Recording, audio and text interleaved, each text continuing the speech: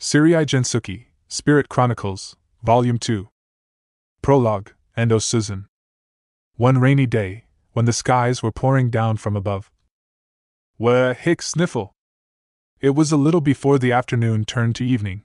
At the time, I was still in the 3rd grade of elementary school, and I was crying on the bus after school. The school was far from my house, which was why I normally took the train to school.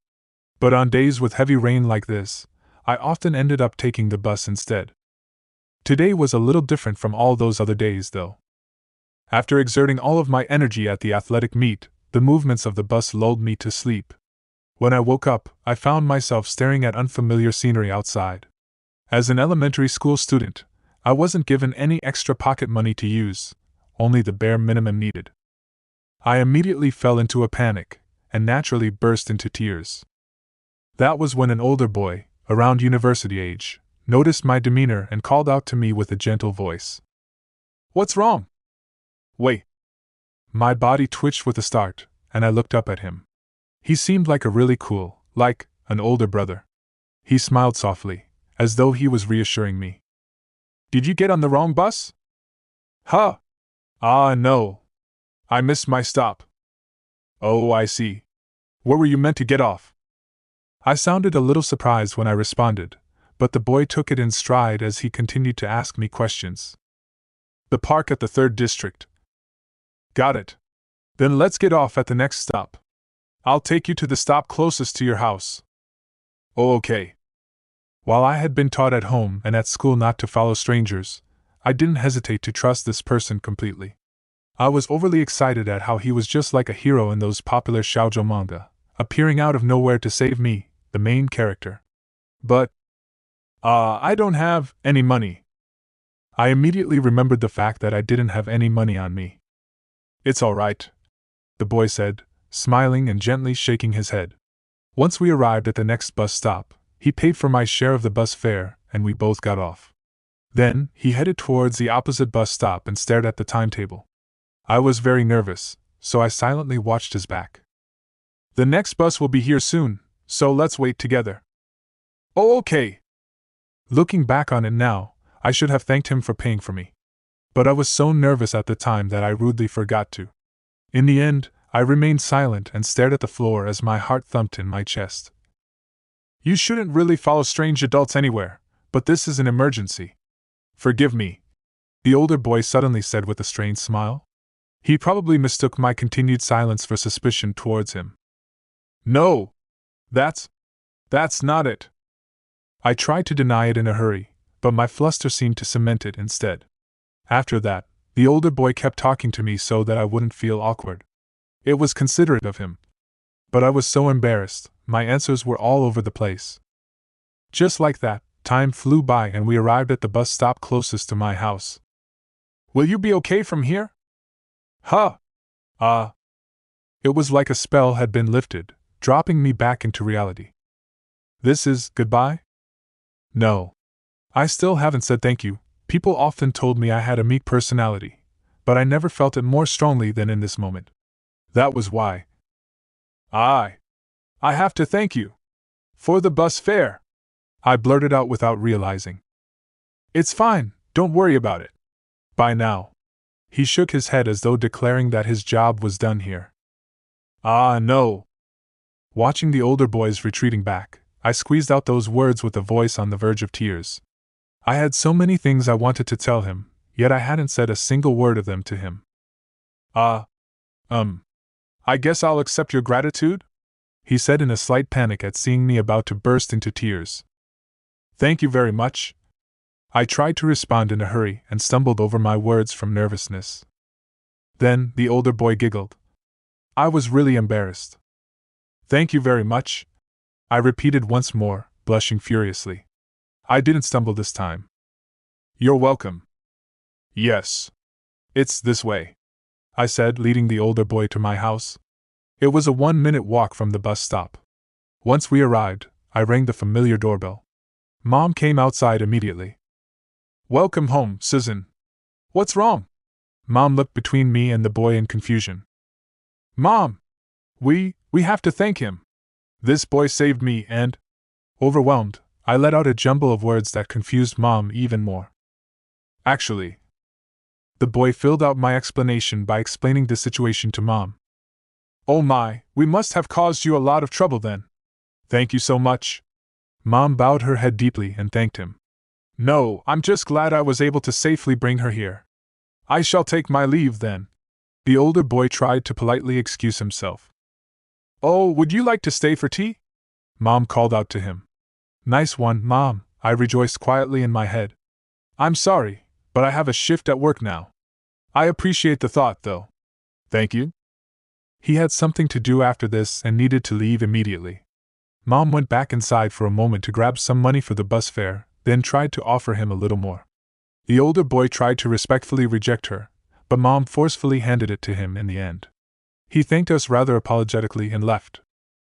What a nice man, Mom said, watching him walk away. Yeah. That wasn't all.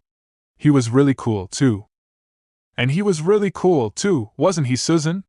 Mom said, as though she had read my mind. Yeah, huh? Strung along, I nodded without thinking. I looked up at Mom in a panic to see her grinning back at me. Of course, I flushed again at that. Fufufu, you'll have to tell me about what happened in detail. There was nothing I could hide from Mom, so I started to tell her about what happened on the bus. Do you want to take the bus from now on? Mom said after I hastily finished my story. Huh? Can I really? Sure. Amikawa Haruto, was it?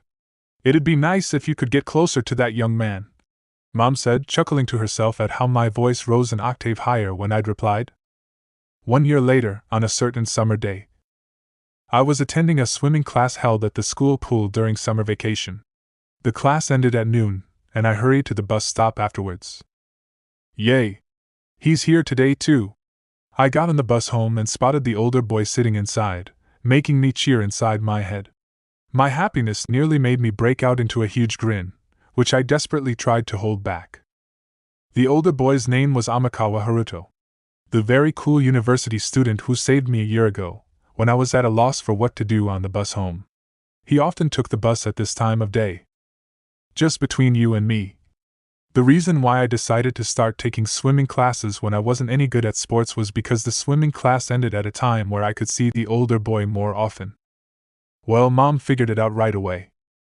But that aside, maybe it was because of summer vacation, but the bus was a lot emptier than normal that day. Haruto was sitting in his usual spot, 4th row from the back, next to the left window, and I sat in my usual spot, which was next to the window in the last row. Unfortunately, I hadn't spoken to him once since the day he saved me. The most I had been able to do was watch his profile from diagonally behind him.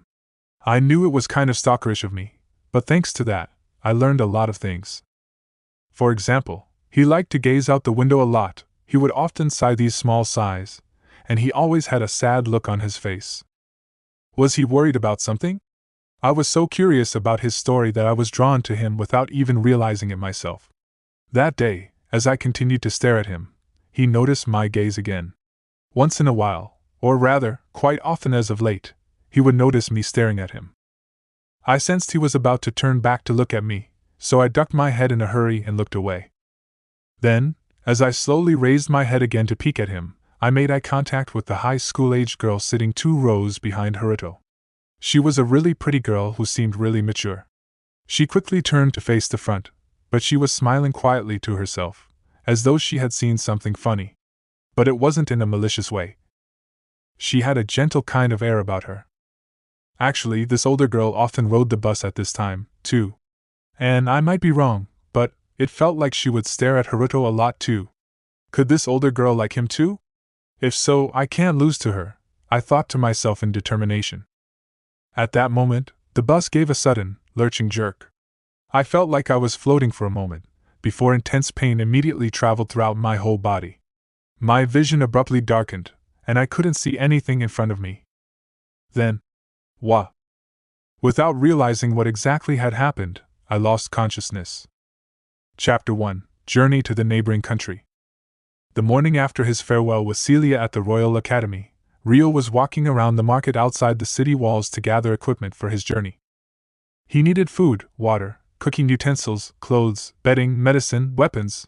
Humans clearly required a vast amount of resources to live. But since there was a limit to how much he could carry when traveling alone, Rio had to carefully screen his necessities and purchase only the barest minimum. He would take only those items with him on his journey.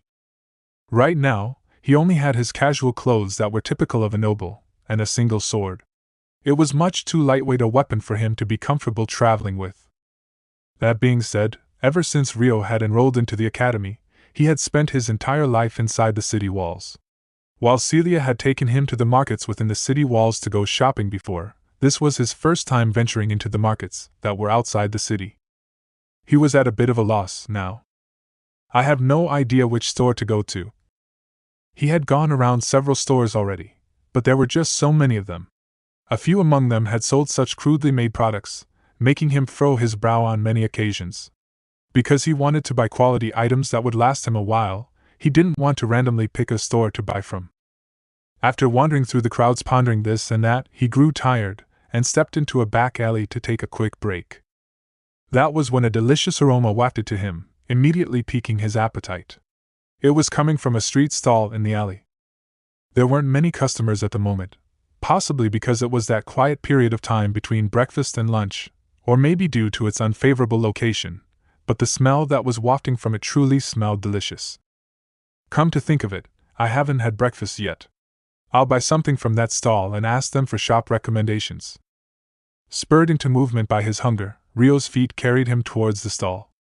A little girl was behind the stall counter, looking somewhat bored by the lack of customers. Behind her, a woman that seemed to be her mother was busy toiling away at cooking. "Ah, welcome!" As Rio approached the stall, the little girl beamed from ear to ear and greeted him. She must have been around 7 or 8 years old. She was a cute child, if a bit thin. However, the instant she saw Rio's noble clothes, her expression stiffened. She had surely mistaken him as a child of nobility. In the kingdom of Beltrum, where society was based on social status, it was quite common for nobles to act violently towards commoners. That was why commoners feared the nobility. This little girl had probably learned that sentiment from her mother. I mean. Realizing she couldn't act rudely, the little girl forced an uncomfortable smile on her face. "You don't need to be so nervous. It smells really good here. Are you selling something?" Rio spoke to her gently in an attempt to reassure her. It's bread with sauce and vegetables and fried meat inside, sir." The girl did her best to speak politely to Rio. "I see. Then I think I'll take some." Rio smiled softly, eagerly expressing his desire to purchase their product. "Oh my, is it a noble, huh?" The mother noticed Rio's presence and hurried to greet him, but her eyes widened dramatically when she saw Rio's face. "Is something the matter?" Rio asked her curiously. No. It's nothing. Please excuse my actions." The woman fearfully apologized for her strange behavior, but she continued to watch Rio with observant eyes. "Oh, is it about my hair color?" Rio guessed at the reason as to why the woman reacted with shock, touching a hand to his hair. Black hair was rare in Beltrum. He had been ridiculed numerous times by students at the academy because of this hair. That's... Yes. I actually knew someone a long time ago, a boy with black hair. So I thought that maybe. But there was no way that child was nobility, so it was just my mistake. I don't know how I can apologize enough to you for this. May I ask what the name of that boy was?" Rio questioned the trembling woman. She kept her head down out of fear. Perhaps she was someone he knew back from when he lived in the slums. "I believe it was Rio." Bingo. Apparently, Rio had met this beautiful woman before. Unfortunately, Rio was on the run right now, and couldn't afford to confirm her suspicions so easily. If she had mistaken him for a noble's son, then it was to his advantage. "I'm sorry, I have no recollection of that name." "Is that so?" Rio decided to feign ignorance, and the woman showed her clear disappointment. "Have you been looking for that boy?" Rio asked. He couldn't remember any situation where he had met this woman before. If he had to take a guess, he would assume it was through the gang of thugs that he had lived with in the slums. If that was the case, then the number of possibilities were narrowed down significantly. If it was someone who knew him well enough to remember his name, then it was most likely one of the people who frequented the small shack Rio lived in back then. Most of the women who frequented the shack were prostitutes that the thugs called over. The ones they favored the most had been Gigi, who had been killed in the shack, and her little sister Angela. There were several others they had liked as well, and Rio guessed this woman had to be one of them. That being said, it had been over 5 years since he last saw them. The woman in front of him was not wearing any makeup, so she didn't have the air of a prostitute at all, making it hard for him to place her. It's just that he may have witnessed the final moments of my older sister. The woman's expression clouded over as she spoke. The little girl looked on in confusion at their conversation. An older sister? Could it be Gigi's little sister, Angela? Thanks to her words, Rio was finally able to place the woman in front of him. He fixed his expression so that his surprise wouldn't show, then swallowed a breath at their coincidental reunion. She used to wear thick makeup in the past, but he could see traces of her old self now that he knew who she was. Come to think of it, Gigi had mentioned how she wanted to start a store with Angela one day. But he didn't want to drag the conversation out any further, so he changed the subject. I'm sorry I asked something very intrusive of you. No, it's because I acted rudely to begin with. It's my fault. Please accept my apologies. Angela bowed her head reflexively at Rio's apology. I'm actually rather hungry right now. Could I take 2? Finding it unproductive to continue their back and forth, Rio cut to the chase. I am not sure our products would suit the taste of a noble like you, sir, Angela replied, ashamed. She was worried that Rio would change his mind the moment he took a bite of the food. It wasn't strange to meet nobles like that. That's all right. I'm used to stall foods like this, Rio explained with a strained smile. His words made Angela lower her guard just a little. Then, that'll be 8 small coppers for 2. In that case, you can take this. I don't need change, Rio said, offering 1 small silver. I couldn't possibly accept that. Angela hurried to take out his change. For her, a single small silver was over half her usual daily earnings. It's to apologize for scaring your child. Please take her to eat something delicious. Rio shook his head, smiling at the little girl standing quietly. But how about, in exchange, you tell me of any good, trustworthy stores that stock equipment for traveling? I'm actually not too familiar with the shops in this area. Rio bashfully scratched the back of his head in embarrassment. For a brief moment, Angela stared back at him in befuddlement, before she broke out into giggles. In that case, she proceeded to tell Rio about several stores she recommended. He stored the shop names and their specialties in his head as he watched Angela prepare the food. Just as she finished her explanation, the food was done. Here you are. Angela offered him the completed sandwich. The ingredients were enclosed in a crispy baguette, the well-cooked meat and special salty sauce blending together thickly to waft a savory aroma. It was enough to make Rio drool. Thanks, he said as he accepted the first sandwich. Picking it up in his hands, he took a hard bite. The commoners seemed to favor this kind of tough bread. The taste of the juicy meat and salty sauce spread throughout his mouth. He couldn't help but turn his lips up into a smile. It's delicious, Rio said in great satisfaction, making Angela sigh a breath of relief. Just like that, Rio polished up both sandwiches. The little girl working at the stall looked up at him, watching the way he ate with awe. Come again anytime, big bro! Cut that out, Sophie! As he departed, the little girl, Sophie, called out to Rio with a big smile. Her attitude had completely flipped from earlier as her wariness of him softened, then wore off. Angela quickly tried to shush her, worried that she came across as overly familiar. Thank you. I'm going somewhere far away for a while, but I'll come visit you again soon. Bye-bye, Rio said, smiling at Sophie. With a small bow at Angela, he walked away from the stall as Sophie waved him off enthusiastically. He left the back alley and returned to the main street to head for the shop that Angela had told him of. HM? After walking for a while, he noticed he was being watched by someone. Rio stopped in his tracks and glanced around him, but there were so many people around, he wasn't able to identify the source of the gaze. Was it just my imagination? Despite feeling uneasy, Rio continued walking.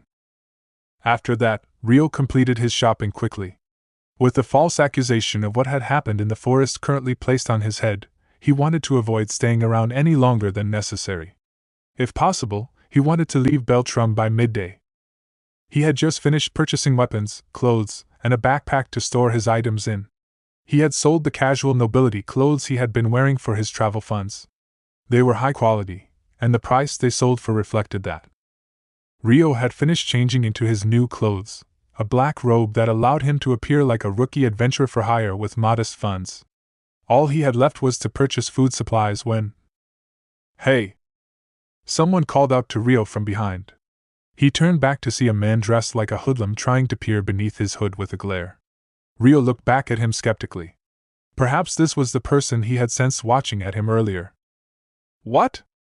Ain't you that Rio kid?" "No, I'm not.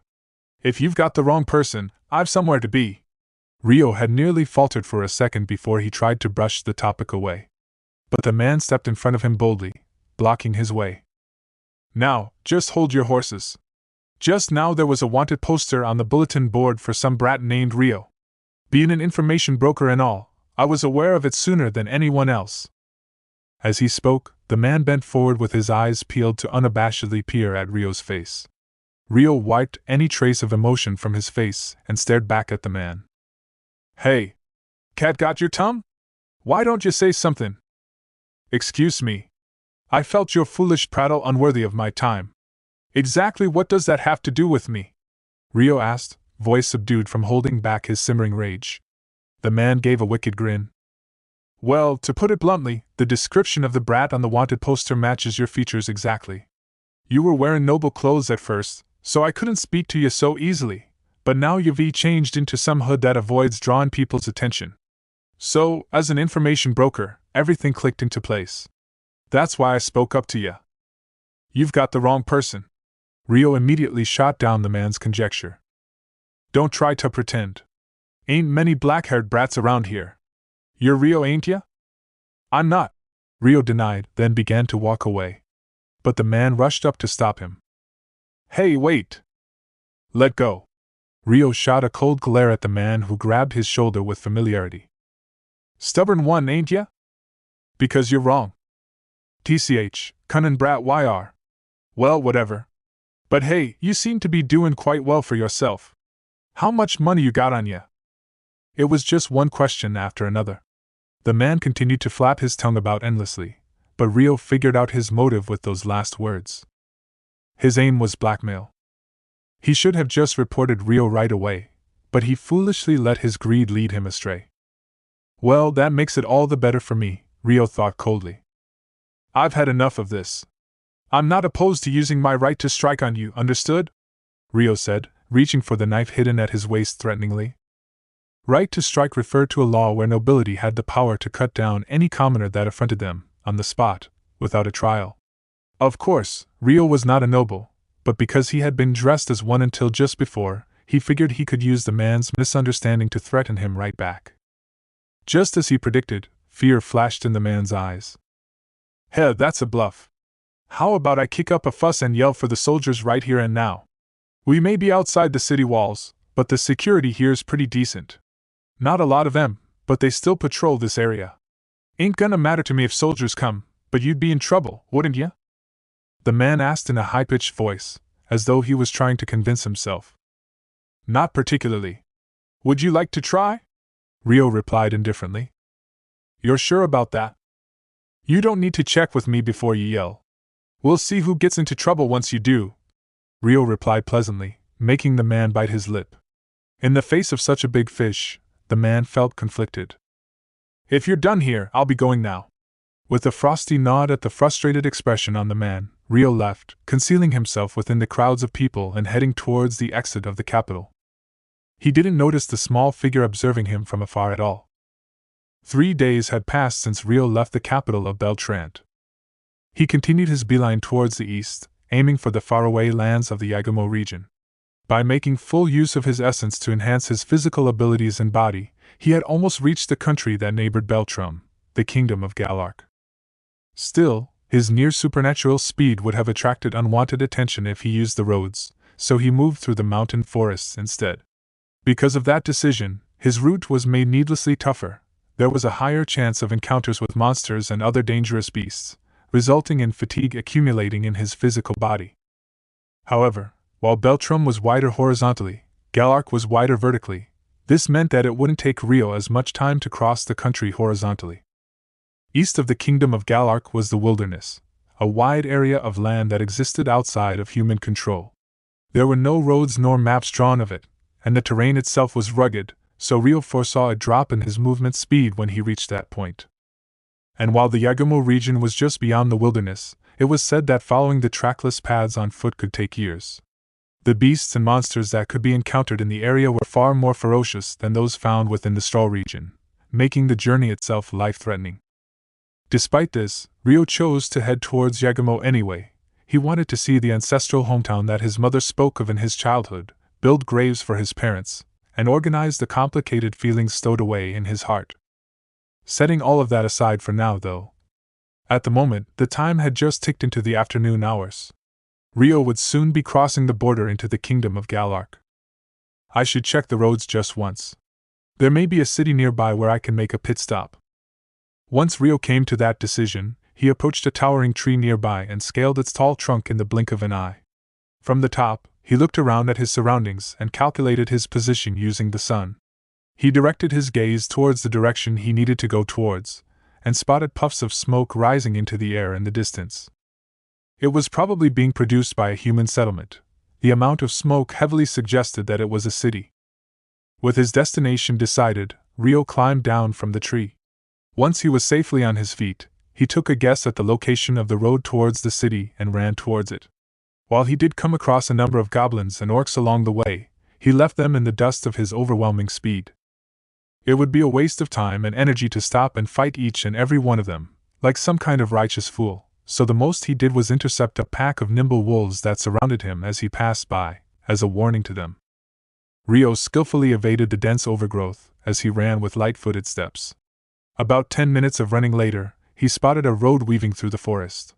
He slowed down, stepping firmly on the ground to kill his momentum and onto the road with a hop. The road was about 10 meters wide, which was enough for a horse-drawn carriage to easily pass through. Once he confirmed that there was no one else nearby, he set off at a speed that wouldn't cause suspicion if he was spotted. Roughly 20 to 30 minutes later, he arrived at his destination city. The road into the city was occupied with visiting carriages and travelers on foot. Rio followed them from behind at a distance. The lands near the city were scattered with wheat fields, vegetable farms, vineyards, pastures, and cattle barns. Rio could spot farmers working here and there. Then, after following the road for a while, the walls surrounding the city came into view. The city still appeared to be under development, as there seemed to be sections of the wall that were still being constructed. Rio could see several figures energetically working away. I hope my wanted status hasn't reached Galark yet. As he gazed upon the people going about their lives from afar, Rio considered his current issues. At present, Beltrum and Galark were allied. If the kingdom of Beltrum sought action from Galark, then Rio's wanted poster might have validity within this country, too. And there was something else to keep in mind. In the Straw region, there were ancient artifacts known as enchanted airships. They could fly through the air at an average speed of a little under 50 knots, so it was more than possible that notice of his situation had already reached Galark. I'll have to check the bulletin board near the city gate first. If everything seems okay, I'll go find some food. Then I have to send a letter to Professor Celia and let her know I'm safe. Rio counted off his tasks on his fingers. He was actually rather low on food stock at the moment. The problem of the wanted poster at the capital caused him to flee the country early, prioritizing his escape over buying more food. That was why he absolutely had to restock on supplies for his journey here in the kingdom of Galark before he ventured into the wilderness. Rio readied himself and put on the hood of the robe he had purchased in Beltrum. He walked to the gate that acted as the entrance to the city. Next to the gate was a bulletin board with various official notices posted on it. Among them were detailed wanted posters, and Rio cast his glance over them one by one. My name doesn't seem to be here. Unable to find himself on the board, Rio let out a sigh of relief. His expression relaxed now that he knew he'd be able to pass through the gate into the city. And with that, understandably, his hunger suddenly increased tenfold. Other than small water breaks, he hadn't consumed anything while on the run. Next to the gate, right beside the bulletin board, were rows of various street stalls cramped together like a marketplace. There were cheap-looking bars and inns too. Because the gates were closed at night, setups like this could be found outside any large city's walls. But right now, Rio was drawn towards the food stalls more than anything else. There were probably plenty of delicious restaurants inside the city walls, but he wasn't interested in going out of his way to find them. I can buy something at a stall while I gather whatever information I can. Lured by the mouth-watering smells, Rio let his feet carry him forward. He came to a stop in front of a stall selling grilled beef skewers. There were no other customers at the moment, so he stepped forward. "Sir?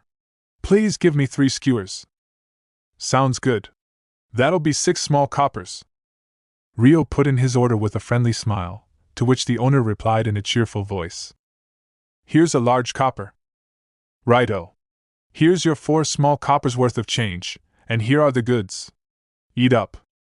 After exchanging the currency, Rio took the food in his hands. The beef skewer was seasoned simply with just salt, but it was freshly grilled, and it let off a hunger-enticing scent. Perfect for filling a hungry stomach. The meat itself wasn't high quality, and it was rather tough to chew on, but Rio polished off the skewers in an instant. "Hee hee. You sure eat well, boy," the owner said happily as he rubbed his nose. "That's because you cooked it well, sir. By the way, could you tell me a little bit about this country? I've actually come here from the countryside of a much smaller nation," Rio asked in a polite but friendly tone. "Sure thing.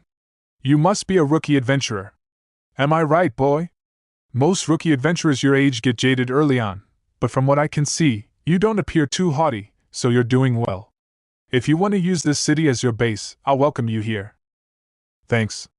Rio wasn't exactly an adventurer, but he didn't feel the need to correct the man either, so he let the comments slide. "Right, so you wanted to know about this country. Well, there's the Proxia Empire to the north, who we squabble with by way of the smaller nations between us. We have an alliance with Beltrum, located to our west. Then there's the Kingdom of Centistella to the south, who we aren't on bad terms with either. This is a pretty comfortable place to live in, if you ask me. Especially in this city. It's a small city, but it seems lively and bustling with people." Rio voiced the thought he'd had earlier while he watched the workers. "You got that right. And it's all thanks to the way Lady Lieselot's governed this trade city, Amanda. How about it, boy? Want to try some pasta soup? It's a kind of men food that Lady Lieselot invented." The skewer stall owner was building up the tension in his speech, when the owner of the stall next to him suddenly butted in. He had just seen off his last few customers. "Ah, bro. I was just about to say that myself." The skewer stall owner sulked at having the spotlight stolen from him. "Hee hee. Don't say that, little bro. You were gonna recommend that boy over here, weren't you?" Apparently these two were brothers. The older brother apologized, making the little brother brighten up with a smile. "Lieselot. Wait, did he just say pasta and men?" As the two brothers chit-chat, Rio's ears zeroed in on the vocabulary that had appeared in their conversation, because pasta and men were 2 words that Rio, no, Amakawa Haruto, was quite familiar with. Pasta was a type of Italian cuisine, while men was the Japanese word for noodles, which derived from the Chinese word mein. Neither were foods that Rio had experienced eating in this world before. There was no way the inhabitants of this world should have known those words. "Pasta soup and men, you say?" Rio asked hesitantly. "Yep. Pasta's a type of food that's made from processed wheat. Lady Lieselot says it's a type of men. The only place you can eat it outside of the city walls is at my bro's stall," the skewer stall owner explained proudly. "Then, can I get 1 serving of that pasta soup, please?" In this case, seeing was believing, so Rio decided to go ahead and order it. "That's the spirit. Normally, I charge 8 small coppers, but since you just came from the countryside, I'll give you a discount. That'll be 4 small coppers, just for you, boy." With the stall owner's discount, Rio handed him 4 small copper coins with thanks. "Pleasure doing business. I'm a cook it up right now, so just sit tight. While you're waiting, you can hear all about the wonderful Lady Lieselot from my bro. Then, if you're willing to oblige?" Interest piqued by the talk of this pasta-inventing Lieselot girl, Rio decided to go along with the man's suggestion. He turned to face the skewer stall owner. "Righto, leave it to me. Lady Lieselot is the governess of the city of Amanda. She's the daughter of Duke Krisha, and she graduated from the Royal Academy of Galark when she was 10 years old. Duke Krisha left her in charge of governing this town shortly after her graduation, the skewer stall owner explained evenly. The trading city of Amanda was a small city created by logging the trees in the forest. It was located on the westmost outreaches of Duke Krisha's territory in the west of Galark. It was only half a year ago that Liselot assumed the post of governess of Amanda. Ever since she came into power, the town that had been nothing more than a pit stop for travelers had rapidly progressed in development. Now, Amanda was on track to become a vital trading site that connected the west side of Beltram and the east side of Galark. The population was around 1,000, but the hustle and bustle of the city far surpassed that number. Liselot herself was still 11 years old, yet she had a number of different achievements under her belt. The skewer stall owner spoke of them all with pride. First, she had caused an agricultural revolution in the farmlands of Duke Krisha's territory. Second, she continuously invented new foods and recipes. Third, she also put consideration into the ability of the city folk to have leisure and recreation time. Fourth, she was also the leader of the largest trade organization in the city, the Rika Guild. And there were more achievements in addition to those still. And above all else, she's absolutely adorable. Just as an infatuated expression appeared on the skewer stall owner's face, the pasta stall owner interrupted from his side. The two brothers' words overlapped neatly. Huh! Rio drew back a little at their creepy synchronization, but the skewer stall owner paid no mind to Rio's reaction as he continued. She doesn't act arrogant when dealing with commoners like us, either. Every now and then she'll come to inspect the market outside the city walls, and last time, she even smiled at me, he said with a grin, but the pasta stall owner looked exasperated by his words. That was just you mistaking her line of sight. She was definitely smiling at me back then. What? Afraid I can't let a comment like that slide so easily, brother. Liselot was basically the idol of this city. Truth be told, being the daughter of nobility already put her far out of the reach of commoners. Having a cute appearance, and a kind personality on top of that, made it easy for misunderstandings to occur. Even so, this Liselot was only 11 years old, and the brothers before Rio were easily in their 30s. He couldn't help but smile bitterly at that. I see you both have a lot of love for Lady Liselot, Rio said in an attempt to placate them. Fool! We're not good enough to love her. That's right. We may be happy to lay down our lives for Lady Liselot, but that's beside the point. Their love for Liselot ran so deep, Rio's face twitched in his attempt to keep smiling. And it's done. This is the renowned pasta soup of my stall. It's hot. Be careful so you don't burn yourself, the pasta stand owner said, holding out a wooden bowl, fork, and spoon. It looks delicious. So this is pasta soup? I see. Rio accepted the bowl and peered carefully at its contents.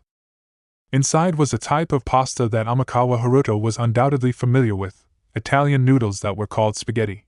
The soup was clear, and most likely seasoned with nothing but salt. There were bacon and vegetables in the soup, too, adding a delicious fragrance to the steam wafting from it. Thanks. Oh, you're meant to eat men foods with a fork and spoon. Do you know how to use those, boy? A fair proportion of commoners didn't have access to cutlery like forks and spoons, so the pasta stall owner asked, just in case. Yes, I do. That's great. Must have been raised well, huh? Most adventurers find them too bothersome and just slurp up the food by grabbing at it with their hands. They get burned a lot. Haha, I'll have to pass on slurping like that. Rio gave a strained laugh as he lowered himself into a seat next to the stall. He set the bowl down on the makeshift table before him and picked up the fork and spoon. As he enjoyed the smell of the soup, he moved the fork and spoon with practiced hands and considered the texture first. From the tender, springy texture, the pasta used was probably fresh, not dried or preserved. The flavor was simple and salty. He could appreciate the taste of the vegetables and bacon, too. Still, Rio would have preferred a spicier taste with garlic, chili peppers, and olive oil instead. But those things were probably hard to offer here, due to their costs. If there are dried noodles out there, I could take them as preserved food on my journey, Rio thought to himself as the nostalgic taste of pasta relaxed his expression. If there was fresh pasta being made, then dried noodles should be more than accessible, too. Sir, can you tell me where I can buy this pasta? Rio hastily asked the owner about his stock. Oh? Have you fallen for pasta too, boy? If you go to the Rika Guild shop inside the city walls, they'll sell you some. They sell other products exclusive to the guild, so it'd be well worth a visit. It's kinda pricey, but they also sell meat manju at their shop. Meat manju, you say? Yeah. They're round, and they kinda look like bread, but their texture is fluffy and surprisingly soft. And the best part is, they're filled with juicy minced meat. It's expensive, but worth trying once. The pasta stall owner's explanation made something click in Ryo's head. The food he had described just now sounded very similar to nikumanju, which were meat buns that Amikawa Haruto had eaten before. Huh, that sounds nice. I'll try it out later. Ryo pasted a smile on his face as he expressed his interest, then he resumed his meal, silently, as he processed his thoughts about this mysterious Liselot. Meat buns, right. Pasta, noodles, and meat buns, all of these foods existed on Earth, with the exact same names and ingredients. What were the chances that this world and Earth would, coincidentally, have words that sounded the same and have the same meaning? He couldn't go as far as to say it was absolutely impossible, but while one word might have been believable, having a second and third word in the same instance made the possibility much lower, especially because they were all foods invented by a single person. As a result, Ryo's suspicions seemed more and more conclusive. Perhaps this Liselot girl was in the same position as him, Ryo suspected. In other words, perhaps someone who was living on Earth had died, only to be reborn as Liselot Krisha in this world. That person was most likely Japanese. Of course, it was also possible that Liselot was simply a facade. A third party of Japanese origin may be acting as her brain instead, but there was no proof of that either. At any rate, Liselot definitely had access to Earth knowledge she was most likely using to revolutionize Amanda, Ryo deduced. But that was as far as his thoughts went before they came to a screeching halt. He had no intention of aggressively pursuing his curiosity any further than that. Even if Liselot really was experiencing the same circumstance as him, he didn't have the slightest desire to meet her and discuss it. Because the human named Amikawa Haruto had died full of regrets. Meeting her wouldn't change anything, only remind him of his bitter memories and unwanted lingering attachments. That thought alone prevented Ryo from acting. Amikawa Haruto was dead. Right now, Ryo was Ryo, not Amikawa Haruto. That was the undeniable truth. Sure, Amikawa Haruto's memories and personality might have been residing within Ryo's body, but they were blended in.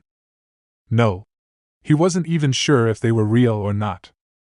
On top of that, even if he were to return to Earth like this, he wouldn't be able to live as Amikawa Haruto anymore. It would be impossible, because Amikawa Haruto had his burdens, while Ryo had his. At any rate, this Liselot situation opened the possibility of others being placed in similar circumstances to himself. Ryo considered himself fortunate enough to learn that much. And while he was postponing the matter for now, if he was lucky, it might not even end up being an issue at all. In any case, there was no way they'd let someone of unknown origins meet a daughter of high-class nobility anyway. For now, just being able to smack his lips at the nostalgic taste of this cooking was enough. Thank you. The pasta soup was delicious. I'm going to go check out the Rika Guild now. I'll stock up on pasta and try out the meat manju, Ryo said after polishing the last spoonful of soup from his bowl, then left the stalls behind. Later, boy, both owners said warmly to see him off. Ryo headed straight for the city gates, where he entered the city itself and made his way towards the Rika Guild to buy pasta. The main road of Amanda, lined with shops and inns, stretched from the east to the west of the city. At its center, in a square that could only be described as the city's prime location, was the main branch of the Rika Guild. So this is the Rika Guild headquarters. Ryo looked up at the stylish building made of wood and brick. Towering over the surrounding buildings at 5 stories tall, its high-class aura was almost awe-inspiring. At the front of the Rika Guild was a small counter, where the rumored meat buns were being sold. They were moderately pricey at 2 large coppers each, but a line had formed regardless. Ryo joined the line, deciding to purchase them before he went inside. He handed over the coins and took the meat bun from the shop attendant. It was fairly large, and its steaming hot texture was soft and tender. It looked quite similar in appearance to a Chinese steamed bun. Ryo moved himself to a corner of the square, and eagerly prepared himself to taste the meat bun. He chomped down into it, and felt the scalding hot soup squirt onto his tongue, nearly burning his mouth. As for the taste, it's good, but he was taken aback. The taste was nothing like what Rio expected from something that looked like a Chinese steamed bun. If he had to guess, he'd say that the meat inside was flavored with salt, pepper, and a lot of onion. Rio guessed that the ginger, oyster sauce, and sesame oil needed to make that signature meat bun flavor probably wasn't available here. For the record, while it was impossible to find foods with the exact pronunciation as Earth words like the Japanese men and manju, the produce and livestock eaten on Earth existed in this world, too. For example, wheat and other condiments like salt were available here. However, there were some ingredients that couldn't be obtained in straw for climate reasons, so recreating the same recipes and flavors from Earth was difficult. Once Rio made it through the wilderness and arrived at the Yagumo region, he'd probably be able to get his hands on some new ingredients that were unavailable in straw. If he did, he might be able to use Amikawa Haruto's knowledge to recreate some Earth dishes. As Rio's imagination ran wild in his head, he finished eating the meat bun. "Thank you for the meal," he murmured in Japanese, the taste of the pasta and the meat bun making him feel a bit nostalgic. Now that he was finished with his meal, he directed his gaze at a corner of the square, where the Rika Guild building impressively stood. The entrance to the building was wide open, welcoming anyone inside, like a peddler who had just walked in. Rio decided to head inside too. Immediately after stepping through the doors, he was met with several female store attendants waiting to serve the customers. There was also a security guard on standby, positioned where most customers wouldn't notice his presence. "Welcome to the Rika Guild." Upon noticing Rio's arrival, the store attendants all gave a polite bow as they greeted him. Their clearly practiced movements caught Rio by surprise. Then, a young girl with beautiful, wavy hair stepped towards Rio. "Sir, we apologize for the inconvenience, but weapons are forbidden in the store. If you have any on you, we will gladly hold on to them for you until you leave." The beautiful girl gave a gentle but friendly smile.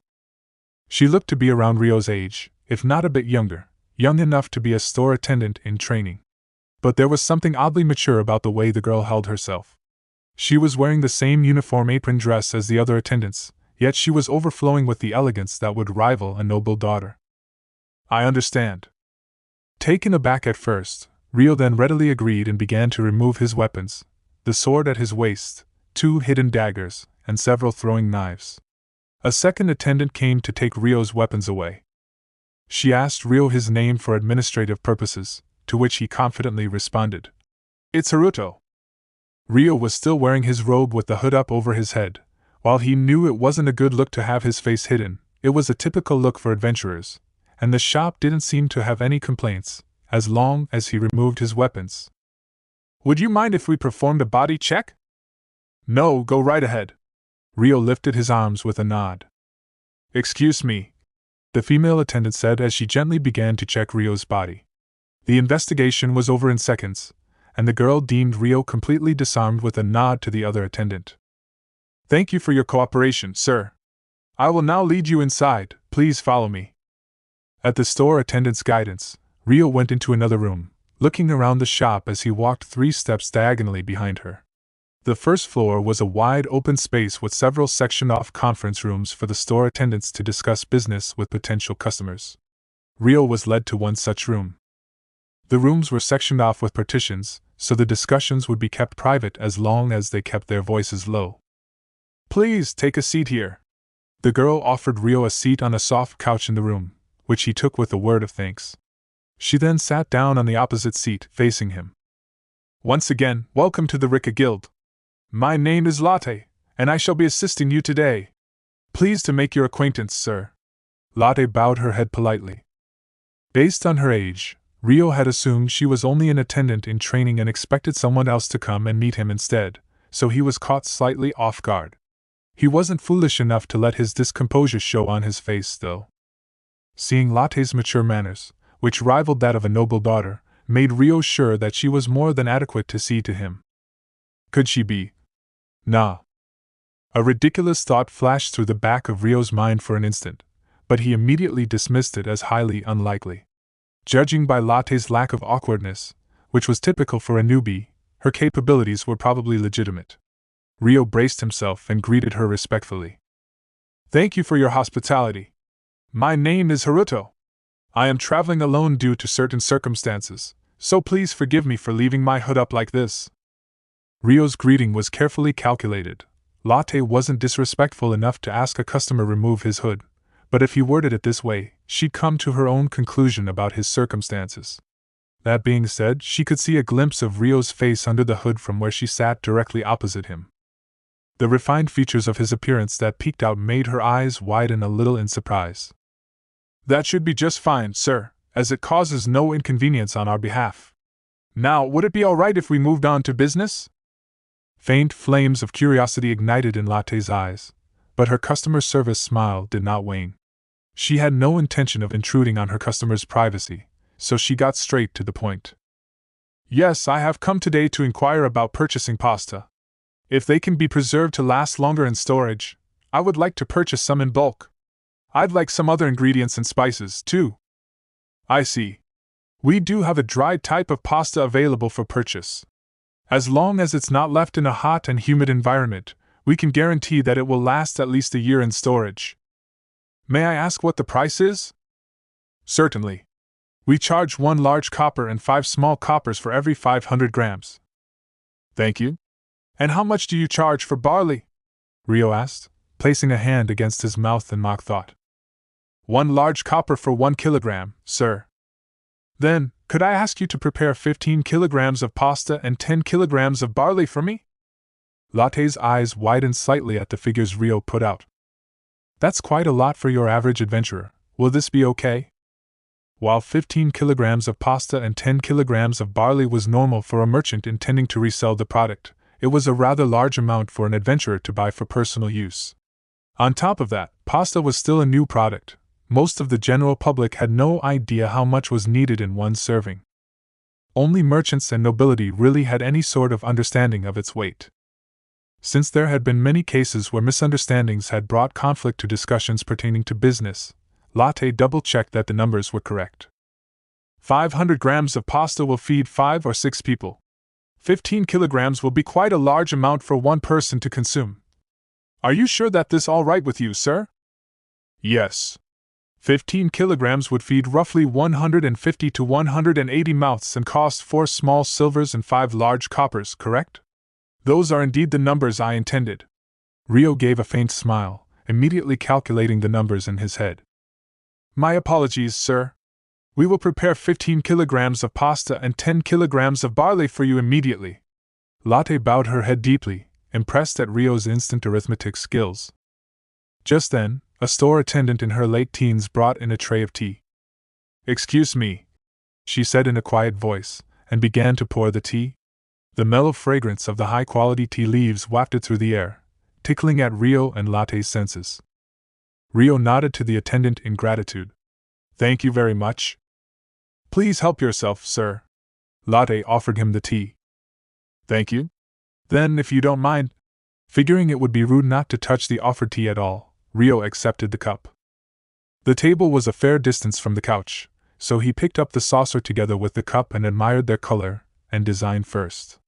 Then, after appreciating the color and fragrance, he took a sip of the tea.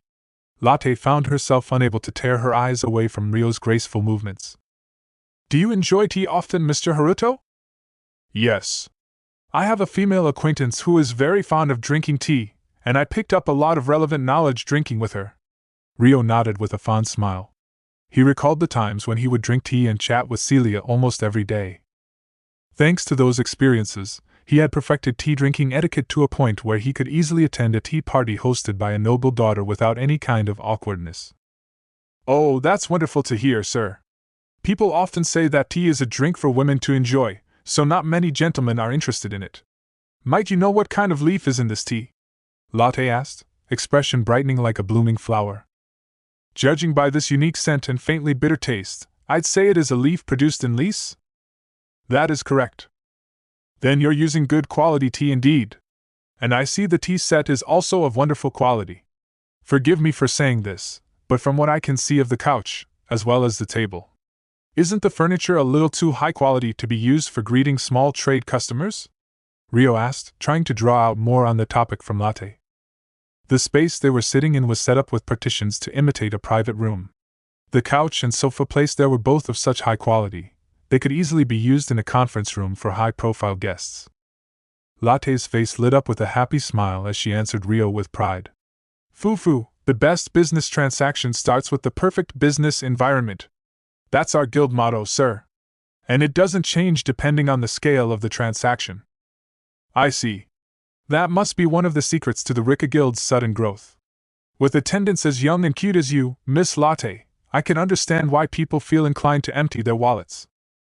Oh, you flatter me.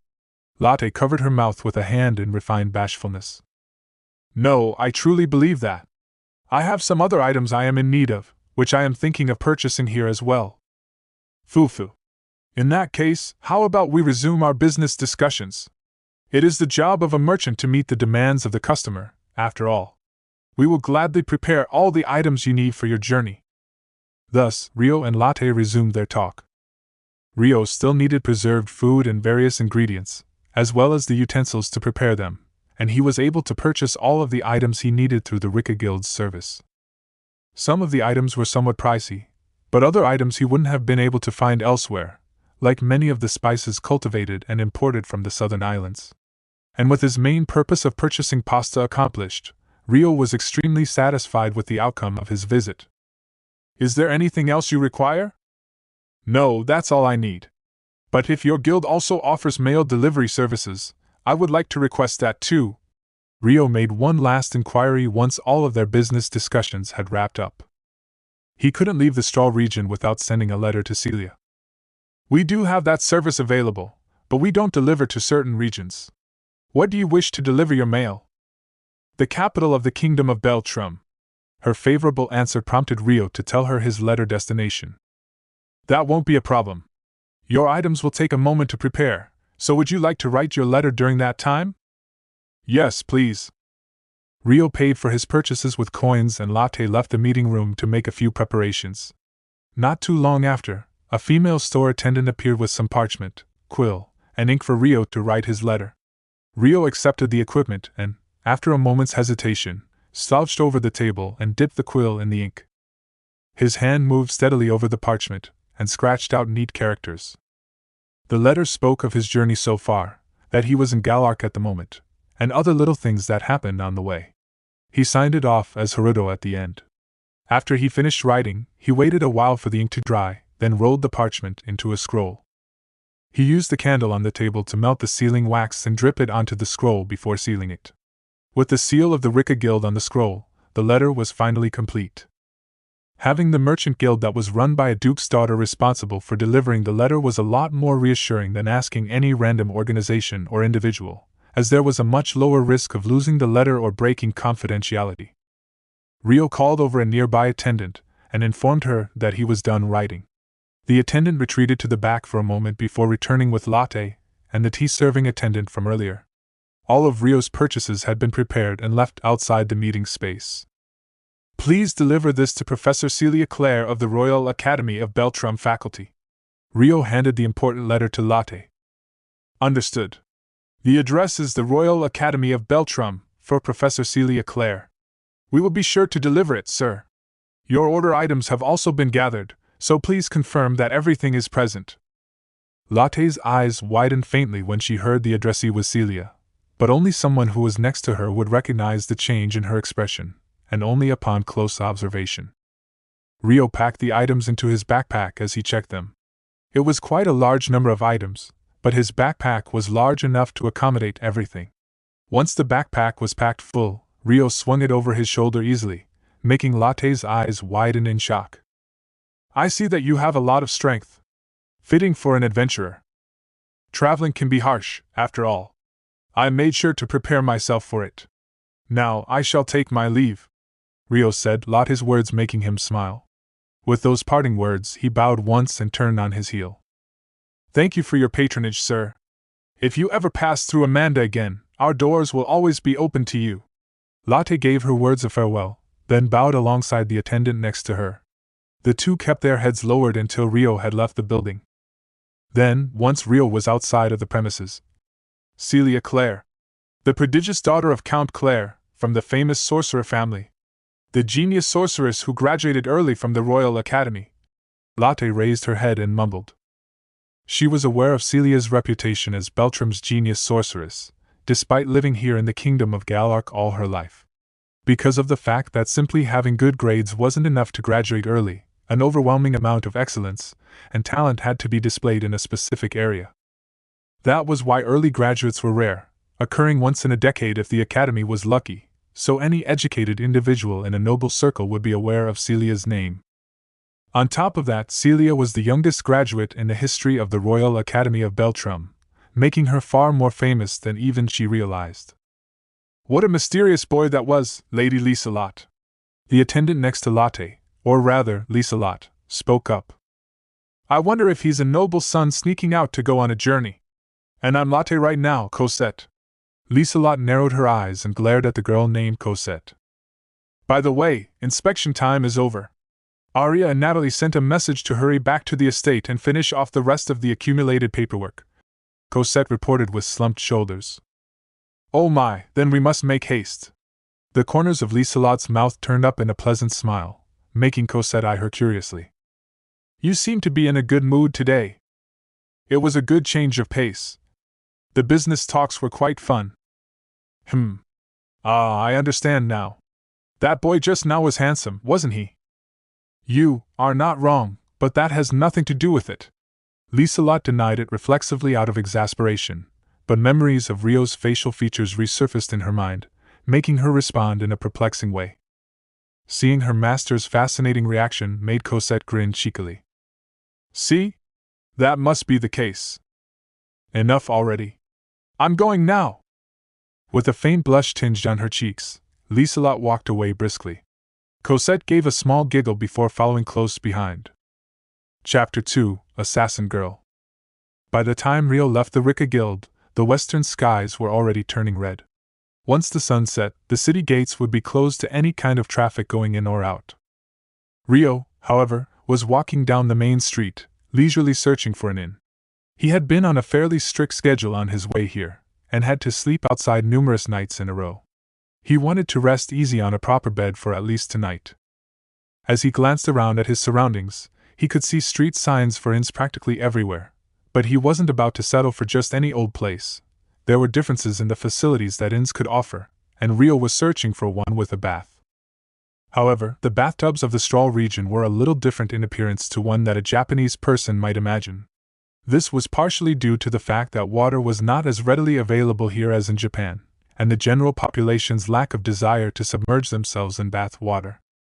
This meant that bathtubs deep enough to submerge a person simply didn't exist. In fact, the word bathtub here referred to shallow tubs that only held enough water to wash one's hair and body. Furthermore, the only ones who washed themselves every day were members of royalty and nobility. Commoners would never spend money on baths. This meant that having a bucket filled with water and partitioning a private space away from others was enough to be considered a rather splendid bathing facility. That being said, even that much would be difficult to find if Rio just wandered into any cheap inn, so as a former Japanese person, he was very selective about the bathtub status of the inn he chose. Just as Rio was pondering between his choices. Hey, mister! A voice suddenly called out to him from behind. Rio turned around. There stood a cute local girl in an apron and tunic dress, who looked to be around 2 or 3 years younger than Rio, making her around 10 years old. The girl looked up at Rio with a bright and friendly smile. Do you mean me? Rio asked, pointing at himself. Yup. Are you looking for somewhere to stay? Yes, but who are you? I'm working in that inn over there. Would you like to come stay at our place? The girl asked, pointing at a wooden, 3-story building that towered over its surroundings. She clung to Rio's arm tightly, as though it was her way of refusing to let a possible customer get away. Despite her young age, she was very good at drawing in business. I'm looking for a single room with a bathtub. Do you have something like that available? Naturally, Rio wasn't able to tell whether bathtubs were included by looking at the inn from the outside, so he figured it'd be best to simply ask the person actually working there. All the more so if she had purposely come to him for business. With that in mind, Rio put forth his request conditions. The girl beamed and nodded. Yup. We only have individual rooms at our inn. We still have rooms available, and you can even rent a bathtub too. So, will you choose us? Please? The little girl laughed happily, then peered at Rio, catching a glimpse of his face under the hood of his cloak. Her eyes widened by a fraction. I guess I will. If he put it off until too late, there was a chance that all of the free rooms in the city could become taken. This place fulfilled his conditions, so Rio nodded, immediately deciding on it. Hee hee yay! One guest coming right up! Follow me, this way! This way! With a light blush on her cheeks, the girl pulled Rio's arm energetically. Upon entering the inn, the two were faced with a vacant reception desk. There was a swinging door to the right that led to the cafeteria, where quite a bit of hustle and bustle could be heard from within. The fee is paid up front. It'll be 7 large coppers for one night, dinner included. You can get the bathtub free as a bonus. Ignoring the commotion within the cafeteria, the little girl explained the prices in a loud and clear voice. The price was neither cheap nor expensive. For a commoner staying at an average quality inn in a single room, the price tag was to be expected. For reference, staying at a shared room in one of the cheaper inns would have cost less than 1 large copper. Here you are, then. Rio handed over 7 large coppers. Thank you for your business. Oh, that's right. What's your name? I'm Chloe, the girl asked with an innocent and professional smile, befitting for her age. I'm Haruto. Haruto, okay. You're probably a little older than me, right? It's nice to meet you. Yeah, nice to meet you. You're kind of quiet. You seem cool, Haruto. You should take your hood off and smile more. Come on, let's see that smile. Chloe pouted with a slight look of dissatisfaction at Rio's calm reply. Haha. It was difficult to smile on command, but Rio did his best. Okay. I guess that's acceptable. I'll lead you to your room now. The smile returned to Chloe's face. She nodded, then grabbed Rio's hand and walked off. What a bubbly girl, Rio thought with a bitter smile. After being surrounded by impish children during his days in the Royal Academy, meeting someone like Chloe, who actually acted her age, was rather refreshing. They marched their way up to the 3rd floor, where Rio's room was. It was around 22 square feet in area, with nothing but a bed inside. Here we are. You can only lock it from the inside, so don't leave your valuables when you leave the room. It's dinner time right now, so you can come down to the 1st floor once you're ready. Or do you want your bath first? Chloe explained at the doorway of the room. No, I'll eat dinner first. Got it. Then call me when you need the bathtub and the water prepared. I think I've explained everything. Do you have any questions? Nope, I'm fine. Great. Well, let me know if you need anything. Oh, that's right. Many of our patrons are adventurers, so try not to pick fights with them, yeah? Chloe added as an anecdotal warning. All right, got it, Rio said, nodding a bit tiredly. He wished she had told him that during the negotiation stage of his visit, but those kinds of adventurers could be found in more or less every inn, so he gave in.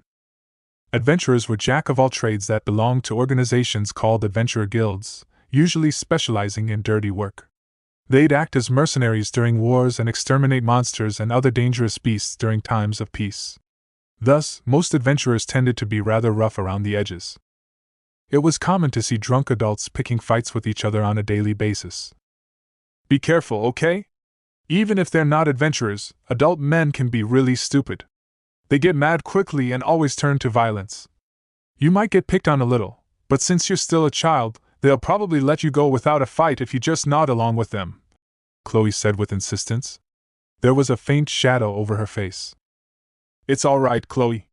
You have work to do, don't you? You'd better get back before you're scolded, Rio replied, giving her a soft smile. Yeah. See you later, then. With a nod, Chloe turned around.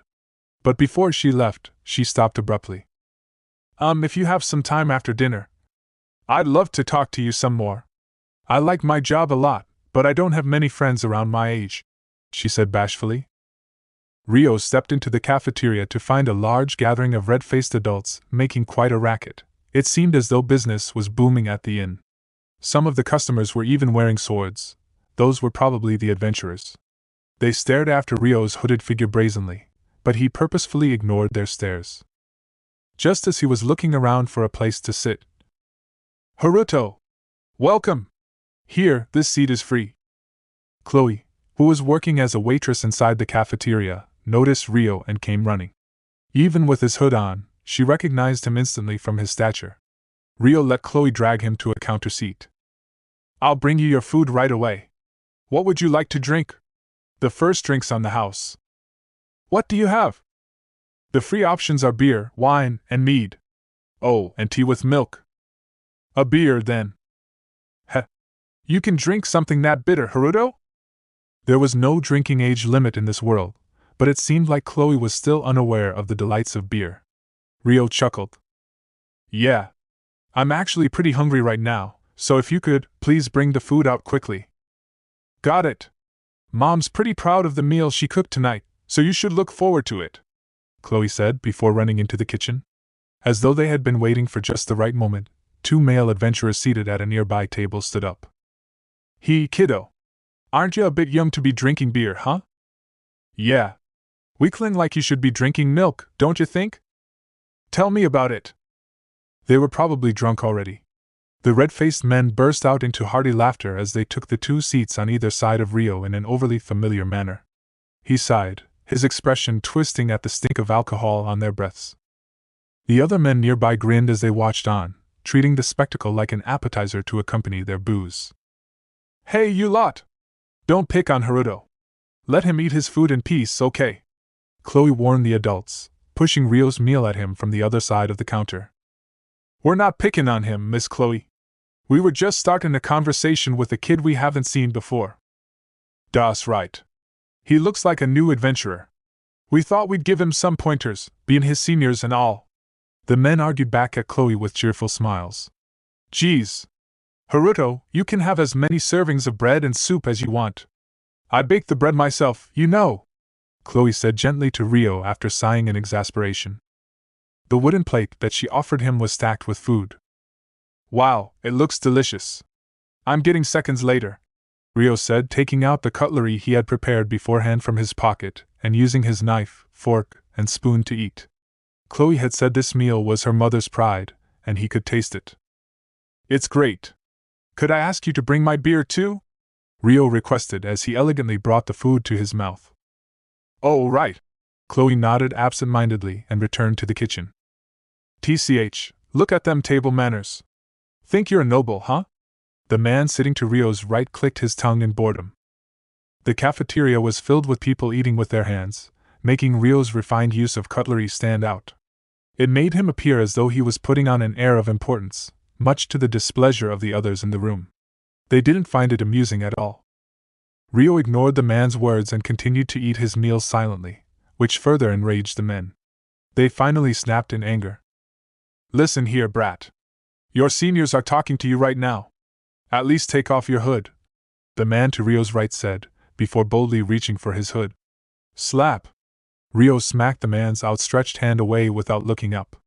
The expressions on the men changed instantly, and the one who had his hand slapped away glared darkly at Rio. "Seems like someone needs to learn their manners.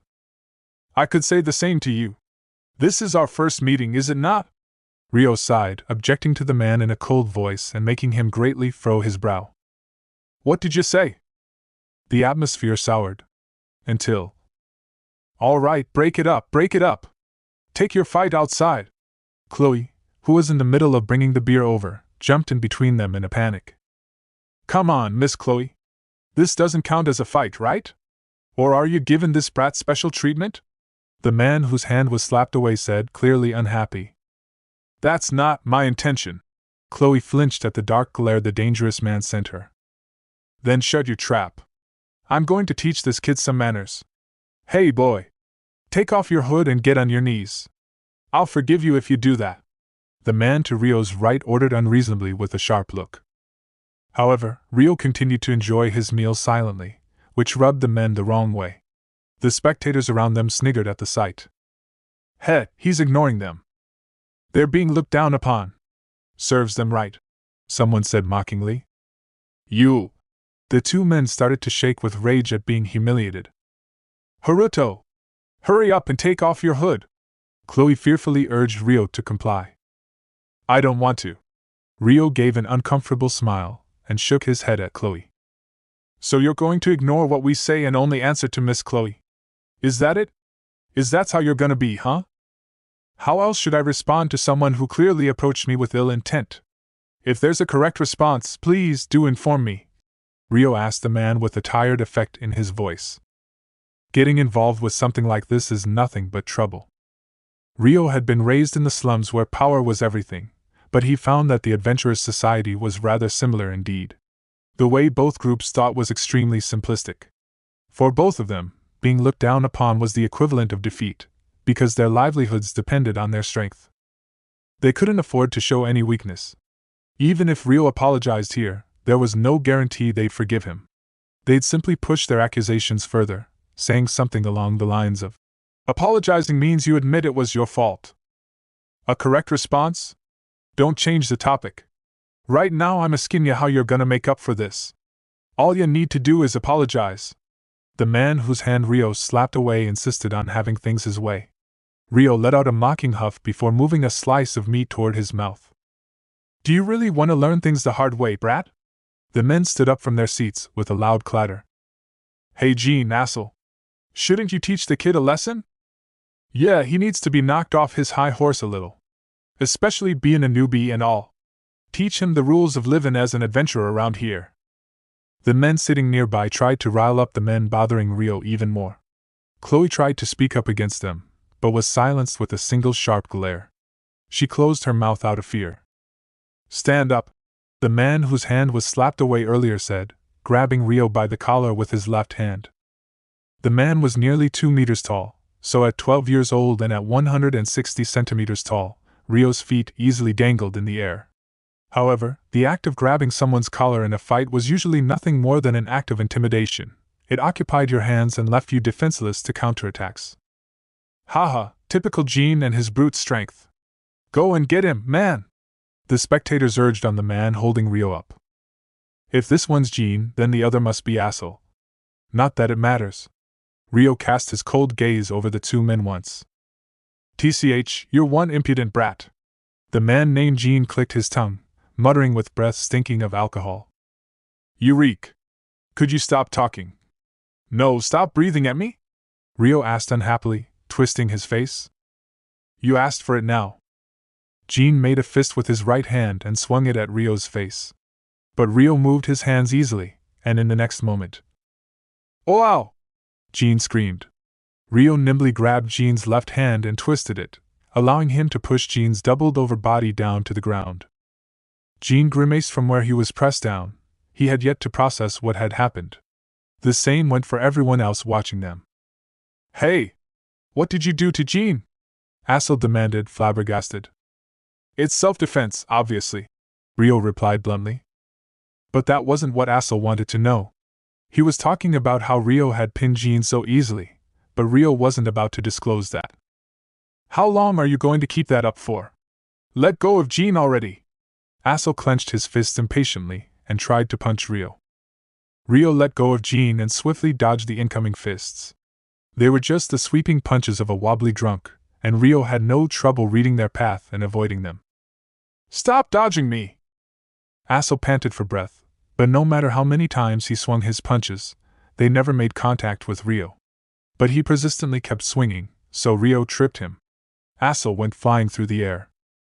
No can do, Rio said with a short laugh at Assel's fallen figure after his pathetic tumble. You! Assel's anger caused him to jump right back up on his feet, but he suddenly froze when he saw who was standing behind Rio. It was Gene, and he had drawn the hidden blade at his waist. Meanwhile, Rio had noticed Gene's presence long ago. If you use that, I won't hold back either. He glanced behind himself, cautiously, and offered that single warning. Shut up! As if I could let you walk all over me any more than this. I won't forgive you even if you beg, you damn brat! Gene yelled furiously. Suddenly. No spilled blood on my floors!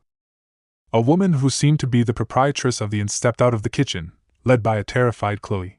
She looked to be in her late 20s. This was most likely Chloe's mother.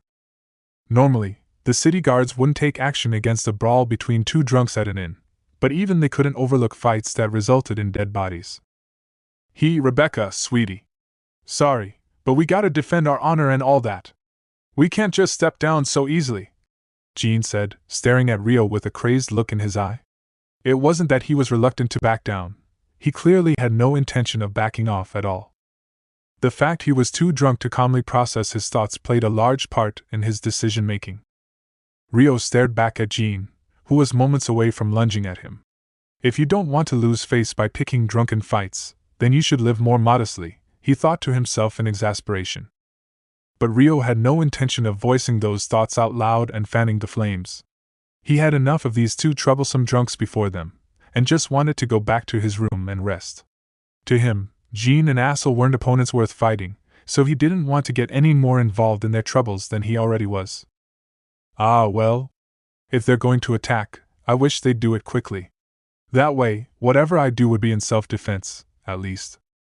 Rio's thoughts were starting to take a disturbing turn, but his words could only bring disaster. He could probably provoke them into attacking with some generic taunts, but claiming self-defense wouldn't fly too well after inviting the trouble himself. The fight would be deemed both their faults that way. To establish the situation as an undeniable act of self-defense, he had to ensure Jean attacked him without provocation in a clear way. That was why Rio turned the corner of his mouth up into a sneer in a way that only Jean would see. Jean gave a spiteful click of his tongue and threw himself at Rio at full force. "Mr. Jean!" the proprietress Rebecca yelled, but Jean did not stop. He thrust the knife in his right hand forward, aiming to stab it through Rio's shoulder. With a small sigh, Rio stuck his right hand out towards the incoming knife. Jean's knife and Rio's hand crossed, but not a drop of blood was spilt. Instead, Jean's large frame soared through the air.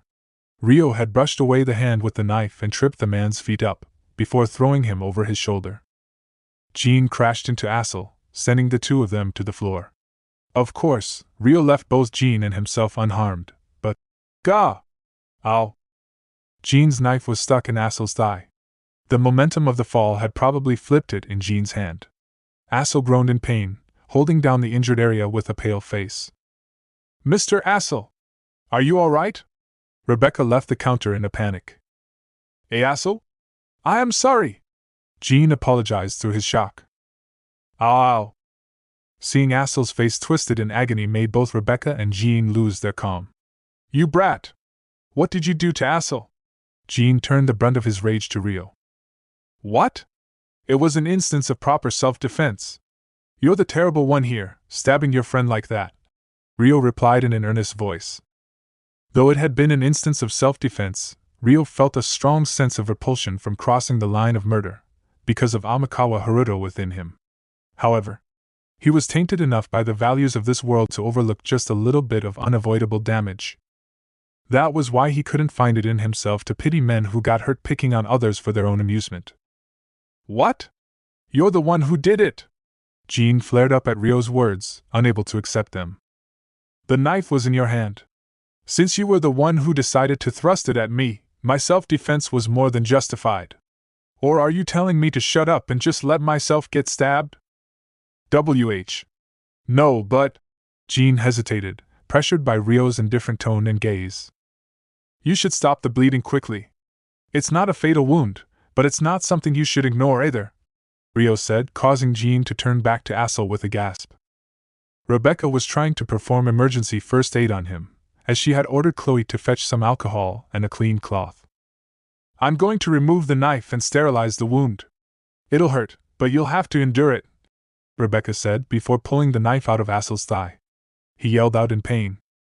Rebecca washed out the wound with alcohol, then wrapped it with the cloth, instantly staining it blood red. "What should we do?" The inflexible rule of stopping blood flow was to put pressure on the artery closest to the heart. However, amateurs tended to fall into a panic and end up only placing pressure on the wound itself. Rebecca was a classic example of such an amateur, as the sight of the bright red cloth sent her into a fluster. This lot got what they deserved, but I suppose the owner isn't at fault. The only ones involved in the fight were Rio, Jean and Assel. Rebecca was an innocent third party. Seeing her desperately attempt to stem the flow of blood, despite her lack of involvement, was more than Rio could bear. With a sigh, he pointedly approached Assel. "Please move." "Huh!" Ignoring Rebecca's confused voice, Rio easily lifted Assel's larger body up. He was only able to perform this by secretly enhancing his physical body with essence. But to everyone else around them, including Jean and Rebecca, it made Rio look like he had a tremendous amount of strength, making them all freeze in confusion. Rio carried Assel to a corner of the room and untied the makeshift cloth bandage, locating the proper point of pressure to stem the blood flow and readying it tighter. Then, he placed his hand over the wound and chanted the spell for healing. Kura! A mystical, faint light emitted from Rio's hand. However, no spell formula, no magic circle, that is, appeared alongside it, because Rio's peculiar constitution prevented him from performing magic. Instead, he imitated the flow of essence in a magic formula to perform the same phenomenon as the magic itself. To anyone with even the slightest knowledge of magic and sorcery, Rio's actions would seem extremely suspicious. No matter how few commoners could handle magic, using such supernatural abilities in front of others was enough to cause concern. That was why Rio had carried him to this corner, where the onlookers couldn't get as clear of a view of his treatment. Thankfully, Assel was squeezing his eyes shut to avoid looking at his red-stained leg, giving Rio a chance to heal him just enough to close the wound.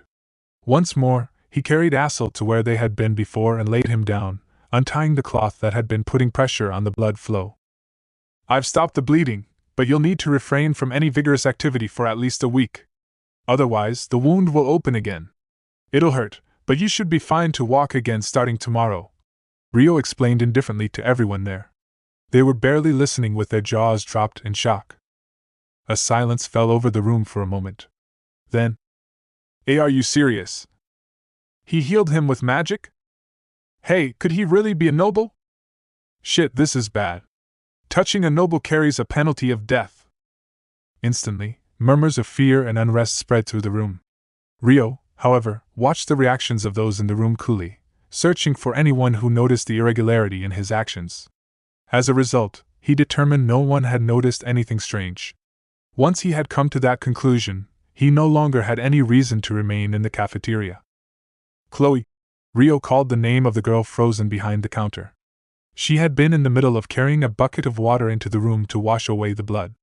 The moment Rio saw her jump out of her skin and stumble backwards with her small, frightened body. "Sorry. Never mind. The food was delicious. Thank you for the meal." Rio gave a slightly sad smile and returned to his room. The next morning, Rio left the inn before the sun had even risen. "Thank you very much for healing that injured patron last night. The situation was contained because of you," Rebecca said, bowed her head deeply towards Rio at the front desk. "Please don't worry about it. It's not something you should be thanking me for, ma'am." Rio shook his head with a forced smile. "No, it was my fault. I didn't intervene sooner. Adventurers fighting in bars is a daily occurrence. You can't afford to break up each and every one of them. The ones at fault here are the parties concerned, myself, and the other two men." Rio defended Rebecca so that she wouldn't feel as guilty. Last night, Rebecca had been the one to bring water and a bucket to Rio's room. She had apologized numerous times in that interval, making Rio feel quite badly for her. "So please don't let it bother you. I must be going now," Rio said, trying to leave as soon as possible. Would you like to take a lunchbox with you instead of breakfast? Please wait here just a moment, I'll go pack it now. I'll also return your room fees." Rebecca took a coin purse from the counter. She had probably prepared it beforehand.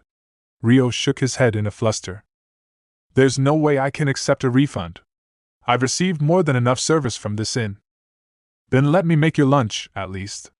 Breakfast is meant to be included in the fee, after all." Without waiting for Rio's reply, Rebecca placed the coin purse down on the counter and made a dash for the kitchen. She's an honest and good person, but rather than giving off a wise aura, she seems to be the type to be fooled easily. Rio noted his impression of Rebecca. He looked towards the kitchen to see Chloe and another unknown girl in an apron watching him back. They hid the moment their gazes met with Rio's. Chloe, and her little sister? She's young. Whereas Chloe was around 10 years old, her sister was clearly much younger. Having someone that young helping out at the inn provided more than enough evidence that Rebecca was struggling. Is this place being run by 3 girls? I don't see any sign of a husband. Rio hadn't seen a proprietor since entering this inn. He had thought that the man might have been working in the kitchen, but the kitchen was being run by Rebecca. Well, whatever. It had nothing to do with him, so Rio decided not to stick his nose into their business any further. It was then that Rebecca returned with a neatly wrapped lunchbox. "Sorry for the wait. I packed it full of breakfast foods and bread. Chloe woke up early to bake it, so I hope you enjoy it. Thank you for going through the trouble.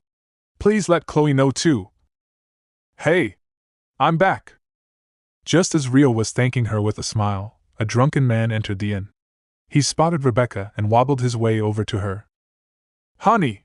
Don't tell me you're coming back drunk again." "Shut up! I can drink whenever I want to." With a yell, the man suddenly struck Rebecca. Rio was surprised, guessing that this was her husband. And judging by how he was coming home drunk in the early hours of the morning, he probably wasn't a good one.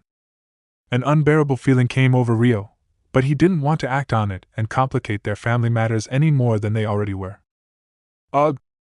But he couldn't help but feel helpless as he watched Rebecca touch where she was hit in pain. Rio sighed and approached her.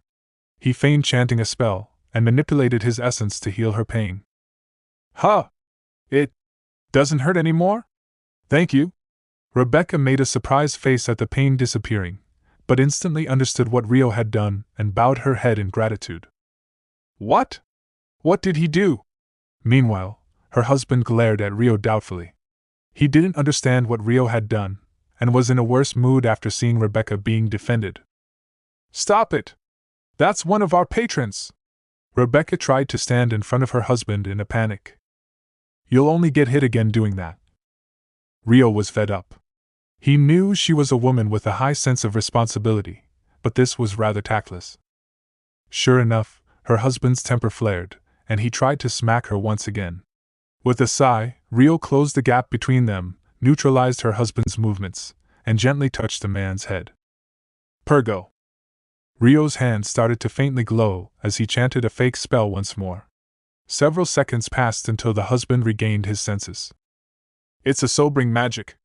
Do you feel refreshed now?" Rio asked in a cold tone. "Huh. Yeah. Sorry about that," the husband said, perplexed by his suddenly clear state of mind. "Don't apologize to me, apologize to Rebecca," Rio said in a tired voice, glancing over at the woman.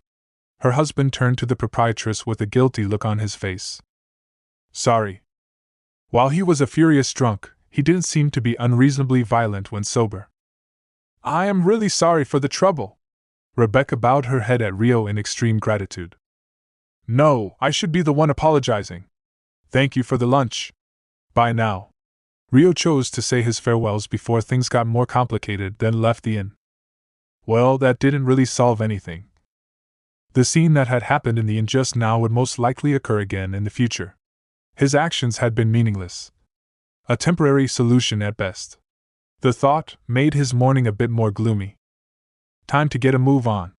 He decided to leave the city and put his bad mood behind him as quickly as possible.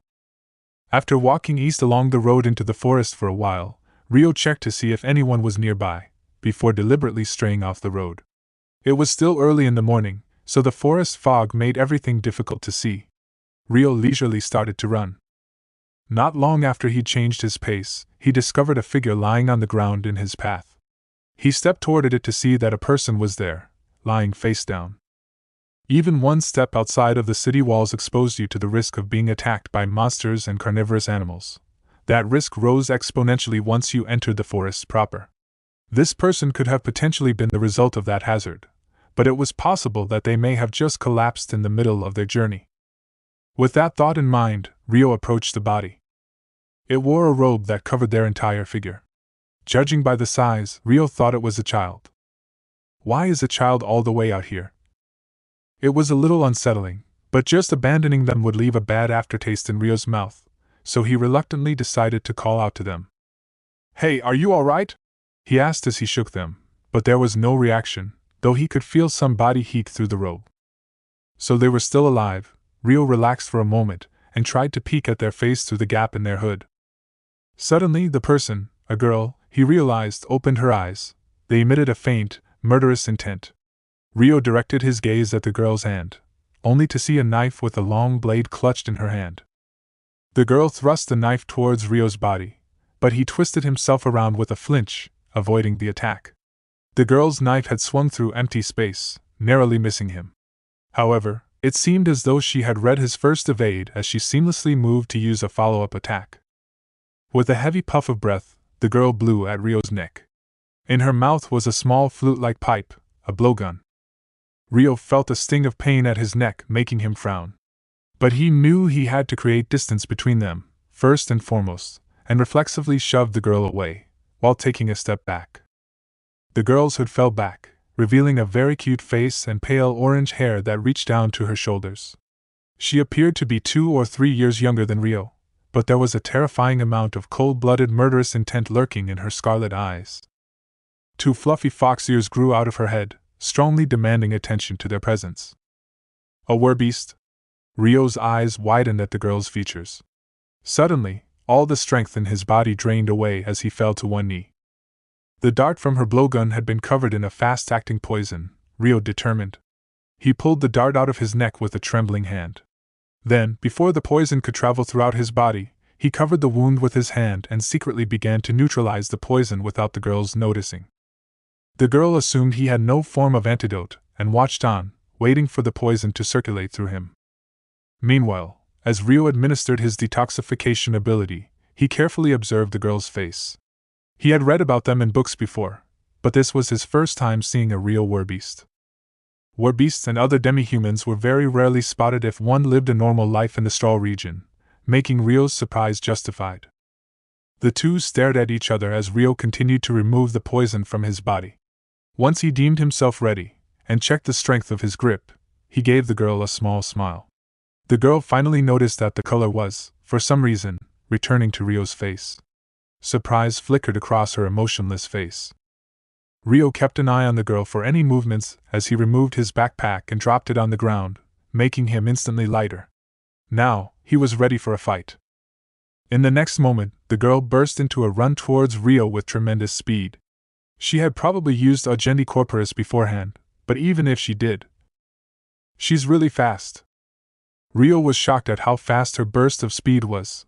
Of all the people he had met, until now, she was definitely the fastest. Despite her young age, her natural abilities as a werbeast had probably awakened. But that didn't mean Rio had to fall behind her. He could manipulate his essence to allow his body to surpass its physical limits, and draw out his abilities too. Rio let his essence flow out of his body, which instantly strengthened it. Then, at a speed that was equal to the girl's, he dove to the side. The girl's eyes widened slightly at Rio's speed, but she changed her trajectory to match his. So she's able to keep up. Rio tracked her movements calmly as he took out a knife from his robe. He threw it at her leg, but the girl jumped to evade it. She grabbed a moderately sized branch and pulled herself up, jumping lightly from branch to climb up a tree. Rio burst into a run. Faster than the wind, he charged straight towards the girl, making her reach into her robe in a panic. She took out several throwing knives and flung them at Rio. Rio drew his long sword from its scabbard midair. Although it wasn't anything flashy, a fairly famous blacksmith had forged its razor-sharp blade. As proof of that, the blade of the sword gleamed sharply. Rio swung his sword at the approaching knives. The shrill sound of metal colliding with metal echoed throughout the forest. Rio had foreseen the trajectory of the girl's knives and knocked them straight out of the air. He returned his sword back to its sheath as the girl swiftly descended from the tree. At the same time, Rio jumped up into the tree where the girl had just been. The force of his jump snapped the branch beneath him, making him move to another nearby branch instead. Then he dropped down to the ground once more. But the girl closed in on him, as she had anticipated the timing of his landing. She thrust the knife in her right hand towards Rio's torso, but Rio calmly moved his left hand, parrying her knife attack. He then moved his right hand too. Using the palm of his hand, he countered the girl's attack with a blow to her chin. But the girl moved her head to the side, evading his palm. She spun the knife around in her hand, attempting another strike on Rio's body. There was probably poison on the knife too. Rio used his flawless defensive movements and refined footwork to skillfully continue to dodge her attacks, but the girl refused to give up. She persistently tried to land one more attack. Her fierce attacks continued on for a while, but Rio observed her movements meticulously, and avoided each of her attacks with simple precision. Only the pitiful sound of the blade cutting through empty space echoed through the air. Eventually, the girl became aware of the difference in their ability. Her emotionless face began to show signs of impatience as her movements gradually became rougher. Rio had seen through the girl's habits, and at this point, was deliberately creating chances for her to attack. The girl completely fell for his trap, swinging the knife horizontally at his face. "You're focusing on the knife too much." Rio flung himself backwards to avoid the knife. Simultaneously, he timed a kick to the girl's feet just as she swung her knife, and knocked her off balance. He then grabbed the girl's arms and disarmed her of the knife, throwing it away with vigor. He flung the girl back first at a tree, but she flipped midair to regain her balance and landed by the tree on both feet, negating her momentum. She kicked against the trunk like a springboard, and launched herself back into the air, drawing a backup knife from her pocket. She thrust it forward, aiming for Rio's heart. It's like watching an animal move. Rio found himself in awe of the girl's combat senses, but he dealt with it calmly. Grabbing her arm as she leapt towards him, he threw her over his shoulder and onto the ground with force. Goh! She received the brunt of the impact against her back this time, making her groan in pain. The strength in her limbs gave out, making her let go of the knife. Rio kicked the knife away and straddled the girl's body, holding her down. "It's over. You can understand my speech, right?" he said, pressing his weight down on her. He didn't miss the brief flicker of fear in the girl's emotionless eyes. You! No! No! No!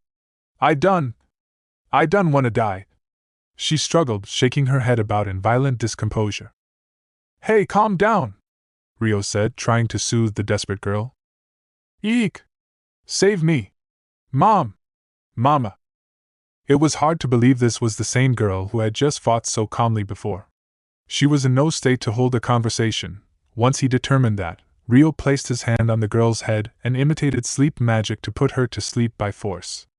The girl's body fell completely limp. Rio removed a rope from his sack of belongings. In order to make sure she didn't thrash about when she awakened, he'd remove her robe and inspect her body before securely tying her up. But halfway through the process, he noticed a metal collar around her neck, and frowned. "The collar of submission, huh?" Rio muttered with furrowed brows. The collar of submission was a type of magical artifact used on slaves and criminals, an artifact that controlled the free will of the wearer. When the wearer received an order from a registered owner, they would feel greatly inclined to follow that order. On top of that, if they resisted the order too strongly, the registered owner could chant a certain spell to cast extreme pain on the wearer. Slaves were seen as property that could be owned. They had no human rights, and could be treated like objects without resistance, no matter what they really thought inside their hearts. That was what slaves were, and the collar of submission existed to supplement that. This werewolf girl, who had just tried to kill Rio, was wearing such a collar, unmistakably making her the slave of someone else. She had probably been raised as an assassin and ordered to kill Rio by her registered owner. As long as she had the collar of submission on, she would continue her attempts to kill Rio. If she didn't, she would have to suffer erratic shocks of pain throughout her body. It was almost like a curse. To both the girl and to Rio. There weren't many options to escape that curse either. The fastest option would be to kill her, but Rio had never killed anyone before. Amikawa Haruto inside him still strongly rejected the idea of crossing that line. But at the same time, he knew that choosing to solve this another way would only bring him more hardship. Unable to hide his annoyance, Rio let out a heavy sigh. After several moments of hesitation, he placed his hand against the girl's neck. Then, a faint light emitted from his hands, clack. The collar that had restrained the girl fell off. Rio had dispelled the sorcery cast on the artifact by imitating the high-class magic, Dispello. "Hey! Wake up!" Rio retrieved the collar of submission and shook the girl awake. After a few shakes, the girl's body gave a twitch. Not long after, she blinked her eyes open. Then, seeing Rio's figure in her field of vision, she tried to get up in a panic, but soon realized she was restrained. After a bit of struggling, she came to accept the fact that her movements had been completely constrained, and she cowered in resignation. She looked up at Rio with wary eyes. "It seems like you understand the situation now. If you don't want to die, don't thrash around like you did before. Okay?" Rio decided to intimidate her a little with a threat, but fear filled the girl's eyes. "If I don't thrash, you won't kill?" That depends on whether you answer my questions or not. You were ordered to come kill me, right? Is your master one of the royals of Beltrum or one of the nobles? The girl fell silent at Rio's question. She had probably been under strict orders to never act in a harmful way toward her master. Breaking that order would have resulted in extreme pain gnawing away at her body, making her instinctively want to avoid speaking, even though Rio had already removed her collar. Hey! Do you know what this is? Rio held the collar of submission up for her to see, the same collar she had been wearing moments ago. A collar? The girl gave a confused reply, immediately followed by a gasp. Her eyes widened. She desperately wriggled her body under her restraints to check for the sensation of the collar. Eventually, she realized that the sensation of something that should have been there was missing. It's gone. The collar is gone? But why? The girl blinked her eyes in utter astonishment. After a moment, she snapped back to herself with a gasp, then struggled to check the presence of the collar once more. Wah, hic, wah. Then burst into violent tears. Hey! Rio found himself at a loss before the girl's flood of tears. All he knew was that the collar of submission must have weighed heavily on her. With a sigh, Rio decided to let the girl cry all she wanted for now. He took that time to go and collect all the weapons they had used in their battle. Are you done yet? Rio asked as her cries finally started to settle down. The girl flinched and worriedly looked up at him. The collar is gone now, so you can answer my questions, right? Who ordered you to come kill me? The girl didn't respond right away to Rio's question. She glanced around at her surroundings and sniffed the air. I don't know what you're so wary for, but it's only you and me out here. You can rest easy, Rio said, making the girl's body shake once again. Eventually, she opened her mouth. I don't know the name of my master. He never told it to me. It was more or less the response Rio had been expecting. Having a slave for the risky role of an assassin meant the master probably didn't allow any more information to be passed on than necessary. Do you know the house name? He didn't have very high expectations, but he asked anyway. House name? I don't know. The girl tilted her head in confusion as Rio gave a disappointed sigh. But I know brother's name. Stuart. It's Stuart. The girl strung together her sentences in a rush. Rio narrowed his eyes at her response. It was a very familiar name to him. The same name as the boy who tried to push the blame for shoving Flora off the cliff onto Rio. If his family had found out about Rio, it would make sense for them to send their pet assassin after him. Stuart. Is he a werfox like you? Brother isn't a werbeast. He's human. The one who trained me. The girl shook her head furiously from side to side. Trained? If he's a human, then that means you're not related, right? Rio frowned slightly at the mention of a brother. It was hard to believe she could have one. While he knew it was possible that she could have been the child of another slave, he didn't want to jump to any hasty conclusions, so he asked just to make sure. I don't know. The girl bobbed her head without confidence. Let me change my question. Where did you follow me from?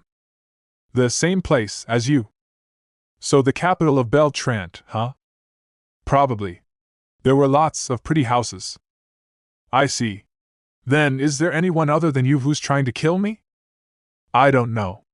But probably not. I think, the girl replied feebly. Okay. Here's my last question then. Instantly, Rio's aura darkened dangerously. He gazed deeply into the girl's eyes. She couldn't look away, and swallowed nervously as she waited for Rio's question. Do you still intend to kill me? I won't kill. The girl trembled, shaking her head stiffly. The eyes were a window to the soul. No matter what kind of expression was pasted on the face, some form of emotion would always reach the eyes. Rio could no longer observe the calm, killing intent she had carried in her eyes before.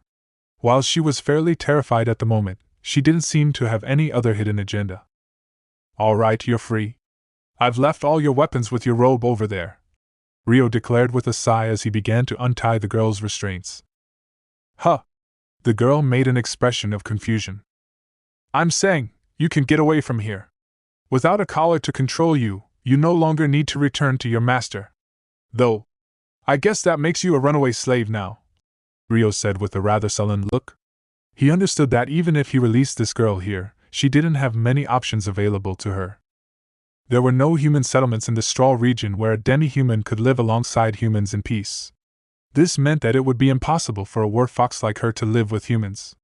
However, even if she were to live away from humans, she had been born a slave.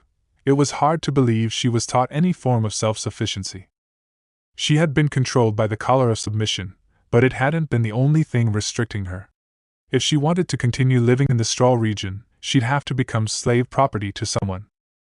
That was her reality. The girl had yet to understand that herself.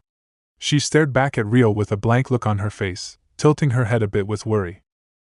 If you leave this country and head east, there'll be a vast area called the wilderness. There should be land there where demi-humans like you live, Rio said. He had opened his mouth before he realized he did. The wilderness? East.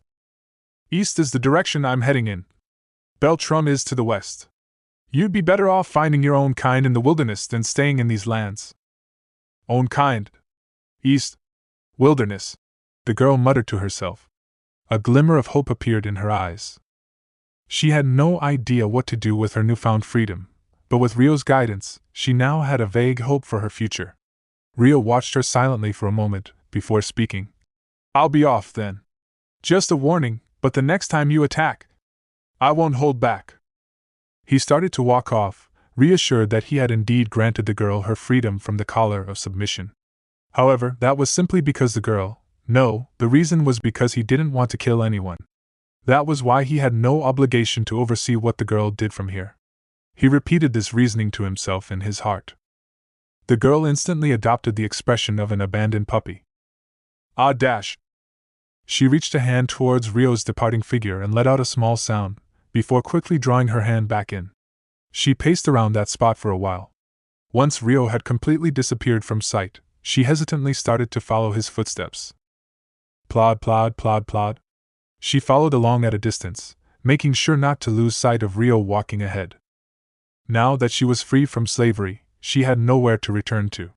She would never go back to that place where she had been a slave ever again. With that, she only had one place she could possibly go, the wilderness that Rio told her about.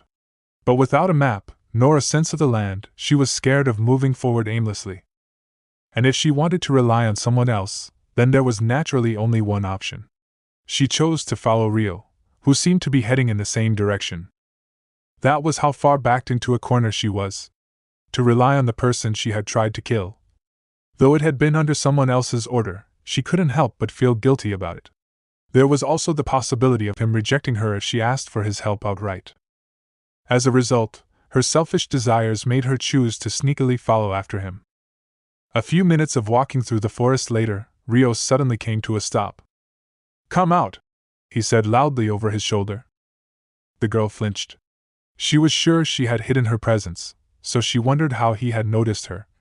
But she was more than well aware that she couldn't win against Rio, no matter how much she struggled. Without thinking too much on it, she revealed herself to him. Do you still want something from me? Rio asked the trembling girl. I want to go east with you, the girl answered falteringly. Rio placed his right hand against his head and heaved a sigh. Are you serious? I want to go. The girl bit down on her lip and nodded. You may be misunderstanding something here. I didn't release you from slavery because I wanted to save you. It was just more convenient for me to choose not to kill you. To put it bluntly, he didn't want to carry around the weight of a murder. That was why he had removed the girl's collar of submission. He wasn't completely apathetic to the girl's situation, but he definitely didn't act out of pure intentions. That was his thinking behind all of this. But I don't know what to do, the girl muttered, ducking her head with tears in her eyes. Rio scratched his head awkwardly. I'm a human. The same species as the people that treated you as their slave. Aren't you afraid? You don't seem bad. The girl shook her head. Rio had a vague feeling this would happen from the moment he removed her collar. Considering the girl's circumstances, it made sense. That was why he had purposefully made sure to walk away, just in case the girl decided to pursue him. Sure enough, here they were. But did this girl really understand what it meant to move together with the person she had tried to assassinate just moments ago? Have you considered how I might feel about you, after you just tried to kill me? Rio asked flatly. The girl's face fell aghast. I am sorry. The collar hurt so much She began to apologize in a panic, tears dropping from her eyes. I'm not actually angry. I don't know what kind of pain you suffered from the collar, but I know you only tried to kill me because you couldn't disobey it. But that doesn't mean I have any proof you won't attack me again. In other words, I can't trust you. Do you understand that? Rio explained with a troubled sigh. It was true that a part of him didn't mind bringing the girl along with him, but at the same time, he wasn't exactly at ease with the idea of traveling alone with an unknown former assassin. Then, the collar. You can put it on me. Please. Take me with you. She begged frantically through her tears. The collar. Didn't you hate wearing that thing? Rio asked in near exasperation at the girl's failure to understand the weight of her words. I don't want to be alone. I'm scared. So please. She sniffled and sobbed with her head down, making Rio feel even more uncomfortable. An extremely uneasy expression fell over his face as he clenched his hands into fists. He sighed for the umpteenth time. All right. Do as you please, he declared, giving in. He weakly reasoned to himself that it was better to move together than have her secretly follow him. Oh, okay. The girl hesitated for a moment before nodding enthusiastically. We're going to go back to the city first. Come. Rio came up with that plan of action after glancing over the girl's body. Are you going to put the collar on me? The girl hesitantly asked Rio's back as he began to walk off. I threw that away long ago. Let's go already. We can only travel for so many hours a day, Rio replied as he walked briskly. What are we doing there? You don't have the proper equipment. We have to prepare your share of supplies for the journey. The girl was only wearing a single, thin layer of clothing under her robe, which wasn't appropriate for the long journey they were about to take. He also had to buy more food supplies to make up for her share. Thank you. Put your hood on inside the city. Otherwise things will get messy, Rio said, glancing at the girl stumbling to keep up with his pace. Okay, she nodded happily. By the way, what's your name? Rio suddenly came to a stop to ask the girl for her name. It's Latifah. I see. You might know this already, but I'm Rio. Nice to meet you, Latifah. With a small sigh, Rio introduced himself somewhat reluctantly. After they went shopping, Rio and Latifah departed from Amanda once more. While it wasn't as huge as Rio's, Latifah now had a large backpack on her back as well. Then, once they were out of Amanda, Rio tried running through the forest at his usual speed. He was testing Latifah's stamina. As a result, they discovered she couldn't last for very long while carrying a heavy backpack. Once they knew Latifah's limits, Rio slowed his movement speed to a pace that she could keep up with. They took breaks more frequently than usual, too. As they sat down on some boulders next to a spring in the forest, Latifah's stomach growled loudly. Rio looked at her with widened eyes. It's nothing. I'm not hungry. Latifah shook her head furiously, blushing bright red. You don't have to hold yourself back. It's way past time for breakfast, Rio said in amusement, reaching into his backpack for the sandwich Rebecca made him. He cut it in half with a cooking knife and offered it to Latifah. But Latifah merely looked at the sandwich in confusion. Her eyes moved between the sandwich and Rio's face several times. What's wrong? I can eat this?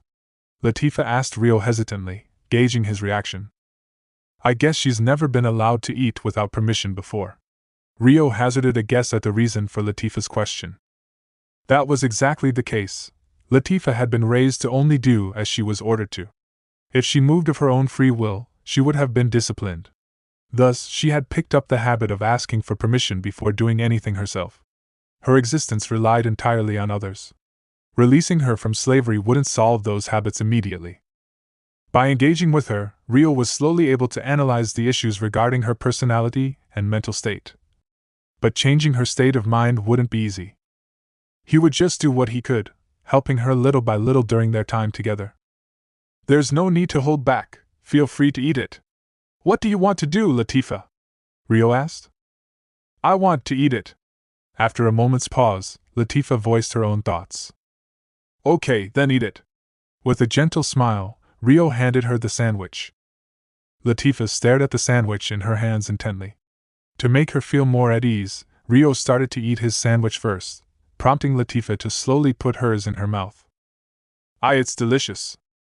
Once she had confirmed the taste, her next bite was a hurried chomp. Nom nom. MMHGH. Nom nugu. Latifah furiously stuffed her cheeks with the bread, but began to cry midway. Having been born a slave, this sandwich was the greatest delicacy she had ever tasted in her entire life. I won't take it from you, so eat it slowly. It's not good for you to eat like that. Rio sat down next to Latifah and patted her back gently. Wah, hick. Every day, brother would, hick, when feeding me, wah. Latifah choked on her tears as she recalled her meals until now. Just how horribly was she treated during her mealtimes? Rio didn't even want to think about it. He continued to pat her back soothingly until she calmed down. Rio refilled the flask with water using his essence, then offered it to Latifah after she stopped crying. Here's some water. Thank you. Latifah nodded her head and started to gulp it down as Rio drank from his filled flask too. He couldn't quite find the right words to say. We'll be setting off in a bit. I want to cross the country border and enter the wilderness by the day after tomorrow.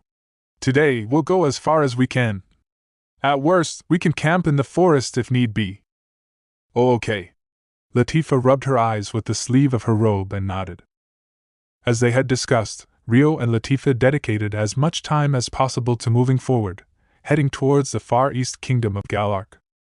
Before the sun began to set, Rio discovered a low area of ground suitable for camping and pitched a suggestion to his traveling companion. Let's set up camp for today. I'll fix up a place for us to sleep, so you wait there. A place to sleep? Latifah tilted her head in wonder. She seemed to be questioning if they had any materials to create such a thing, since their backpacks were mostly stuffed with food supplies. I'm going to make it myself. Stand back a bit. Rio gave a small smile as he drew the sword at his waist. He marched towards a moderately sized tree and leapt at it, swinging his sword around at a speed faster than the eyes could follow. The next moment, thick branches of the tree rained down from above. Wow! Latifah said with widened eyes. Rio picked up an especially thick branch from the selection scattered about. He stabbed it into the ground at the edge of the lowered pit, fixing it in place. It would serve as the main pillar of support for the shelter he was about to build. Next, he stuck branches on both sides of the pillar, diagonally into the ground, positioning them like a triangle and using rope to reinforce the structure. At this point, it formed a tall tent shape. Then, he covered it in greenery to make it blend in naturally with their surroundings. The leaves also helped cover any gaps to block out the wind and rain. All that was left to do was make a door and similarly camouflage it before the simple tent was complete. Since the forest at night was cold and the weather unpredictable, it was worth the trouble of building such a shelter. Seeing how fast he had constructed such a wonderful shelter made Latifah gaze at Rio with sparkling eyes of awe. With a forced smile, Rio started a fire near the tent entrance. Okay, time to make our meal. Can you fan the smoke into there? Fan the smoke? Just make the smoke blow into the tent. It acts as an insect repellent. Oh, okay. Leave it to me. Latifah nodded earnestly. Rio picked up his backpack and walked a bit of distance away from the campsite, to avoid leaving the scent of food near the tent in case beasts roamed by at night. He picked an appropriate place to begin cooking. Today's menu would be pasta soup. First, he built a simple base to place the pot on and filled it with water, lighting a fire underneath to warm it up. Then, he did the same for a deep frying pan, oiling it with vegetable oil. He placed cuts of dried meat and wild grasses he picked on their way here into the pan, added seasoning and spices before beginning to fry it up. He would occasionally use his essence to create a gust of wind, casually blowing the smell of the food directly up into the air. Meanwhile, the water in the pot had reached a rolling boil, so he added some salt and let it simmer. Then, he dropped the pasta into the pot, radiating it out from the center. He turned down the heat and stirred the pasta lightly. It boiled as he adjusted the temperature of the bubbling water. As soon as it was done, he transferred the pasta to the frying pan, cooking everything together at a low heat. Then he poured in the broth and adjusted the flavoring to complete the pasta soup. Rio preferred his food spicy, but he held back so a child like Latifah could easily eat it. He suddenly sensed a presence behind him, making him whirl around. It was Latifah, lured by the smell of the food. Her nose twitched cutely as she sniffed the air. Seeing the typical fox-like behavior made Rio chuckle with a smile. Latifah noticed him laughing at her, and blushed in response. "Come on, food's done. Let's have dinner," Rio said, picking up the frying pan. He served the pasta soup into containers and carried them to a makeshift table he had put together earlier. "Spaghetti? Is this spaghetti?" Latifah took one glance inside the container and yelled in astonishment. "You know what this food is?" Rio asked his question in a daze, though at first he had been at a loss for words for a moment. I know it! Can I eat it?" Latifah nodded furiously, looking up at Rio with expectant eyes. "Of course. Eat up before it cools." "Thank you." Once she'd received permission from Rio, Latifah smiled a carefree smile, eyes sparkling as she began to eat the pasta. Rio watched her in contemplation. The noodle-like food called pasta had only appeared in this straw region recently. On top of that, it was only sold in a limited number of areas at the moment. Rio was sure he had never seen pasta in the kingdom of Beltrum, at least. Furthermore, Lieselot, the inventor of pasta, had never called it spaghetti. And yet, Latifah had taken one glance at the pasta and called it just that. She was even using the fork and spoon with skill, moving the pasta into her mouth with familiarity. What exactly could this mean? Rio's thoughts came to a stop. OM nom nom. Latifah was engrossed with gobbling down the steaming hot pasta. "You'll burn your tongue like that. Slow down a little," Rio warned her gently, fearing she would hurt herself. Hot. Sure enough, Latifah burned her tongue. Rio smiled bitterly. "Here, water." "Ah, thank you." Latifah accepted the flask from Rio and brought it to her mouth in a hurry. "Apparently this food is called pasta. Have you had it before?" Rio inquired once Latifah drank the water and calmed down. "Fue? Pasta? Yes. I used to eat it."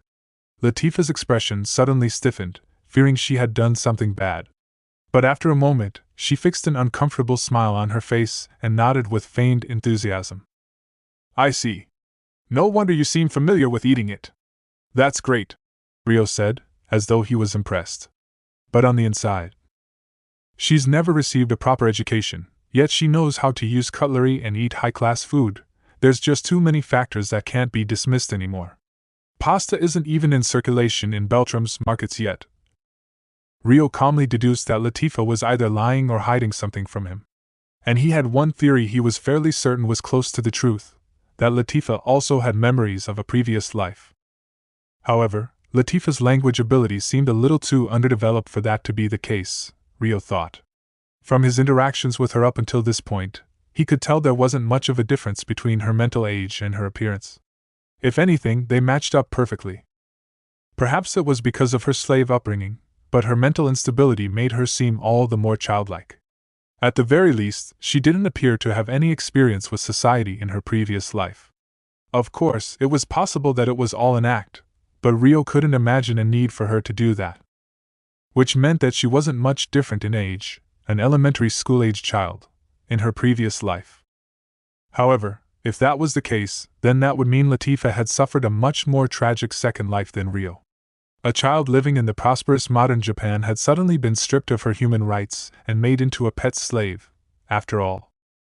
If she had been born and raised as a slave, she would have never known any better, but that all changed once she regained her memories of her previous life. She would have lived her life yearning to be free from slavery, to return to her former world. Her pain and fear would have far surpassed anything Rio could imagine. Not being allowed the freedom to live. Not even being allowed the freedom to die. Just imagining the circumstances Latifah had been placed in made him feel sick. She should be less than 10 years old at present. He didn't know how old she had been when her memories returned, but if it was at the same age as Rio, then she would have been 6. Even if Latifah was an elementary school student in her previous life, she wouldn't have had more than 10 years of life experience. Simply merging those two young lives together didn't mean their life experience had advanced further. Rio had the feeling he knew why Latifah appeared and behaved as she did. And at the same time, he knew why she seemed a bit unstable, as well. Fuh. At the moment, Latifah was wholeheartedly eating Rio's cooking. At some point, her eyes had even welled with tears, but her expression was one of happiness. Once she finished the last bite, she licked the empty bowl with regret. There's still some left for seconds. You can eat more. Here. Rio took Latifah's bowl and served her another helping. Thank you. Latifah smiled happily and bowed her head. Rio had completely lost his appetite, so he forced down his own first serving and gave the rest to Latifah. Interlude: Latifah's memory. After I, Endo Susan, blacked out on the bus, I woke up to find myself in a dark room made of stone, lying across the floor. There was a chill in the air, making me shiver and rapidly arousing my senses. The room felt like a cool, air-conditioned room in the middle of summer. I was wearing a single, thin layer of clothing that felt stiff and coarse on my skin. On top of that, I only had a thin blanket on me. No wonder I was cold. My neck felt oddly heavy. There was a metal collar and chain around it. What is this? An icy chill shot down my spine as I drew the blanket tighter around me. I curled up, trying to retain warmth. Then, as my small body shivered, I fearfully looked around the room. Where am I? It was a dreary room with no furniture or windows. There was no room like this in my memories, yet for some reason, something didn't feel right. It was almost as if I had seen it before, but not. Like an indescribable sense of déjà vu. At that moment, the door opened with a clack. My shivering body flinched. I hesitantly turned my gaze towards the sturdy door to see a small boy standing there. He seemed to be in a bad mood, as his face was marked by a combative expression. I unintentionally let out a shriek. Eek! Because the other me inside myself, knew the boy before me. His name was Stuart. We weren't related by blood, but he made me call him brother and treated me like a pet, under the pretense of discipline. HM? What? What's this? Seeing my reaction, Stuart's expression lit up happily. Then, like a child that had obtained a new toy, he came over to me at a half-run. Eek! Stay away! On the spur of the moment, I spoke words that weren't in Japanese. It wasn't a language that I recognized as an elementary school student from Japan. However, my words came out with a lisp, faltering strangely in pronunciation. Hey, what's up with you today? Why are you acting so lively? Stuart asked me with a radiant smile, making me curl my body up reflexively into a defensive position. Don't hit me, please! To not disobey this person was ingrained into me at an instinctive level. Wow, you never talk this much. You should react like this all the time. Then I could treat you a little differently, at least. Stuart laughed with a grin, then yanked harshly on the chain extended from my collar. Kia! I lost balance and tumbled to the floor. Hey, Latifah. Show me your face properly. Latifah. That was what Stuart called me as he pulled on the chain, and my face was brought before his eyes. He seemed to be excited, as his breath came out in rough pants that made my whole body break out in disgusted goosebumps. Eek! No! I cried tearfully and shook my head. Stuart's face dropped with displeasure. Why are you speaking so disrespectfully? What am I to you? My brother. That's right. So what was that just now? I am sorry. Forgive me, please. You really are quite talkative today. I normally have to order you to do so before you open your mouth. What's wrong with you? Stuart asked me, but that was what I wanted to ask. I don't know. My name was definitely Latifah. But at the same time, I was also Endo Susan. Well, whatever. Stuart examined my face for a reaction, but soon lost interest. Relief washed over me, but his next words pushed me to the bottom of the pit of despair once more. I came because I was feeling irritated, but now I've changed my mind. I'm going to play with you today. Understanding the ill intent behind his words, my face instinctively twisted in misery. Stuart carved a threatening smile onto his face with a grin.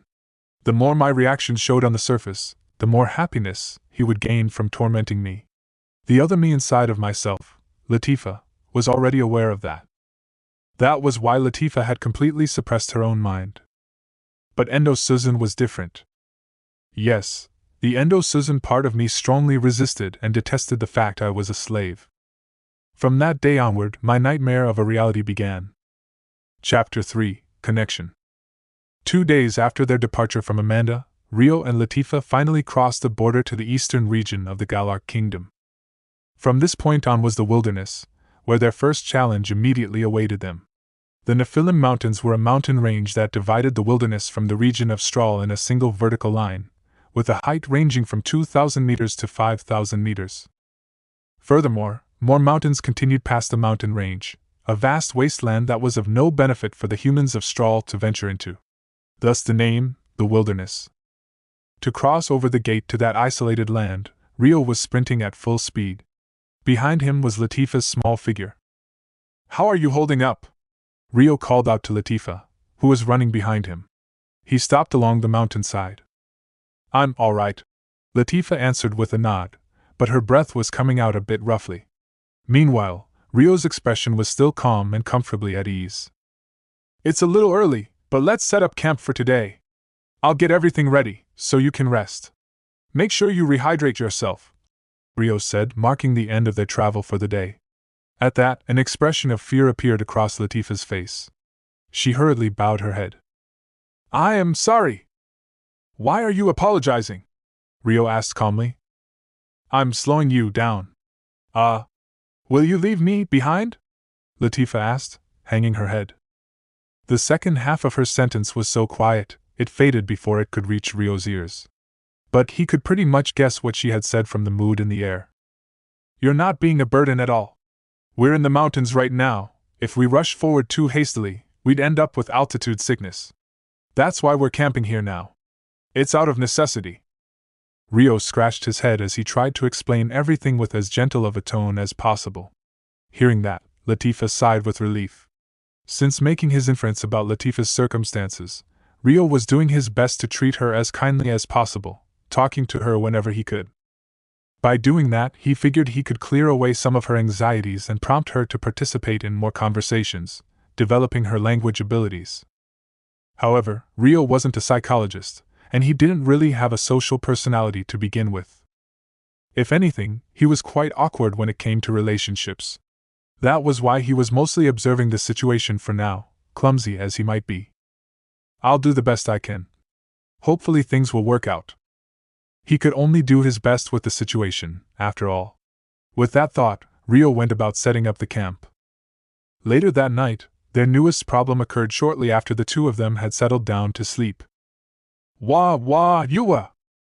Inside the pitch-black tent they were sleeping in, small and simply constructed to just cram the two of them in, Latifah suddenly burst into tears.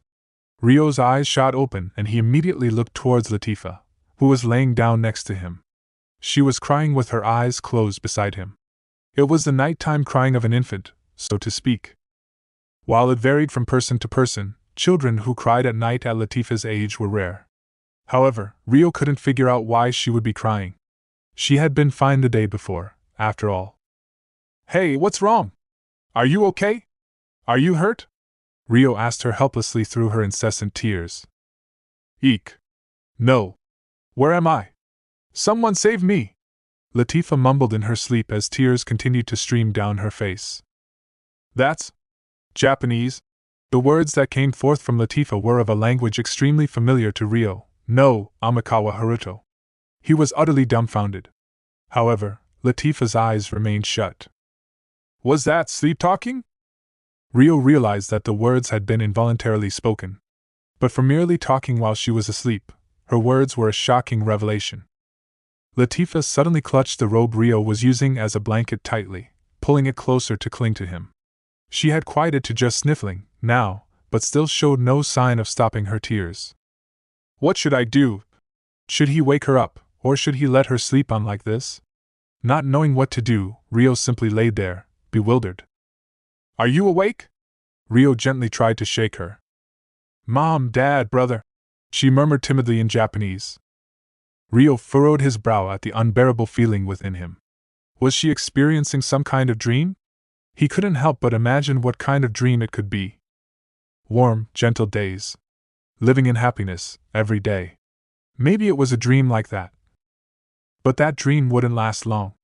As though proving his theory, Latifah teared up more and buried her face into Rio's chest.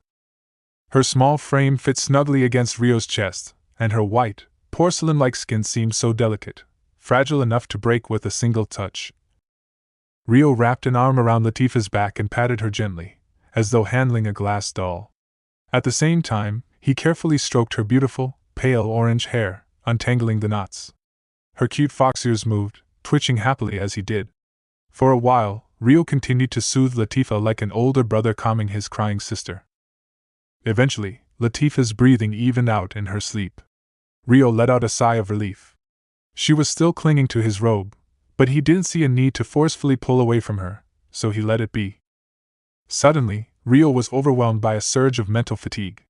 They had been running every single day, accumulating exhaustion until it manifested as a sleepiness that gnawed away at his consciousness. Rio slowly blinked his heavy eyelids shut and let the darkness of sleep take his mind far away. The next morning, when Latifah woke up, she found herself clinging onto something warm and comforting. She rubbed her cheek against it in her half-conscious daze, only coming to her senses once she reluctantly drew her cheek away from it. After several blinks, she realized what she had been clinging to, and froze in shock.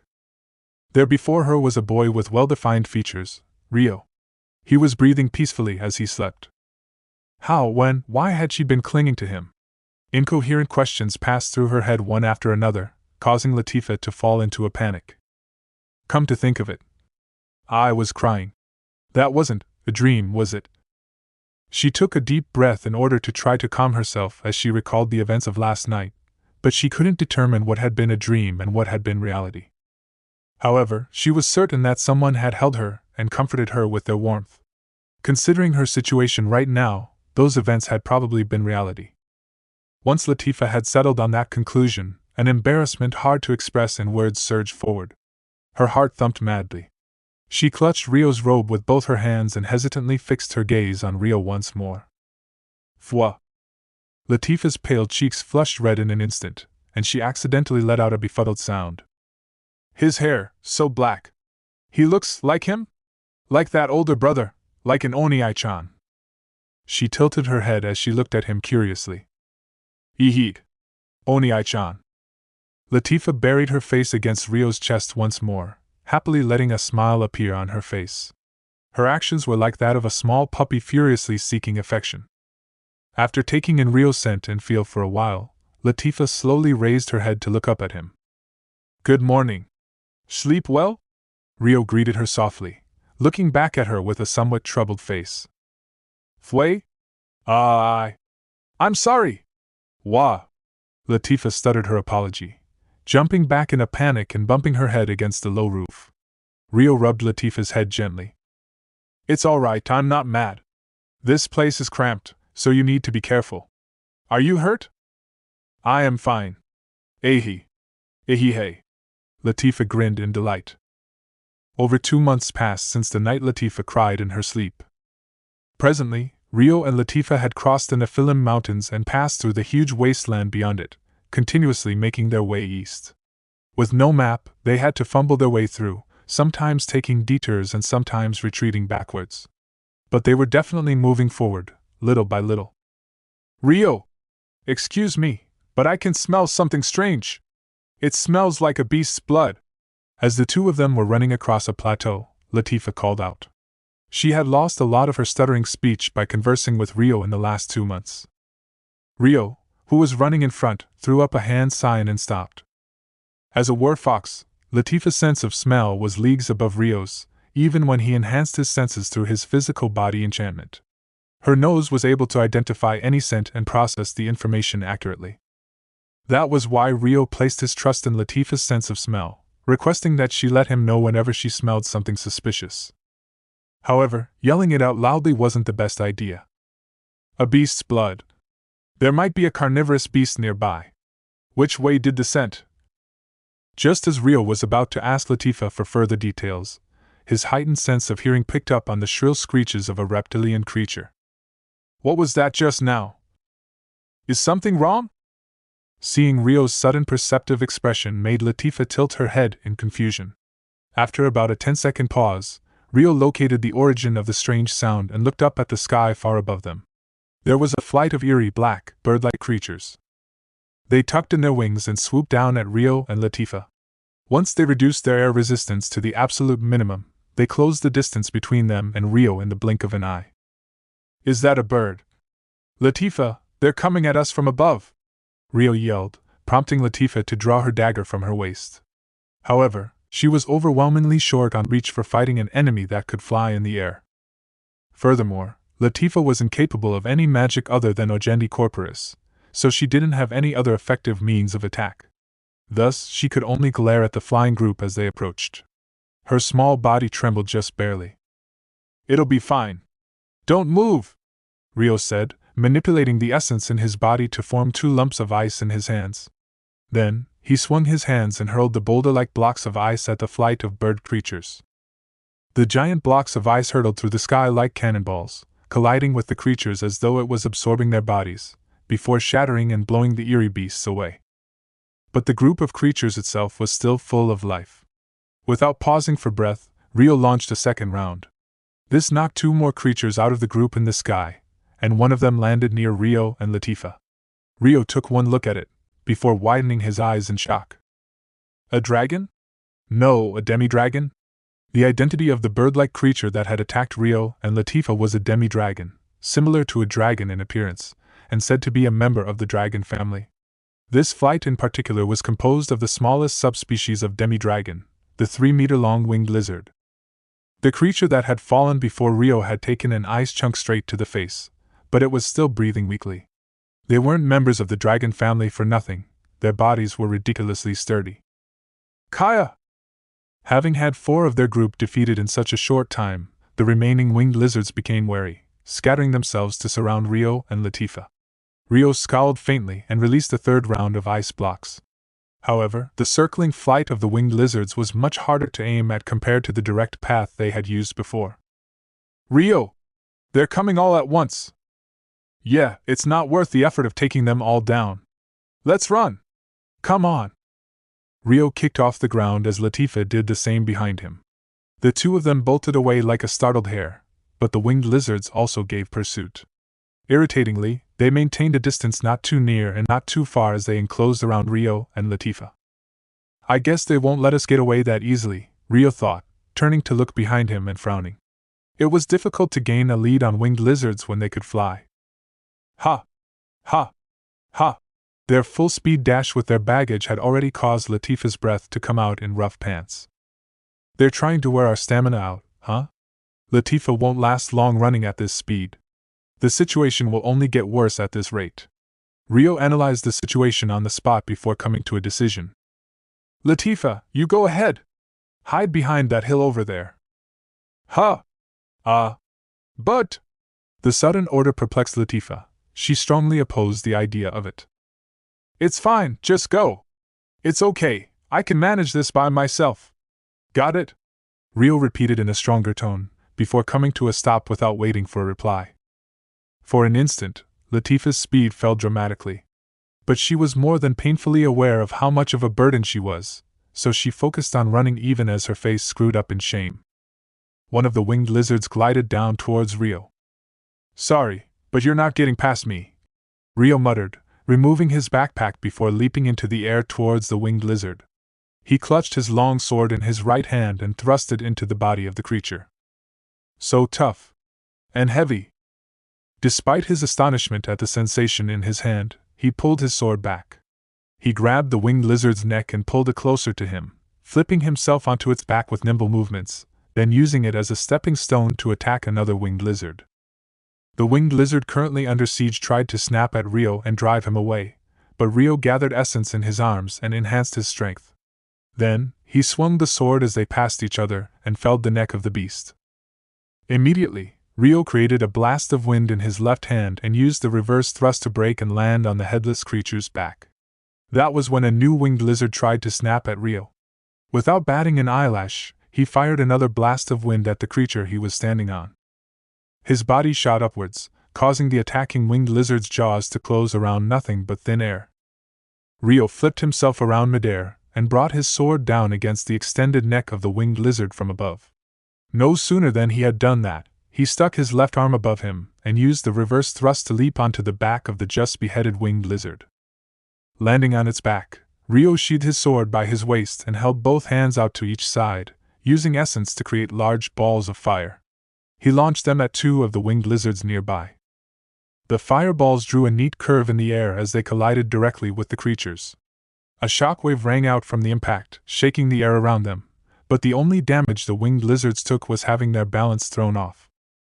They may have been demi-dragons, but they were still renowned for being vicious creatures. Their skin was highly resistant towards heat. Krah! The leader of the winged lizards raised its strange voice in protest, responding to what it perceived as a threat. Rio. The flight scattered in every direction and fled.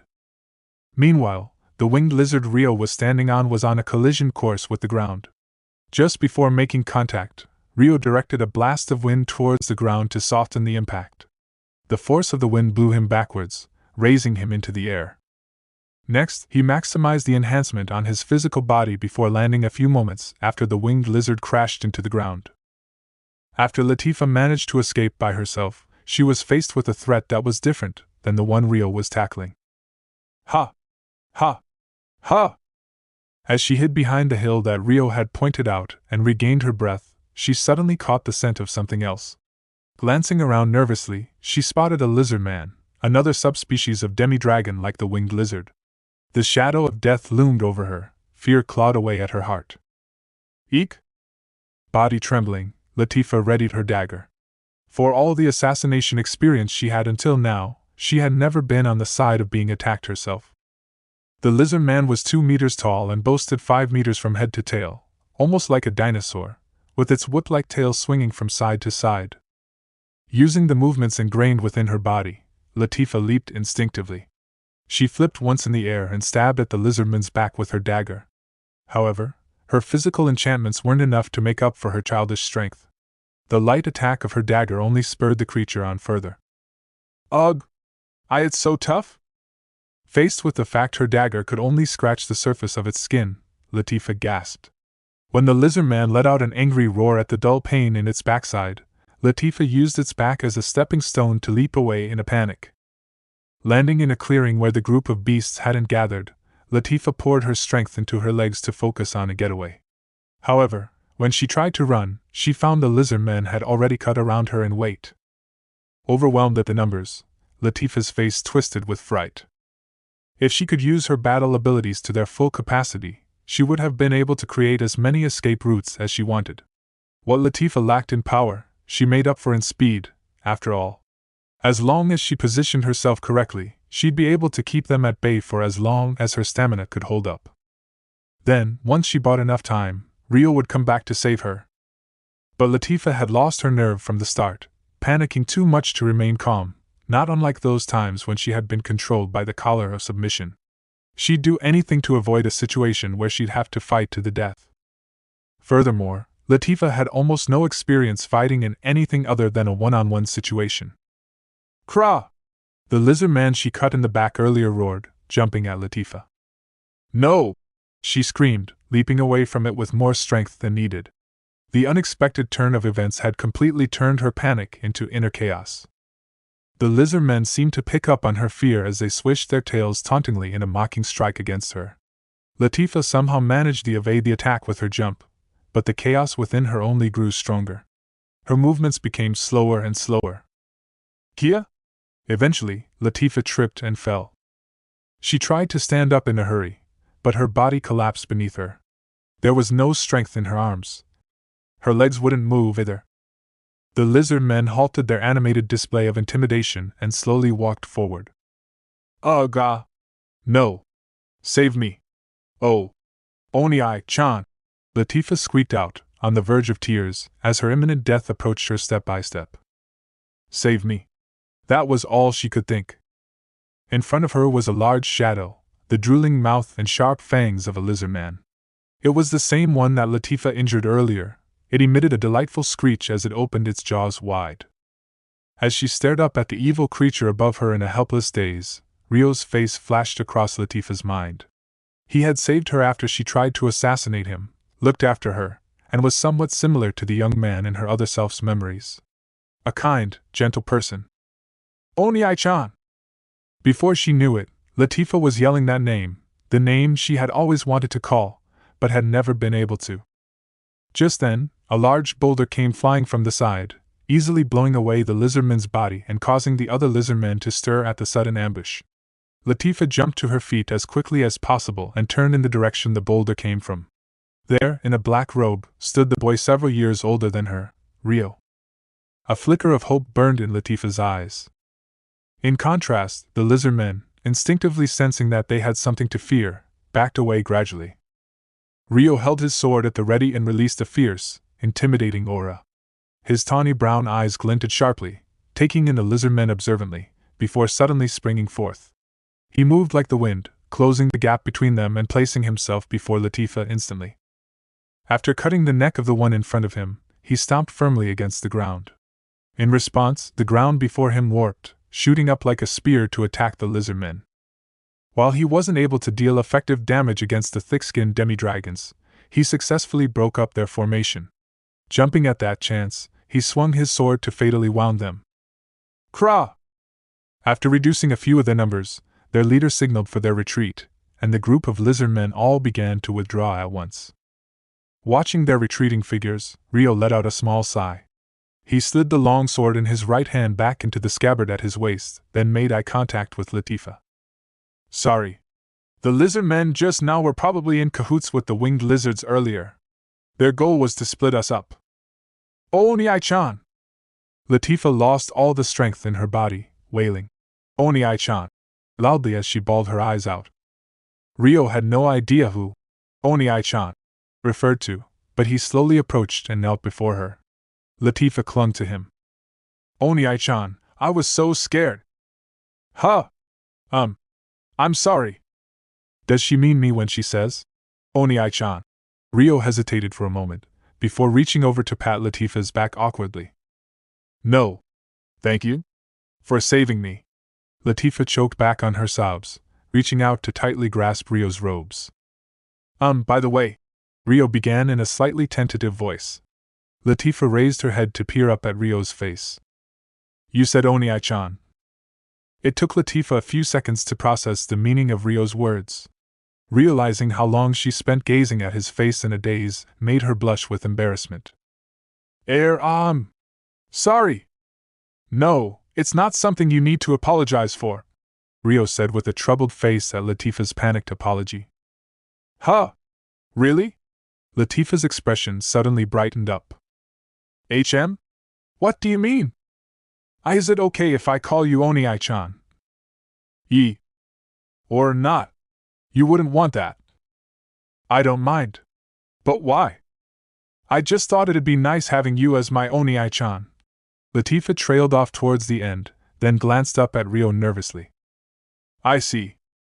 Rio's expression conveyed his complicated, hard-to-describe state of mind. He didn't think he had done anything overly brotherly-like on their journey until now. Knowing they'd part ways eventually, he had kept Latifah at a distance while treating her with a gentle disposition. That was all Rio had intended for in his interactions with her. But what Latifah thought as she journeyed with him was a different story. Ever since that first night when she cried, she had rapidly started to open her heart towards him. The emotions she had suppressed during her slave days burst forth like a broken dam. That was understandable. Latifah had been starving. Starving for kindness, for affection, for love. It made sense that the object of her desires would be pointed towards Rio, the one who saved her, in a nearly dependent form. Rio. I'm sorry. Latifah apologized, watching for Rio's reaction fearfully. Her expression was like a crestfallen puppy that had been abandoned. Rio sighed at that thought. Whichever way is fine. Huh? Latifah's mouth dropped open as she looked at Rio blankly. You can call me whatever you want. While he knew it was a compliant judgment to make, Rio couldn't help but tell her that. He had gotten too close to Latifah without even realizing it himself. Really? Yeah, it's fine. Unable to hold back the giggle that bubbled up within her, Latifah smiled joyfully. No, there was no need to hold back. It had been so long since she had felt happiness this warm, after all. Chapter 4 Encounter. 2 weeks passed since the day they were attacked by the demi-dragons. Oni-chan, what's for breakfast today? Latifah inquired about the menu one morning, playing by herself in the compact space of the shelter, as Rio lay next to her. What do you want to eat, Latifah? Rio asked with a small, uneasy smile. I want to eat risotto. The kind with cheese, she informed him cheerfully. As the name implied, it was the exact same food as the Italian risotto that existed on Earth. Risotto, that's made with wheat in a broth, right? Yup, that's right. Rio was aware of what the word risotto meant, but he reacted like it was a term he wasn't too familiar with. This was because he had yet to tell Latifah that he had memories of his previous life on Earth. Latifah was in the same situation as him, but she would yell out the name of the food whenever she recognized something familiar from Earth. Her attachment to Rio had probably lowered her guard enough to do that. Rio already suspected that Latifah was a Japanese person in her previous life, but he didn't push the topic, as he didn't want to cause unnecessary drama for himself. All right. Then I'll make it as soon as possible. You can sleep for a little longer, Latifah, Rio said, sitting up. No, I want to watch you cook, Oni-chan. Latifah turned her mouth up in a carefree smile and shook her head. There's nothing fun about watching, though. I have fun just being together with Oni-chan, you know? Really, now? Then let's go. With a strained smile, Rio left the shelter. At present, Rio and Latifah were in a hilly area near the center of the wilderness. They had set up their tent on the top of a small hill last night, giving them a wonderful view of the area. If they looked to the east, grasslands stretching all the way to the horizon filled their vision. As Rio went about cooking the risotto, he stared just beyond that horizon. Hey, Latifah. Are you sure you can't see that huge tree over there? He asked Latifah, who was sitting right next to him. The one you mentioned yesterday? I only see the grasslands, why? Latifah had been watching Rio cook cheerfully, all while keeping aware of their surroundings. At Rio's prompt, she tilted her head curiously. If you can't see it, that's fine. Don't worry. Rio shook his head with an evasive smile. He glanced once more towards the east, where a humongous tree stood along the horizon, clear as day. He had first sighted the tree yesterday. They were making their way eastwards when he saw something fluctuating in the air far away. Feeling suspicious, he had strained his eyes to visualize essence, and the air cleared up, revealing a giant tree that pierced the skies. So it must have some kind of obstruction that only allows it to be perceived through sorcery. It's detectable if you can visualize essence, but seems to be invisible to anyone else. Rio figured that was why he could see the tree, while Latifah couldn't. The problem is, who cast that sorcery? It's more than possible that demi-humans did it. According to the literature I read in the Academy Library, they're very compassionate towards their own kind. Rio recalled the literature he had read during his days at the Academy. Somewhere in the wilderness, demi-humans, elves, dwarves, and war-beasts lived together. They had a strong sense of kinship for their own kind. On the other hand, they held deep hatred towards humans that oppressed demi-humans, and chose to live deep within the wilderness by themselves. Rio glanced over at Latifah. She noticed his gaze and spoke up. What is it, Oni-chan? Nothing. It'll be ready soon. Do you want mushrooms in it? Yes. But no wild grasses, please. I know. Rio nodded with a smile. It wasn't that Latifah couldn't eat wild grasses, it was just that they were bitter enough to ruin the flavor if they were added to the risotto. Just like that, he kept a track of her preferences and tastes and spoiled her. At any rate, we'll have to head to that forest first and see what happens. Perhaps, in the near future, the time would come where he would have to part ways with Latifah. Ultimately, that would be best for Latifah's future, as she would be happier living with her own kind. At least, that was what Rio told himself. While he held some reservations about it deep in his chest, that was what he had decided in the end. All right, it's done. We'll be on the move a lot today, too, so make sure you eat up. That day, they left the hilly area and reached the great forest beyond it. That tree is deep within these woods. I'm not sure how we can possibly find it, but we can only give it a go. Standing at the entrance, although they could have entered from any point, really, Rio looked over the trees in their vicinity and decided to move forward. Next to him, Latifah was watching on nervously. Oni-chan, are we really going in here? Won't we get lost? It's all right, I know the way. We'll camp here and enter the forest tomorrow morning, Rio answered with a faint shadow to his smile. That seemed to be enough reassurance for Latifah, though, who nodded earnestly. Okay. The next morning, the two stepped into the great forest. The entry of the forest was far behind them after a few minutes of walking. The densely overgrown flora made everything dark even in the middle of the day, as the sun's rays were filtered by the canopy of trees above. The ground was uneven, making it hard to walk on, and it was hard to progress in a straight line. Rio and Latifah used their natural physical abilities to continue along the pathless route easily. There were trees and plants as far as the eye could see. Similar scenery could be seen no matter which way they turned. Normally, one would immediately lose their sense of direction and struggle to find their way out, but Rio didn't hesitate in his footsteps at all. Occasionally, he would climb to the top of a tall tree and double-check their direction, adjusting it as they went. Seeing Rio's reliable figure like that made all of Latifah's anxieties fade away. Still, they did encounter several wild beasts on the road. For example, a pack of intelligent and persistent wolves and a 4-meter-long tiger-like animal with fangs as sharp as blades made an appearance, but the two travelers were able to drive them away with Rio's power.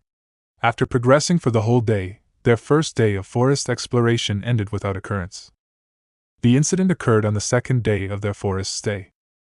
Oni-chan, it's really faint, but I can smell the scent of something unfamiliar around here. Multiple different scents.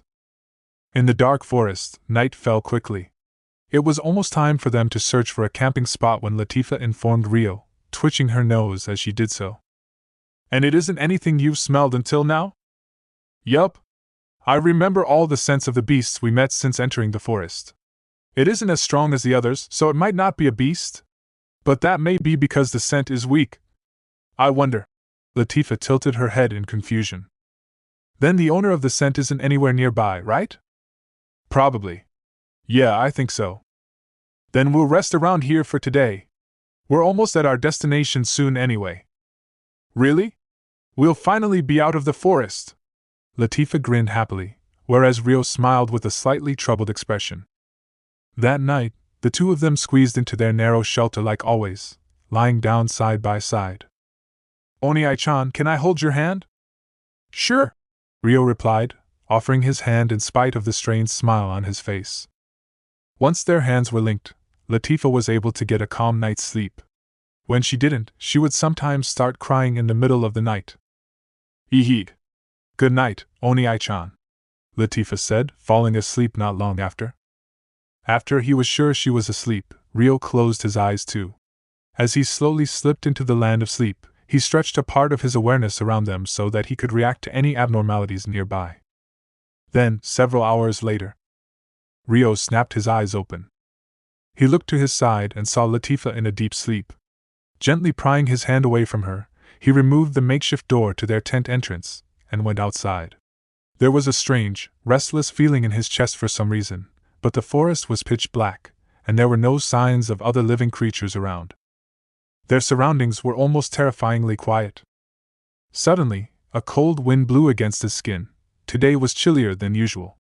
He started a campfire near the entrance of the shelter so that Latifah wouldn't catch a cold. Oni-chan. Latifah's nervous voice could be heard from inside the tent. I'm right here. Go to sleep. Rio stroked Latifah's head and spoke gently to her. To give her a peaceful rest without crying during the night, he manipulated his essence to imitate sleep magic. With a weary sigh, Rio looked up at the sky. He couldn't see that far, even with the campfire and his night-adjusted vision, but he could spy a sky full of stars through the gaps of the trees. With his sleepiness completely faded, Rio warmed himself up by the campfire and boiled some water to drink. The flames flickered, illuminating his face. As he prodded the dying embers with a stick, a soft wind brushed gently against his body. Rio turned in the direction the wind blew from. There stood a single silver wolf. It was huge, easily several meters from head to tail. Just when did it get so close? Rio grit his teeth, then jumped to his feet, drawing his sword from its scabbard. The silver wolf in front of him showed absolutely no signs of the ferocity expected from a beast. Its presence was incredibly weak. Despite its wolf shape, there was something unnatural about it, almost like it didn't exist. Rio fixed his eyes on the silver wolf, unwilling to let it out of his sights. It felt like the moment he let his eyes drift, the wolf would disperse into nothing. Suddenly, the silver wolf began to glow, a torrent of light spread throughout its surroundings. White flooded Rio's vision, making him shut his eyes involuntarily. Oh no! It's got my sight! Just as that thought passed through his mind, Rio felt multiple presences appear around him, one after another. They were hiding. Are they demi-humans? How did they know we were here? Despite his surprise, Rio calmly analyzed his current situation. But even as he was doing that, the demi-human group continued to approach. Time was up. He didn't have any more time to think. Rio lightly stomped on the ground, flooding essence into the surrounding dirt. The dirt around the shelter rose out of the ground, forming a wall where Latifah was sleeping. He could tell the attackers were slightly confused by the way they stirred in response, but they weren't naive enough to let their guard down just like that. Rio's vision had yet to recover, but he could tell they had completely surrounded him.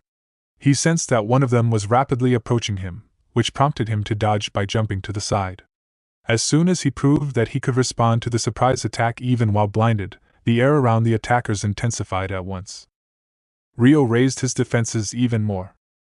He might have managed to evade the first attack, but his vision was still blurry, and he didn't have a read on the opponent's strength. Anyone could tell that this situation was bad. His only saving grace was the fact that they were aiming to capture him alive, probably. After all, there were countless other ways they could have approached him if they intended on killing him. Which meant that negotiation should be possible. With that in mind, Rio opened his mouth, but the first presence who had attacked him clicked their tongue impatiently and launched a second attack. Hey, wait a minute! Rio called out in a rush, but his opponent showed no sign of stopping. Left with no other choice, Rio prepared to activate another magic mimicking abnormal ability, keeping the intensity of the situation in check. It wasn't an offensive technique. It was an imitation of Zona Revelar magic that allowed him to pour his essence into his surroundings and detect reacting essence, much like a sonar. His true aim was to use it as a temporary substitute for his lost vision. He'd be able to detect the numbers and positions of his opponents. Yuzuma, stand back! This guy is using some kind of spirit art! A girl standing on the edge of the circle surrounding Rio, who appeared to be the same age as him, with long silver blonde hair and wolf ears poking out of her head, shouted in a language Rio didn't understand. In response to the first girl's voice, the girl named Yuzuma, who appeared to be in her mid-20s and sprouted beautiful bird wings from her back, froze in her approach. It's all right. It's just a spirit art that detects nearby ode. Another girl in the circle, also similar in age to Rio but with magnificently long, emerald gold hair and somewhat rounded elf ears, immediately chimed in. He shouldn't be able to see yet, but it would be wise to assume he knows our numbers and positions now. Good grief! A short girl standing next to the elf murmured with a sigh. She looked to be a bit younger than Rio, with fiery, short, red hair, and dwarf ears similar in shape to those of the other girls. I don't know what they're saying, but the atmosphere's changed slightly. This is my chance. Having made that judgment, Rio took the opportunity to start a conversation with the intention of buying time. Wait, please! Are you people demi-humans?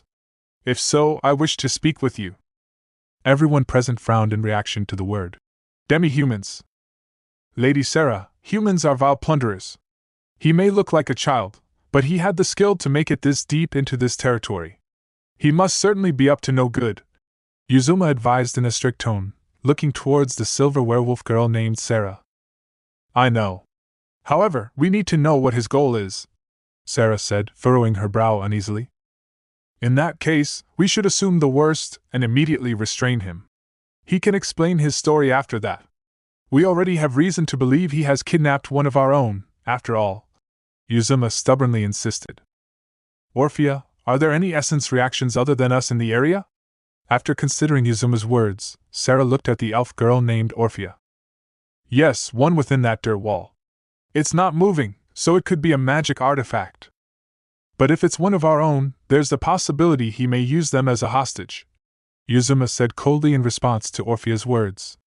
Sarah and the others grimaced faintly, increasing the tension of the situation.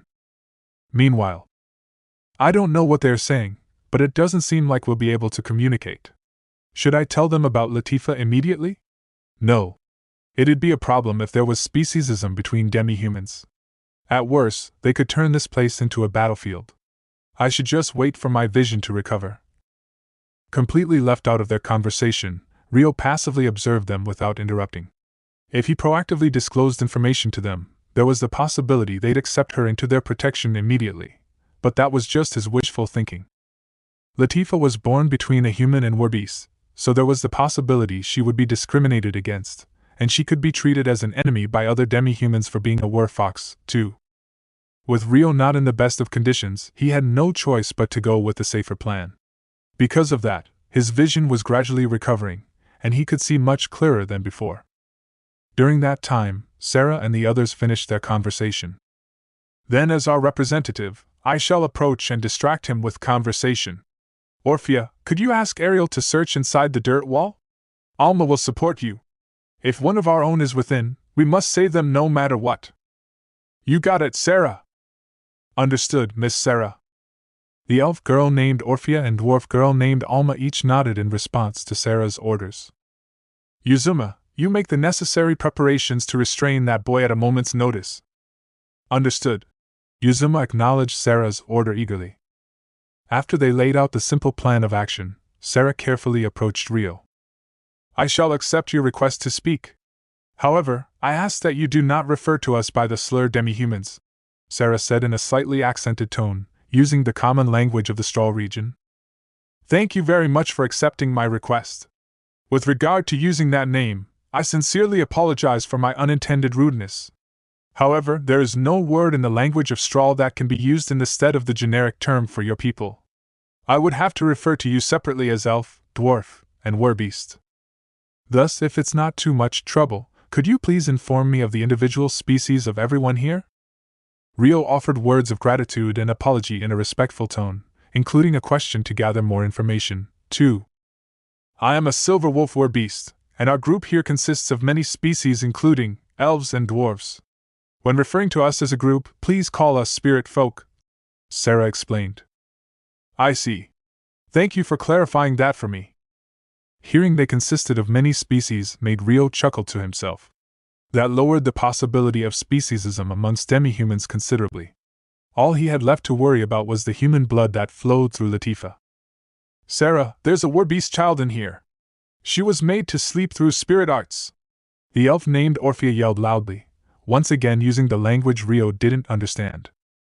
Uzuma, who had been next to Rio and ready to jump and restrain him at a moment's notice, swelled with anger immediately. She leaped at Rio from the side, and drove her fist into his abdomen without holding back. Since he didn't expect their conversation to be interrupted by an attack, Rio's reaction was delayed. He absorbed the punch by jumping back, but he wasn't able to completely defend against it. He hovered there after being blown several meters into the air, then landed on the ground and rolled away. Uzuma, I didn't order anything yet. You've gone too far. My command was to restrain him. Were you trying to kill him? Sarah scolded Uzuma for acting brashly. His true strength was unknown, and he had enhanced his physical body with spirit arts. That's why I merely took the safest route. I may have knocked him out, but there's no danger to his L. Watch out, he's using some kind of spirit art. Alma, who was the dwarf of the group, yelled in the middle of Uzuma's explanation. What?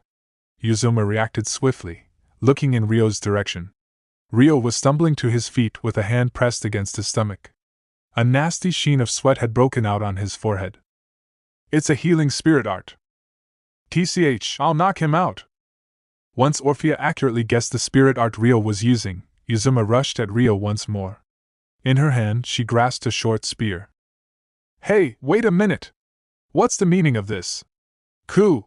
Rio yelled as he drew his sword and stopped Uzuma's attack. A sharp pain shot through his stomach, making his face twist. I apologize for attacking out of the blue. However, we have confirmed that one of our kind is within that dirt wall. Because we suspect you of kidnapping one of our own, I will now proceed to restrain you for interrogation purposes. Please refrain from resisting. Sarah explained with a bitter expression, almost as though this wasn't her true intention. This is a misunderstanding. That child is under my care. No one would believe the words of a human, much less those of a kidnapper. Give it up! Even as Sarah and Rio conversed, Yuzuma didn't let up on her attacks. She continued to swing her spear, overwhelming him. On the other hand, having suffered a lot of damage to his abdomen, and having yet to completely recover his vision, Rio's movements were becoming rather sluggish. It was the worst possible situation. I didn't kidnap that girl. Just listen to what I have to say, what? After narrowly dealing with Yuzuma's attack, Rio's feet were caught by something that had him come to a complete standstill. When he looked down, he could see the vague shape of dirt sticking out of the ground, unnaturally restraining his feet. "TCH, your help was unnecessary." Yuzuma muttered something, glancing at one of the spirit folk in the circle behind her unhappily. The older dwarf woman was kneeling with her hands pressed against the ground. Yuzuma spun the spear in her hands before launching a single blow at Rio with all her might. Rio received the attack straight on. What ridiculous strength! The impact was stronger than anything he had ever felt until now, sending the sword clutched in his hands flying away. Gah! Rio felt a sharp, agonizing pain run through his entire body like lightning. Yuzuma had placed her hand against his body and released a high-voltage current of electricity. With his body paralyzed, Rio's vision soon darkened as he collapsed onto the ground.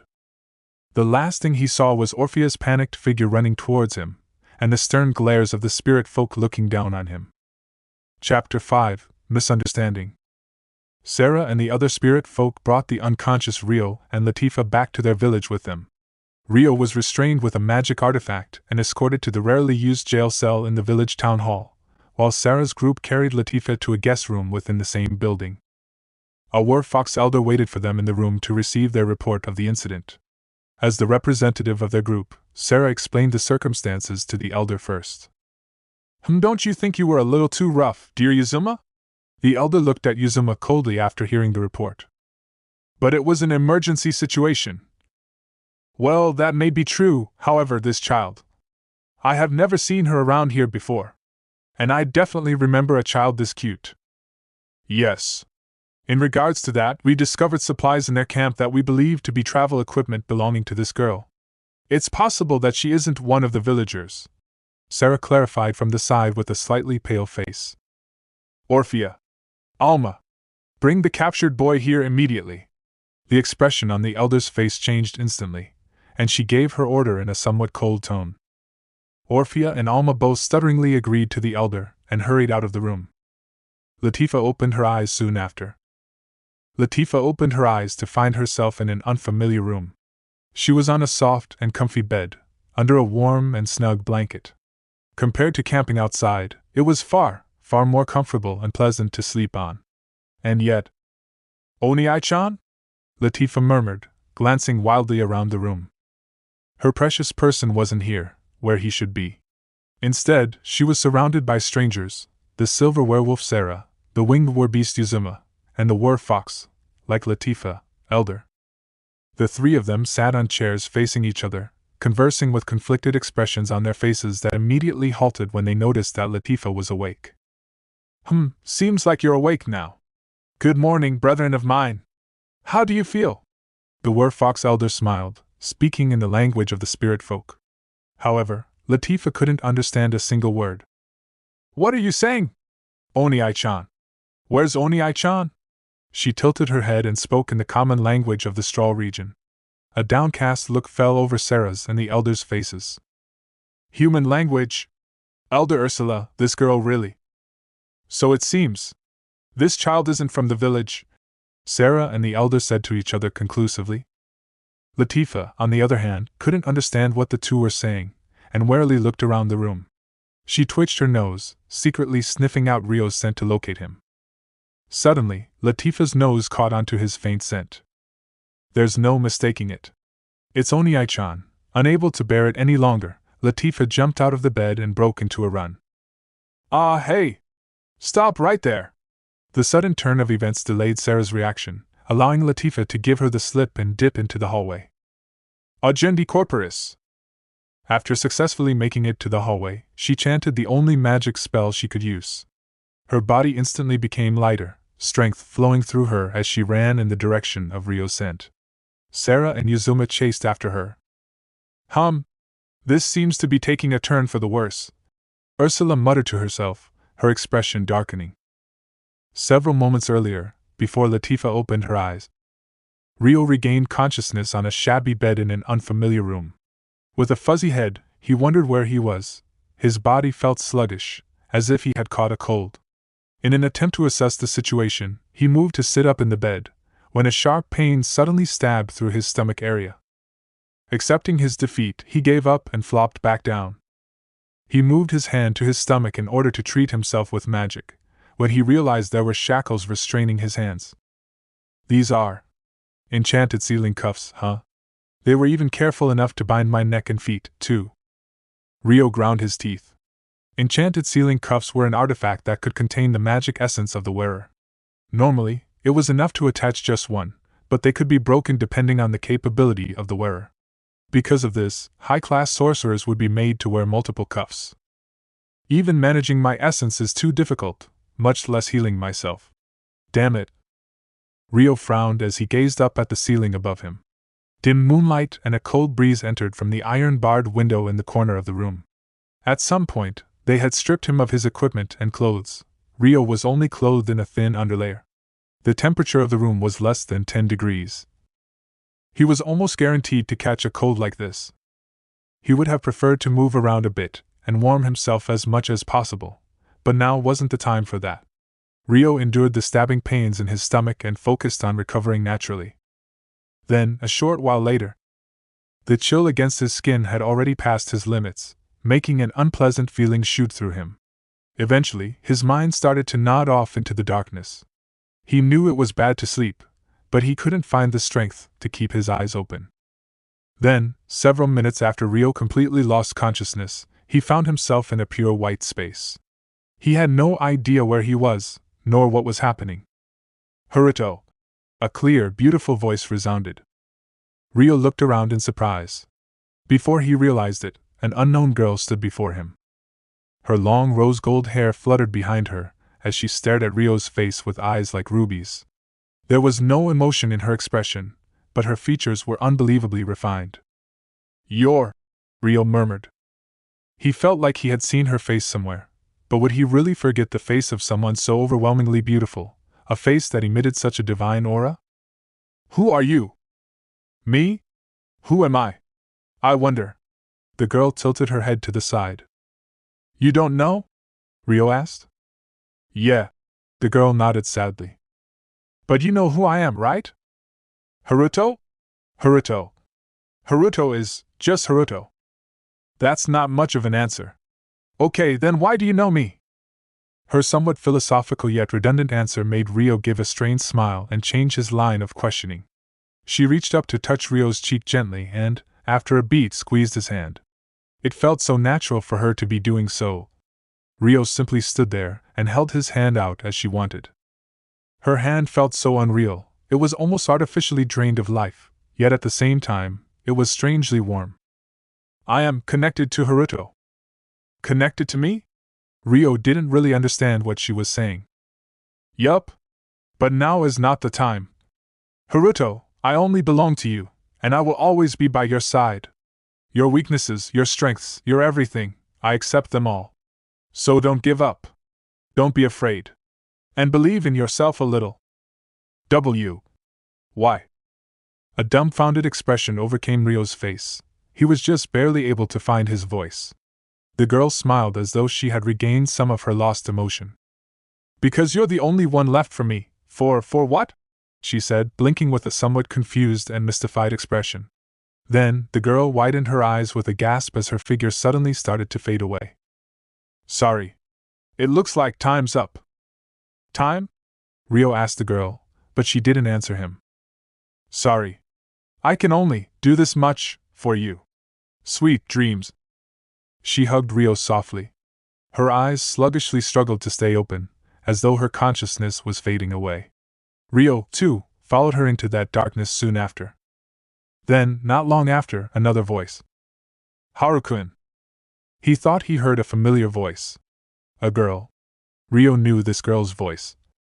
No, Amikawa Haruto knew this girl's voice. The memories he had desperately tried to seal so long ago came rushing back to him clearly, as though they had happened just yesterday.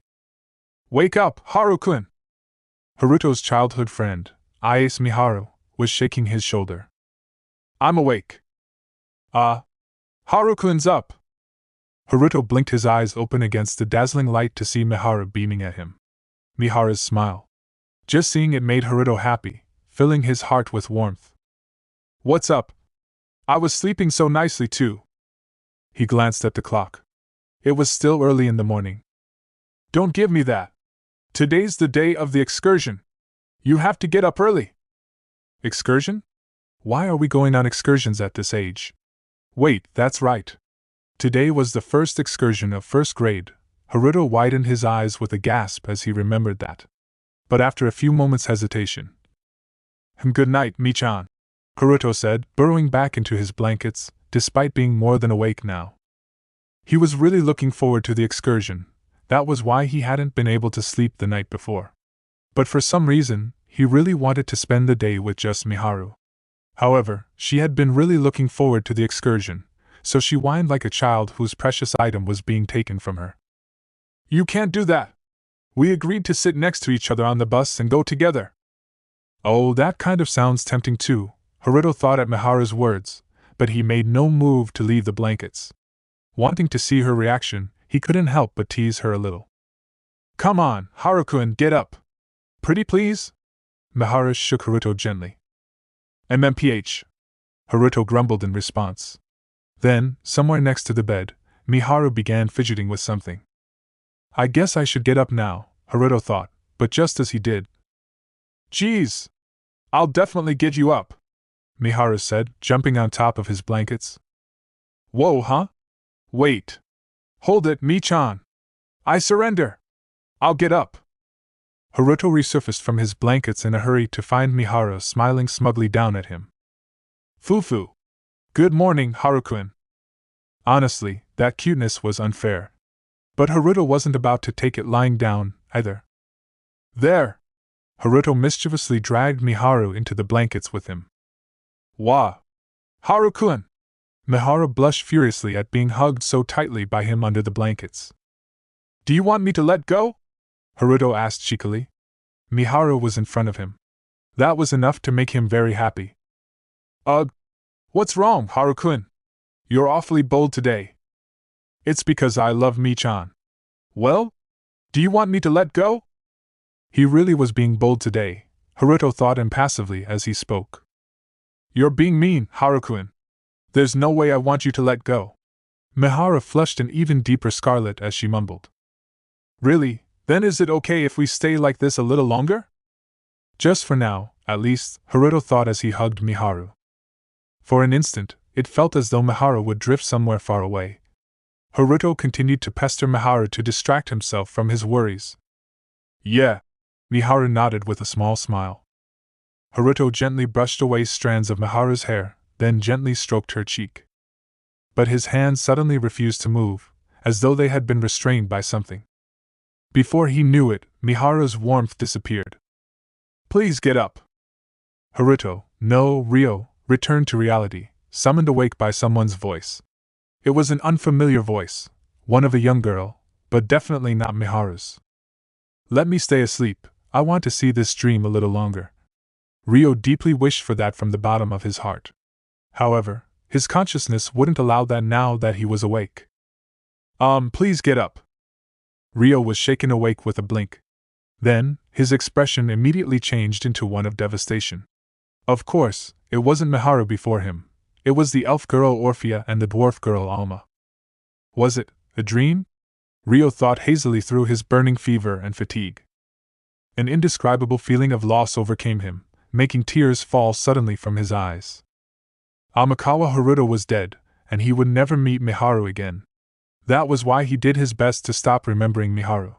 The thoughts and feelings he had sealed until now flowed out of him alongside his tears. Ryo still had regretful feelings towards Miharu inside him. His dream just now had emphasized that keenly. However, even with that awareness, Miharu did not exist in this world. Reality was cruel. Good morning, Orphea said hesitantly as Ryo sadly shed his tears. Good morning, Ryo responded on reflex, despite not seeing Orphea and Alma at all. He bit down on his lip in an attempt to stifle his emotions. Suddenly, he felt someone wrap a blanket over his body. They probably couldn't bear seeing a similar-aged boy in his underwear, even one of a different race. Well, who cares about that, Rio thought offhandedly. An awkward silence fell over the room, over Orphea and Alma, to be precise. That was when the door flew open with a bang. Oni-chan! Latifah appeared in the doorway. A few moments later, Sarah and Yuzuma entered too.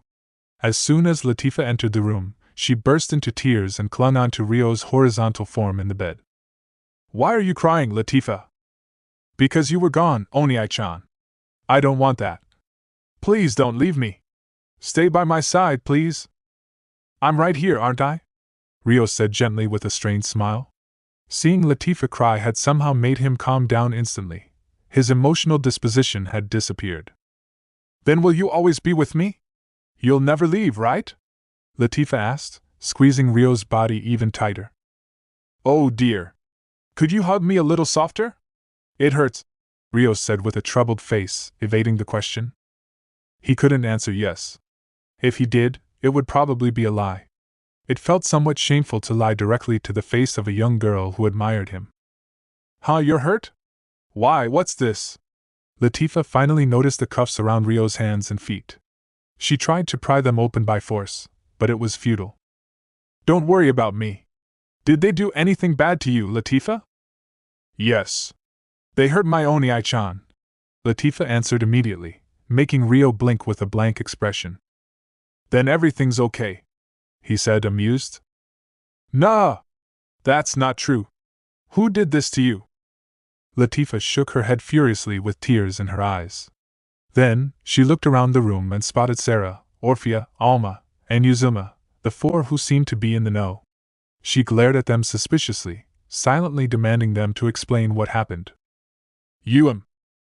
Unsure of where to begin, Sarah's face paled as she opened her mouth. The other three wore similar expressions. Suddenly. Good grief, why can't you all walk a little slower? I'm here now. Belatedly, Ursula arrived. Once she saw Latifah clinging to Rio, she bowed her head and sighed. Figures. Human boy, please accept my apologies. I'd like to ask you some questions about that girl. Would you kindly cooperate with us? We'll pick a better place to talk, of course. Who cares about that? Are you the ones who did this to Oni-chan? Answer me. Before Rio could respond to Ursula's question, Latifah cut in and made a blatantly hostile demand. That's right, HM? This is quite a fierce killing intent. The moment Ursula confirmed Latifah's accusation, Latifah took on a protective stance over Rio. Her eyes were as sharp as a guard dog's, glaring at the occupants of the room. You were mean to Oni-chan. I won't forgive you. Before they knew it, a thick, intimidating air swept through the dim room. It was directed towards everyone in the room. Everyone except Rio, that is. Sarah's group all stiffened at once, sweating nervously. The winged war beast, Yuzuma, stepped forth and took on the full effect of Latifah's skin-piercing gaze. Stop it, Yuzuma. You too, Latifah. I'm glad you feel that way, but stop. I'm fine, so let's listen to what they have to say. Ursula and Rio intervened, not wanting the situation to get out of hand. If Oni-chan says so, then. Latifah reluctantly backed down. Thank you both. Before we relocate, allow me to undo those cuffs. Where is the key, Yuzuma? I gave it to Lady Sarah. Yuzuma answered Ursula in a stilted voice. Then, Sarah. Undo those cuffs immediately. Yes, ma'am, excuse me. Sarah nodded, running towards Rio in a hurry. The cuffs around his neck, hands, and feet were unshackled one by one. Thank you very much. No! We're the ones that should be apologizing to you. Please accept our sincerest apologies. Sarah bowed her head in a fluster after Rio had thanked her. Then let us relocate immediately. Follow me. Of course, but could you give me a moment first? I'd like to heal myself a little. Just as Rio tried to stand up and follow Ursula, a sharp pain stabbed him in the stomach. His face twisted in agony as he sought permission to treat himself. HM? Did they injure you? That is inexcusable. Let me treat you immediately. Ursula replied, shooting a cold glance towards Sarah and the others. No, I can do it. Please do not trouble yourself. Rio rejected her offer and began to heal himself. That's spirit art. I see, so you are a human of Yagumo. How unusual. So this is spirit art after all? Ursula muttered to herself in understanding, prompting Rio to question her. He was more than well aware that he was using an unusual ability that was similar to, yet unlike magic. He had tried to research the identity of it in the Royal Academy's library, and as a result, he had discovered a book that spoke of an imitative technique called spirit art. However, it held no details other than the name, and his research ended without him receiving any more clarity of his ability. From the looks of it, you don't seem to understand spirit arts very well. How did you come to learn it? I was suddenly able to use it one day. What? Rio's frank truth made Ursula's eyes widen. Is that unusual? Humans have far less aptitude towards spirit arts than the spirit folk to begin with. To learn it in a single day should be impossible. Under normal circumstances, at least. Don't tell me, Ursula said before giving Rio a meaningful look. Is there a problem? No, it's not a problem. It shouldn't be anyway. I'd like to hear more about that too, if possible. I promise to answer any questions you have about us as well. Please do. Also, I would appreciate it if you could lend me something to wear, Rio said, flashing a glimpse of his underwear-clad figure under the blanket. Ursula sighed deeply. I apologize again. They shall be brought to you immediately. Along with some medicine, since you may already be sick. Orphea, Alma. Go prepare them now. Yes, ma'am. Orphea and Alma nodded in unison and hurried out of the room. After Rio changed, relocated rooms, and introduced himself, he explained the reason he had taken in Latifah. He explained that he had been moving from Strahl to Yagumo, that he was attacked on the way by Latifah, a slave being controlled by the collar of submission, and that Latifah decided to follow him after he released her, and so on. Latifah, the only one who could attest to the truth of his story, had perhaps grown tired or bored of the small talk, as she had fallen asleep on Rio's lap as he talked. However, her attachment to Rio was the greatest proof they could have offered. As their discussion progressed, Rio explained the reason why he decided to step foot into the great forest that held the spirit folk's village. Namely, the fact that he wanted the spirit folk to take the war-beast, Latifah, in, and protect her. Yuzuma. Because of your hasty actions, you have committed the greatest dishonor upon a benefactor seeking to protect one of our own. Do you have something to say for yourself? After hearing the entire story, Ursula turned to Yuzuma with a severe look. When I heard that Miss Latifah was put to sleep by spirit arts, I thought that he had surely kidnapped her, and flew into a rage. Yuzuma explained her side of the story with a flushed face, sweating profusely. From what I have heard, you attacked him while in the middle of negotiations without even bothering to hear what Lord Rio had to say. Why did you not wait until he had finished speaking? I was simply too enraged. And as long as there was the possibility of a kidnapping, I had to prepare for the worst-case scenario and secure the safe rescue of Miss Latifah. Yuzuma cowered as she spoke, shrinking back in fear.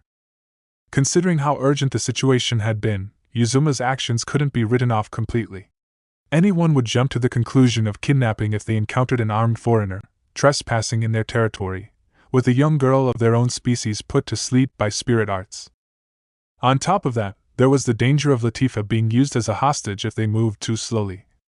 And if Rio had really been a kidnapper, that would have been more than possible. But just because Yuzuma's reaction wasn't completely wrong didn't mean that she had done the right thing. Reality didn't have clear solutions like numerical formulas, after all. Please forgive me, Head Elder. You may punish me however you see fit, if need be. Unable to withstand the mood in the room and her own sense of guilt, Yuzuma finally cracked and turned to apologizing. Don't you think you've mistaken who your apology should be directed to? Lord Rio. I'm truly very sorry. Yuzuma suddenly kneeled on the ground, throwing her forehead to the floor before her. In other words, a Digiza. So the spirit folk also had the culture of Digiza. Rio's eyes widened slightly at that. While he wasn't sure whether her action held the same weight as the Digiza did in Japan, her apologetic intentions were evident. Please accept my apology too. My Lord Rio, I am very sorry for what happened. Following Yuzuma's lead, Sarah, Orphea, and Alma all kneeled down in succession. I would be lying if I said I wasn't bothered, but I accept your apology. I may have lacked some consideration myself when I stepped into your territory so thoughtlessly. Uncomfortable with having girls his age and older groveling at his feet, Rio decided to accept their apologies and be done with it. It wouldn't be a good idea to ruin their relationship from now on, either. Lord Rio, please accept an apology from me as well. I promise to have Yuzuma take responsibility for her hastiness. The girls over there shall face a scolding from me too, Ursula said, making Sarah and the others flinch. Yes, I understand. So please, everyone, raise your heads. I will be distraught if you remain like this any longer, Rio said with a forced smile at Sarah and the others who were still bowing on the floor. Lord Rio, the village elders will gather tomorrow morning and offer you a formal apology. You must be tired tonight. Please rest with Miss Latifah here in this room, Ursula suggested with a sidelong glance at the girls slowly rising to their feet. Then I shall do just that. Good. I shall prepare an attendant for you too. Don't hesitate to inform us if you need anything. No, nothing. Thank you for your consideration. Of course. Now I must make some various arrangements, so please excuse me. Come along, you lot. The girls all followed Ursula out of the room. On their way out, Yuzuma and the three girls bowed deeply, prompting Rio to lightly nod his head at them. Just before she left the room, Ursula sent Latifah a look overflowing with affection. Then, Rio shifted Latifah from his lap onto the bed, before laying down next to her. Shortly after Rio fell asleep, the village elders gathered in a council room on the top floor of their town hall. And that's the general summary of this incident. I believe it would be proper to offer Lord Rio a formal apology and a reward to show our gratitude for saving Miss Latifah and protecting her. Are there any objections? After Ursula explained the events that occurred, she looked around the room of elders from where she sat. There were 2 other elders in the room as well, seated to her left. The others all wore conflicted expressions. I don't believe anyone would object to the apology and reward. But as we have no knowledge of how human culture works, our common practices may not be conveyed as intended. What we should apologize for and thank him with is another matter that needs considering. The elf-head elder, an elderly man seated at the center of the 3 seats with Ursula, said. As they were all different species from humans entirely, there was a significant difference in their fundamental sense of values. In reality, that difference in value was what caused them to separate themselves from humans over the course of history. That was why they wished to avoid expressing their gratitude in the wrong way and causing some kind of displeasure. Then why don't we just ask the kid himself? We can just give him whatever he wants, so long as it's within our means, the dwarf head elder suggested from where he sat just to the right. Don't you think that would be rather presumptuous, Dominic? Said the elf male. He looked at the dwarf, Dominic, beside him. What Dominic had meant was to issue a blank check for Rio to write his desired amount. But if it was an amount they couldn't afford, they'd be in trouble by appearing even ruder and ungrateful towards him. The room buzzed. Even so, we cannot simply express our gratitude with only words. We owe that much to Lord Rio for how we have slighted him. I believe there is some appeal to Dominic's words, everyone, Ursula said, looking at the other elders. The elf elder gave a stately nod. Well, I suppose. The other elders in the room reluctantly voiced their agreement too. Everyone present admittedly felt it was right to repay Rio in some form or another, but the reason why they were so wary of him was largely due to their preconceptions of humans. With problems between their species deep-rooted in their history, this was one thing that couldn't be helped. Yep, gotta avoid humans at all costs. I get why everyone feels wary and all, but this one was nice enough to save one of our brethren from slavery and guide her all the way to us from the Straw region. From what I've heard, we returned his favor with bad blood. He certainly doesn't seem like the type of brat to demand that we offer him a slave. Ain't that right, Ursula? Indeed, I can guarantee that much. He was a compassionate and reasonable boy, Ursula declared assertively at Dominic's question. So how about it, Sildora? All right. Does anyone have any objections? The elf elder Sildora nodded and looked over the other elders, but no one stepped forward, and the proposal was approved. Then, to show our gratitude, we shall go with the idea Dominic suggested. Does anyone else have any other points to raise? Then may I? Ursula raised a hand. Of course. You were the one most involved with this incident out of the Council of Elders. Sildora welcomed her with a nod. I would like to address the topic of Miss Latifah. While I'm not entirely certain, I believe her upbringing as a slave has resulted in what I perceived as mental fragility. That fragility has manifested itself in the form of dependence towards Lord Rio.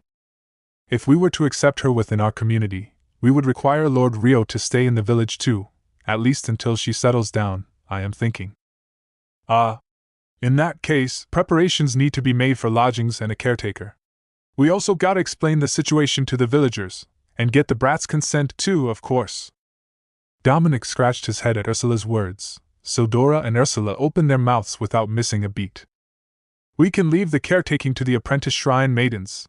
Fortunately, they've already met him. It can act as their repentance for troubling one such protector. In regards to lodging, there's an empty house on my property. They can live there. I volunteer to take on the role of being their guardian in the meantime. And so, the discussion proceeded smoothly until... Hey! Do you have a moment? A beautiful voice echoed clearly throughout the council room. Suddenly, a woman materialized in a spot that had been vacant. She was a young beauty, and was wearing a dress decorated with delicate flowers. Her green hair was long enough to reach the floor, and her eyes were a sparkling emerald color. Her face was so exquisitely refined, it almost seemed devoid of life, yet she also emitted a warm aura about her. Your Greatness! As soon as they caught sight of her, all the elders in the room immediately knelt all at once. Great Dryas, the Grand Spirit Festival is still a ways in the future. What brings you here today? Ursula asked reverently. Yeah, I just had something on my mind. I came to ask you guys about it. I see. How may we help you? Just now, I felt the presence of an unfamiliar spirit around this area. Seemed like a pretty high-class one, but it disappeared almost immediately. I'm almost certain it's someone's contract spirit, but I don't know who. Any ideas? Dryas asked, looking around the council room. Yes, actually, Ursula. The most eventful of my life. Dominic gave a great nod of agreement. The next morning, Rio woke to find Latifah sleeping in his arms. Yesterday he had felt the oncoming symptoms of a cold, but now he felt surprisingly healthy, and it was all thanks to the elf medicine Ursula gave him. As he was stroking Latifah's hair through her sound sleep, a knock echoed from the door. Yes? I'm awake. Rio sat up and responded, then watched as the door slowly opened. There in the doorway stood three girls, the silver werewolf Sarah, the elf girl Orphea, and the dwarf girl Alma. Good morning, Master Rio. The three all called up together before bowing in unison. Good morning. Is something the matter? Rio bowed his head to return their greeting before asking the three of them to enter the room. Preparations for breakfast have been completed, so we came to call you. What would you like to do? Sarah answered on behalf of the three of them. She was the oldest of the group and often ended up acting as their leader.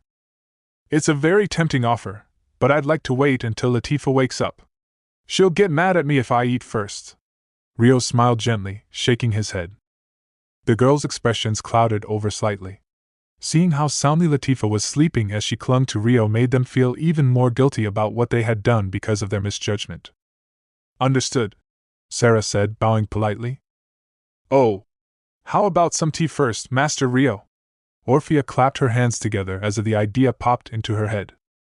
If it's not too much trouble, then please, Miss Orphea. It would be my pleasure. Please wait here for a moment. Orphea beamed before turning on her heel. I'll help you, Orphea. Without a moment's delay, Alma eagerly followed Orphea out. It hadn't been long until Rio and Sarah were the only two left in the room. Sarah almost considered going to help them, too, but her rational mind realized that three people weren't needed to prepare tea. She stopped in her tracks, feeling somewhat awkward at being left alone with a person of a different species that was also the same age. Their egotistical misunderstanding had one-handedly caused so much trouble for Rio, after all. Thanks, Sarah said, bowing without thinking. Then, she realized how meaningless her action was, and flushed red. Sarah ducked her head, her ears and tail twitching restlessly. Rio's eyes couldn't help but be drawn to their movements. Do they just move of their own accord? He wondered with a slight tilt of his head. You am Master Rio? Sarah suddenly burst out nervously, making Rio stiffen up reflexively. Yes, what is it? Did you know Latifah back when she was a slave, Master Rio? Sarah asked with a conflicted expression, unable to help asking a difficult question. No. I can imagine what kind of treatment she must have received, though. I never pried too deep because I didn't want to trigger any bad memories. Is that so? Then, if it's all right with you, Master Rio, could you tell what you know? It won't be a very fun story. You are aware of that, right? It wasn't something to ask out of curiosity, Rio's words implied. Yes, I know. But I want to hear it anyway. Sarah looked at Rio, her strong will burning deep within her eyes. All right. Rio began to tell Sarah the details of his theory on how Latifah had been treated. How she was terrifyingly emotionless when he first met her, and how she carried a deep-seated trauma that occasionally manifested itself in the form of mood swings. That she was probably forced to undergo harsh combat training, and that she was an assassin who had tried to kill him. That she had never had a proper meal in her life. The huge, shocking truth rendered Sarah completely speechless. But after Rio finished speaking, her blood boiled with rage until she was trembling to hold it back. Latifah is... she's more incredible than all of us. Enduring such things. Yes, I agree completely. She really is. Rio sympathized with Sarah's pent-up frustrations. As a member of a species that had a strong sense of kinship amongst themselves, she would naturally feel even more anger than him. But I can't say I condone eavesdropping as a hobby. Rio directed to the other side of the door. His words made Sarah gasp and whirl around towards the doorway. There stood Ursula, Orphea, and Alma. Noticed us, did you? My apologies. I had a few things on my mind regarding that girl. Ursula apologized, a mystified expression on her face. Is something the matter with Latifah? Sarah asked fearfully. This is just my own conjecture, but Latifah is probably of my bloodline. Ursula's words made everyone present jump. She gave a helpless, bitter smile, and carefully chose her words as she continued to speak. Over 10 years ago, a blood relative of mine had their daughter run away from home. She was a free and uncontrolled girl. At first, I thought she had grown bored of the village and had taken to wandering around nearby, but she never came home again. She disappeared without a trace, so we believed that she had been attacked by a monster or beast, but... Ursula looked at Latifah's sleeping figure as it clung to Rio. Is that true? Elder Ursula? Sarah asked, flabbergasted. It happened long before you were born, Sarah. I am not certain, but looking at Latifah makes me feel strangely nostalgic. I wish to ask her for her mother's name, but at the same time I fear doing so. Her mother is no longer alive, no? Ursula said with a rather pained expression. Unfortunately, I have heard Latifah's mother is no longer of this world. Is that so? A sorrowful look came over Ursula's face. Oni-chan? Morning. Latifah was woken up by the conversations occurring right beside her. Good morning. It seems as though breakfast is ready. Would you like some? Yes, please.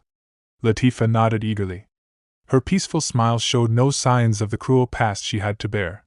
Right now, she was simply a happy girl befitting of her age. Lord Rio, I am truly grateful to you. Ursula thanked Rio sincerely. No, Rio's expression clouded over as he shook his head guiltily. I was only looking out for myself. He swallowed those words without voicing them. Lord Rio has yet to have breakfast, right? I haven't had any yet either. If you don't mind, may I eat with you? Ursula suggested to change the solemn atmosphere of the room. Yes, of course. Right, Latifah? Sure. If Oni-chan's all right with it. Latifah grabbed onto Rio's clothes and nodded shyly. Great, that makes things much simpler. I will introduce Lord Rio to the Council of Elders this morning. You lot prepare the food. Bring your own servings along while you're at it. Ursula smiled broadly with happiness. Yes, right away. We'll bring it back here. Let's go, Sarah, Alma. Orphea took the initiative and moved first. She dashed towards the door. Indeed. Come on, or you'll be left behind, Sarah. Alma went after her without missing a beat, calling out the slow Sarah. I know. Sarah snapped out of her momentary daze and ran out of the room in a hurry. After leaving Latifah in Sarah and Alma's care, Rio was led by Ursula and Orphea to the highest floor of the town hall, where the village elders had gathered. The town hall was a treehouse built into a large tree located in the center of the village, the same building where Rio had stayed over last night. Rio climbed the spiral staircase that ran around the outside of the treehouse, overlooking the village buildings below. The spirit folk had completely integrated their lifestyle with nature, constructing houses of wood, stone, and clay in the forest. It was a magical scene to behold. Once they reached a point above the other trees of the village, they could see one particularly humongous tree that towered over everything. That's Fufu. That's the World Tree, where the Great Dryas, the spirit of giant trees, resides. It is said to have existed here long before we ever came to this land. It's huge, isn't it? Orphelia explained proudly to a wide-eyed Rio. Yes. I made it here by heading towards that tree. Amazing. A barrier of advanced illusion sorcery stretches around the World Tree, so it cannot be seen without extensive training in spirit arts. Rio's casual comment made Orphea's eyes grow rounder. Is that so? Rio didn't seem entirely convinced, and tilted his head. Since he had never met other users of spirit arts up until now, he had nothing to compare his own degree of spirit arts with. However, he did recognize that his ability to freely imitate most sorcery spells just by breaking down the flow of essence in the formula was unfairly advantageous, even to himself. Lord Rio, you said you didn't learn spirit arts from anyone. Is that right? Ursula suddenly asked as they walked. Yes. I had a little push in the right direction, but I mostly studied it by myself. Rio hesitated in answering at first, but eventually agreed. I see. That's some incredible talent you have there. Perhaps, Ursula said with a pensive look on her face, trailing off before finishing her sentence. Before long, they arrived at the top floor. Here we are, Lord Rio. You come in too, Orphea. Ursula opened the door and gestured for them to go inside. Rio went in first, followed by Orphea behind him. Inside, various elderly figures sat on their chairs as they waited. Lord Rio, please take a seat over here. Orphea, sit next to her greatness and attend to her needs. Ursula directed Rio towards a chair near the doorway and Orphea to a corner of the room. There stood a young woman. Huh! For a moment, Orphea doubted her own eyes. That young woman was in existence far superior even to her own as a blood relative of the council members in the village, the spirit of the giant tree, Dryas, who Orphea was just telling Rio about. Under normal circumstances, she would never be found in a place like this, but... What's wrong? Get moving already! Ursula showed no sign of being fazed as she nonchalantly ordered Orphea along. Yeah, of course. Orphea nodded awkwardly and headed towards Dryas. When Dryas caught sight of Orphea, she hugged her happily. But Orphea was nervous, making a single point of agitation in the peaceful room. The other elders in the council remained still and smiled contentedly at them. After taking his seat first, Rio was looking over at Dryas and Orphea curiously, but redirected his gaze to the front. Before him were 3 seats for the 3 head elders, the high elf Sildora, dwarf leader Dominic, and the dwarf fox Ursula. Now that all the preparations have been completed, I would like to start the Elder Council meeting. As we have invited a human boy as our guest on this occasion, we will progress in the language of humans, Sildora said, declaring the start of the meeting. Just for this meeting, they would hold the proceedings in the common tongue of the Strahl region of humans out of consideration for Rio. Now, human boy, I would like to extend my apologies for calling you out here today. And I thank you sincerely for attending. I should be the one saying that. It is an honor to be invited here. Rio bowed lightly from where he sat. I am Sildora, one of the head elders of this spirit folk village. Beside me are the other head elders. I am sure you are acquainted with Ursula already. This dwarf man here is. Sildora stood and began to introduce Dominic. It's Dominic. Nice to meet you, human kid. Dominic interrupted first, introducing himself. As you can see, he is rather blunt. I apologize if he offends you in any way. I will introduce the other elders to you on another occasion. Sildora let out a bitter smile with a small smile. Thank you for your consideration. It's nice to meet everyone. My name is Rio. Rio stood up and bowed deeply with a simple self-introduction. There is no need to humble yourself, Lord Rio. You are a guest and benefactor of ours. For the trouble my brethren have caused from their misunderstanding, as well as for releasing one of our kind from slavery, I offer you my deepest gratitude and apologies, Sildora said, prompting all the elders of the room to stand up and bow their heads toward Rio. From their sincere postures, Rio judged that their words of gratitude and apology were genuine. However, having those with clearly more life experience than him all bowing to him at once made him uncomfortable, and he smiled bitterly. I accept your words of apology and gratitude. In regards to the apology, I was also at fault for stepping foot into your territory unbidden. I did not receive any permanent or long-lasting damage, so as long as the misunderstanding has been cleared up, I do not believe it to be an issue. Let us forgive and forget it as an unfortunate mishap. Please raise your heads, Rio said with a calm and polite demeanor. The elders swallowed an awestruck breath at how mature Rio acted, contrary to his undoubtedly young and innocent appearance. We are sincerely thankful for your selflessness, Sildora began with a bow of his head. But it is a fact that we return the favor we received from you with ill treatment. Thus, we would like to do something for you in return to express our remorse.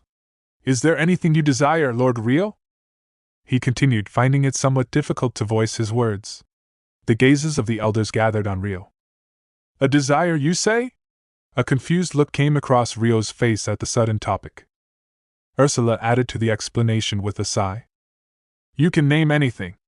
Because of our difference in species, we weren't sure how to best express our gratitude to you. Though there were some who feared what you would ask for, Ursula said with a strained smile. A slightly guilty expression appeared on the faces of the elders as Rio nodded in understanding. I see. Then, could I request that you accept Latifah into your care? My original objective was to head towards the Yagumo region east of here.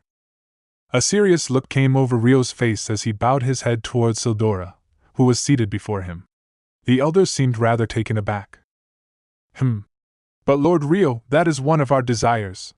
If anything, it is something we should be requesting from you, not the other way around. You could ask for something more. Ursula sighed, letting a wry chuckle escape. Rio shook his head slowly. You may say that, but I was the irresponsible one when I tried to take another's life into my care. Lord Rio. That is why, if it is possible, if it's not just my own wishful thinking, but right now Latifah is. She is attached to me, I believe. That is why. I beg you, Lord Rio. Say no more. At least let us be the one to make the request. How about it? Would you like to stay in this village alongside Latifah for a while? Rio was struggling to find his words, so Ursula took over. That is truly generous of you. Is it really all right? Rio said, implying at how his being human might cause an issue. Worry not. We discussed everything yesterday, and all the elders here have already consented to it. We would love to have you here, for that child's sake as well, Ursula confirmed decisively. That's right. There's no need to hold back. I like you, kid. Ursula told us about what kind of human you are, but there are some things you can't tell without meeting someone face to face. And boy, do I agree. You're an even bigger man than I was told about, kid. Dominic laughed heartily, welcoming Rio. Indeed, it is exactly as Ursula and Dominic say. We will exert the utmost effort to accommodate your stay in the village and make sure it is comfortable. If you find that you need something at any time, do not hesitate to inform us. That's right. You could even ask for something other than material goods, like one of the village girls' hand in marriage. Since you're a good-looking kid, too, if you're so inclined, how about my Alma? Dominic boasted, adding to Sildora's words in good humor. Dominic, don't get too carried away. Are you drunk? Gahaha! Dominic boomed with laughter after Ursula reprimanded him. Chuckles stirred among the other elders, instantly brightening the atmosphere of the room. Good grief! But that's how it is, Lord Rio. There's no need to hold back. Try searching for something that you want while living in the village. My apologies, but I must insist on expressing my gratitude somehow. I understand. Rio chuckled, thinking for a moment before finally stating what he desired. In that case, I would like to request your support in teaching me about spirit arts and your way of living during my stay in the village. I see. That should be no problem at all. We will prepare a gifted teacher for you. Ursula and Sildora both nodded. All right. Now that your talk has wrapped up, can I get on with my business? Dryas's bright voice echoed through the room. All eyes in the room shifted towards her. Why, of course, Great Dryas. But if I may, could I please introduce your greatness to Lord Rio first? Ursula asked. Sure, go ahead. Dryas nodded easily in response. Lord Rio, seated over there is the spirit of the giant tree, the Great Dryas. Orpheus spoke of her just before, if you recall. A spirit? Rio's eyes widened in surprise. Dryas had been giving off an otherworldly aura, but her appearance was so humanoid, it was hard to believe she was a spirit. I'm Dryas. Pleased to meet you, Rio. Let's get along, shall we? With an innocent smile, Dryas floated through the air towards Rio. I'm very pleased to meet you too.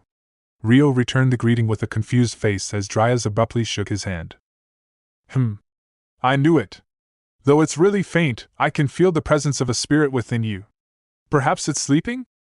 A spirit? Inside me? Rio questioned in bewilderment. Yup. Does anything come to mind? You should have formed a contract with it. Contract? No, I can't say I recall anything. Rio shook his head from left to right, puzzled. He had no memory of ever forming a contract with a spirit in his entire life. Really? That's strange. There's no need to be worried. I say contract, but there aren't any annoying obligations involved. If anything, it's more beneficial to you. Unable to keep up with her words, Rio let out an absent-minded, Huh. Hey, do you mind if I take a look? It won't do any damage to your body, so there's nothing for you to worry about. After a brief moment's hesitation, Rio nodded once. Yes, please. Then excuse me, Dryas said, gently grabbing Rio's face. Suddenly, Rio felt the strange sensation of something unfamiliar entering him, but he accepted it without resistance. Wow! You have a tremendous amount of ode hidden within you. Looks delicious. Are you really human? Oh, it looks like a path's formed after all. That means you've definitely made a contract, and… In the middle of her examination of the spirit sleeping inside of Rio, Dryas suddenly flinched. Her eyes widened in shock. Did something happen? Rio asked, sensing something abnormal in Dryas' state. It sure is something. There's a humanoid spirit sleeping within you, Dryas replied with a confused expression. This caused the room to stir louder than ever before. Rio still didn't really get it. A humanoid spirit? Judging by that reaction, you don't know how rare humanoid spirits are. Orphea, explain it to him. Dryas passed on the job of explaining to Orphea. Yes, your greatness. So for spirits, only high-class spirits and above are capable of taking on a humanoid form like the Great Dryas. It goes without saying, then, that such spirits are extremely rare. Some say you could count the numbers of them on one hand. Despite her panic, Orphea provided a sufficient amount of information. And that's how it is. In short, a spirit that rare is sleeping within you. One with the same amount of power, perhaps even more, as myself. Great Dryas, does that mean there is the possibility an upper high-class spirit is sleeping within Lord Rio? I guess so. The upper high-class spirits known as the Six High Spirits all disappeared over 1,000 years ago in the Divine War, but it's not like I know every humanoid spirit out there, either. I wouldn't completely write off the possibility that the spirit sleeping within Rio is an upper high-class one. Dryas answered casually, causing a noise of surprise to sound throughout the room. Is there some problem with upper high-class spirits? Rio asked Dryas, glancing sideways at the elder's reactions. Nothing in particular. Oh, but it might be a big deal to the villagers who worship spirits.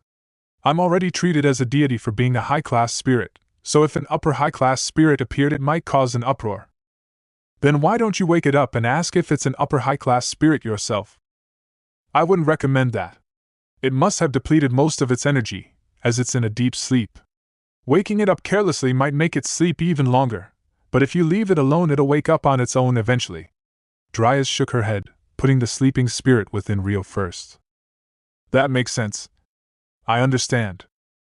There were several points he was still curious about, but Dryas was a being worshipped by the spirit folk, and it would seem rude if he kept hounding her with questions. He decided to save them for Ursula later, and refrained from asking any more questions at the moment. But if the spirit within Lord Rio is a high-class spirit at minimum, then we may need to reconsider our conduct toward Lord Rio himself, Ursula said with a worried expression. What do you mean by that? Rio asked inquisitively. To put it broadly, it may be wiser to treat Lord Rio with reverence, like a holy man. We won't ask you to take on any duties, we'll simply adjust our perceptions for our own accord. You will not be burdened. Sildora replied with a wry smile, sensing Rio's doubtful wariness. Reverence? No, I don't feel like I've done anything to deserve that. Suddenly treating me that way will only bother me, Rio said awkwardly. Gahaha. Well, don't let it bug ya. Think of it as the village giving you an even warmer welcome, Dominic said heartily, as always. Haha. I guess I shall. Rio could do nothing but nod with a strained smile. After meeting with the elders and dryads at the town hall, Rio met up with Latifah and had lunch before Ursula led them to their new residence. It was a few minutes' walk from the town hall, near the center of the village. Many of the council members in the village had their houses located here. They arrived at a treehouse that was supported by the trunks of numerous trees. Wow! Look, Oniai-chan, there's even a deck! It's so wide! And with such a nice view! Latifah ran around excitedly. One couldn't blame her. It had the feeling of a secret base. A fully loaded treehouse certainly had a charm that could make a child's heart dance. Ho ho, how energetic! My house is next door, Lord Rio, please feel free to drop by any time. The house is already furnished, and I shall have Sarah and the girls bring you your food. Thank you very much. You've really prepared everything.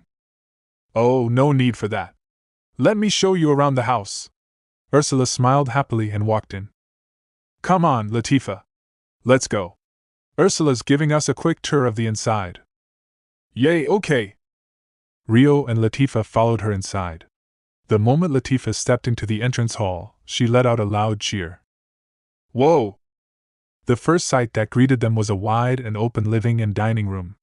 Elegant furniture was placed about the room, and a sliding door connected to the deck outside. On top of that, there were several bedrooms along with a master bedroom, a kitchen, and a restroom, all fully stocked. Honestly, no matter how you looked at it, it was far too large for just the two of them to live in. For the most part, artifacts covered all of the utilities they required, allowing them to live a life nearly as comfortable as that of modern Japan. If there are any artifacts you don't know how to use, ask the girls later. Lastly, let me show you the bathtub. You even have a bathtub? I love that. Rio's expression brightened greatly at the mention of a bathtub. Oh? That look on your face tells me you enjoy your baths, Lord Rio. In that case, you may look forward to this. The bathtub in this house is rather magnificent, if I do say so myself, Ursula said proudly, a big smile etched onto her face. Her confidence did not betray Rio's expectations, as he found himself being filled with a sense of elation at the sight. Amazing. So this is a bathtub of the spirit folk. Right? It's amazing, Oniai-chan. I want to jump in right now. Rio's moods generally didn't fluctuate up or down by very much, but that rule didn't apply when it came to the bathtub of this house. Latifah's eyes were sparkling, too. Firstly, there was a proper changing area for clothes. Secondly, opening the door to the bathroom revealed the area to be clearly separated into a bathing area and washing area, just like a Japanese-style bath. This made it possible to wash the body before submerging in the water. The floor, walls, and tub were all made of wood, a natural material that helped the space give off a wonderful, unusual quality suitable for refreshing oneself. Finally, the best part of all was the door that led to the outside deck, where another wooden tub was placed. In other words, an open-air bathtub, enclosed, of course, so that no one could peek. Ho ho, I'm glad you find it to your liking. Ursula laughed merrily at Rio and Latifah's happiness. Excuse me? Shortly before the sun was about to set, after Ursula had left already, Rio and Latifah were allocating rooms and organizing their belongings when they heard the sound of a girl's voice from the entrance. It was probably Sarah and the girls. Ursula had mentioned earlier that they would be bringing groceries over. Rio hurried to the entrance and opened the door, and sure enough, there stood Sarah, Orphea, and Alma. Good evening, everyone. Good evening. Rio greeted them amiably, which the girls returned with extremely stiff nerves. Orphea was managing a smile, but it was rather strained. Alma had a cool and serious expression, nodding her head in greeting. "I've heard the details from Ursula already. Thank you for all that you've done. Please come inside." While he felt a little uncomfortable at their reaction, Rio invited them all inside anyway. The three girls thanked him and hesitantly made their way in. "Latifah, Sarah, and the others are here." "Hello, Latifah." After being introduced by Rio, the girls greeted Latifah sitting on a sofa in the living room. "Oh, hello again." Latifah responded politely, watching them carefully to judge their moods. At some point, she had gotten rather close to them. She had probably opened up a little when Sarah and Alma took her in while Rio was speaking with the elders. Master Rio. I apologize for the interruption, but would it be all right if we brought the items in?" Sarah asked, nervously jumping straight to business. "Of course. Please do," Rio agreed pleasantly. "Thank you very much. Orphea, if you'd please." "Okay. Let's start with moving the foodstuffs to the pantry. Our own belongings can come afterwards." Sarah and Orphea exchanged words. Rio thought he heard something he should make a comment about in their conversation just now, but decided it must have been his imagination. The reason for that was the fact that the girls seemed far too empty-handed to be moving items. You all seem to be empty-handed. Where might the items be? I can help carry them." "Oh, don't worry. We have them with us. Orphea, please." Sarah giggled at Rio's question, then asked him for the pantry location and headed there. Rio tagged along with the girls, curious as to what they were going to store there. Latifah skipped along next to Rio. Dissolvo. Once they arrived at the storage room, which was kept at a low temperature with an artifact, Orphea held out a hand and chanted some kind of spell. The space before her hand started to warp, bending and twisting until various food items suddenly appeared out of nowhere. "Huh!" Rio and Latifah's eyes widened in surprise. What Orphea used just now was a magic artifact, the time-space cache. It uses the user's essence to create an isolated dimension in time and space with the sorcery embedded in it, then withdraws items from the dimension when the user chants a certain spell. Alma interjected with a rather proud explanation, having concluded the reason for their shock. "To think such artifacts existed, that's amazing. Can spirit folk use time-space sorcery too?" "Yes. However, we're limited by how much energy it consumes. The only ones who can use it are those with large amounts of ode, what humans would call essence. That is why high-quality spirit stones are required to create artifacts with time-space sorcery embedded." "Spirit stones? Not enchanted gems or essence crystals?" While Sarah and Orphea started arranging the items to the side, Rio was unable to hold back his curiosity, as he questioned Alma. "Yes. It is an object that differs from the enchanted gems and the essence crystals crafted from them. You may think of them as a superior version, to put it broadly." "I see." With a nod, Rio finally joined the others in organizing the food. Alma did too, and for a while they harmoniously went about working out where to place what. Occasionally, Rio would come across a food item or ingredient that didn't exist in the Straw region, but did exist on Earth, making him secretly react in astonishment. "What's this?" After spotting an item he simply couldn't let go of, he turned to ask Alma to identify it. "Those are the grains from threshing rice husks. It's one of the products from threshing, and we eat it by boiling it or frying it." The word she had used wasn't the exact same pronunciation as the Japanese word for rice, but from the description of how it was prepared, there was no mistaking it. "While we have ingredients that are prepared in a similar way, this exact thing isn't available in Straw. It was originally grown in the Yagumo region, after all. If I recall correctly, it was brought into the village over the long course of history and we started cultivating it. I look forward to both cooking it and eating it." Thus, they chatted as they worked until they had put most of the food away in the pantry and returned to the living room. Latifah had been talking with Sarah and Orphea while they cleaned up, allowing her to open up and feel a bit more relaxed compared to when they first arrived. "So, Master Rio, which room shall we sleep in?" After tea had been prepared and everyone was sitting on the sofas for a breather, Sarah brought up the topic rather timidly. "Huh!" Rio gawked at Sarah's words. The head elder. Elder Ursula didn't tell you anything?" Tell me what?" He had an inkling of what was going on, but asked anyway to settle his heart.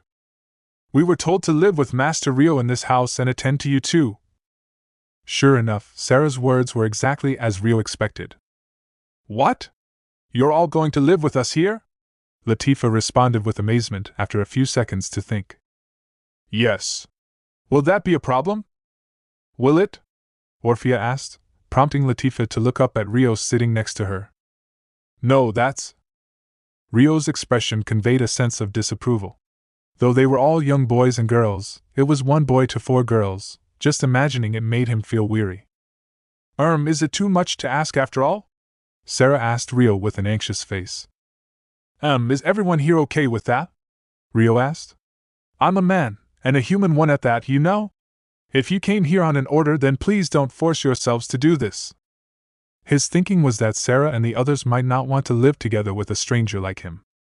"We're completely fine with it. Master Rio is a savior. And we can't apologize enough for how terribly we treated you. So we'd like to repent for our actions through this," Sarah insisted heatedly, with Orphea and Alma nodding at her side. No, but I don't need repentance or anything," Rio said, shrinking back. "I understand that we may be a nuisance to you. We were actually worried that Master Rio would be the one to oppose this. It's true that we were told to do this, but we're happy to follow through with it. We want to get along more with Latifah too," Sarah expressed wholeheartedly to the best of her ability. Rio could sense the determination within her. She wouldn't back down easily. The silence in the room continued for a moment until, "Lord Rio, I'm coming in." Ursula appeared in the doorway. "Ursula." Rio shot her a questioning glare, wondering if all of this had been her doing. "I overheard part of your conversation. Regarding the topic of living together with the girls, Lord Rio, I would like to humbly request this of you. Even if you say that, isn't it undesirable for them? Sarah and the others are of the same bloodline as the council members of the village, right? There'll be bad rumors if they live with a human like me." As Rio expected. "What? You're all going to live with us here?" Latifah responded with amazement after a few seconds to think. "Yes. Will that be a problem?" "Will it?" Orphea asked, prompting Latifah to look up at Rio sitting next to her. "No, that's—" Rio's expression conveyed a sense of disapproval. Though they were all young boys and girls, it was 1 boy to 4 girls. Just imagining it made him feel weary. Is it too much to ask after all?" Sarah asked Rio with an anxious face. Is everyone here okay with that?" Rio asked. "I'm a man, and a human one at that, you know? If you came here on an order, then please don't force yourselves to do this." His thinking was that Sarah and the others might not want to live together with a stranger like him. "We're completely fine with it. Master Rio is a savior. And we can't apologize enough for how terribly we treated you. So we'd like to repent for our actions through this," Sarah insisted heatedly, with Orphea and Alma nodding at her side. No, but I don't need repentance or anything," Rio said, shrinking back. "I understand that we may be a nuisance to you. We were actually worried that Master Rio would be the one to oppose this. It's true that we were told to do this, but we're happy to follow through with it. We want to get along more with Latifah too," Sarah expressed wholeheartedly to the best of her ability. Rio could sense the determination within her. She wouldn't back down easily. The silence in the room continued for a moment until, "Lord Rio, I'm coming in." Ursula appeared in the doorway. "Ursula." Rio shot her a questioning glare, wondering if all of this had been her doing. "I overheard part of your conversation. Regarding the topic of living together with the girls, Lord Rio, I would like to humbly request this of you. Even if you say that, isn't it undesirable for them? Sarah and the others are of the same bloodline as the council members of the village, right? There'll be bad rumors if they live with a human like me," Rio whispered in Ursula's ear, having briskly stood and approached her. "All the more reason, then. Rumors about Lord Rio and Latifah are already spreading through the village. If the village council were to treat you like the plague, those negative rumors would be even worse." Ursula shook her head dismissively. "Will it really be all right?" "It shall be. As a head elder, I guarantee this. This is an action we've taken for Latifah's well-being. Lord Rio, you intend on leaving the village one day, no?" then it would be undesirable to continue this dependency she has developed towards you. You need individuals beside her who can be her guardian, her friend. While those girls still have a long ways to go, they're all good girls. It was exactly as Ursula said. If he were to consider Latifah's future, Rio had to be less protective of her. You're right. Both Latifah and I would greatly benefit from this. Oh ho! Then may I take that as a word of acceptance? Yes. If it's not too much trouble for Sarah and the others. Thus, it was decided that Rio and Latifah would live together with the Spirit Folk girls. That night, to celebrate their new life together, they decided to hold a modest feast. The attendants were the new residents of the house, Rio, Latifah, Sarah, Orphea, and Alma, and the 3 head elders, Ursula, Sildora, and Dominic, for a total of 8 people. As the evening approached, they went about preparing the feast in the kitchen. Sarah, Orphea, and Alma took charge of the cooking, while Rio asked to help out. However, sure enough, Master Rio, please take a breather, they all told him. We're going to be living together from now on, so there's no need to accommodate me so much. We'll all just get tired that way, don't you think? And I'd prefer it if you stopped calling me Master too, Rio told them with a forced smile. The 3 girls looked at each other. Then, would it be okay to just call you Rio? Sarah asked on behalf of the group. Yes, that would be fine. Then let us do the housework in a similar fashion. We can decide the specifics another day, so let's just cook together for today. This way we can check each of our skill levels at cooking too. I want to eat Oni-chan's cooking. Rio's suggestion made Latifah excitedly jump into the conversation. The 3 girls, especially Sarah, seemed concerned about assigning chores to Rio, but Latifah's final word made them cave to his wishes.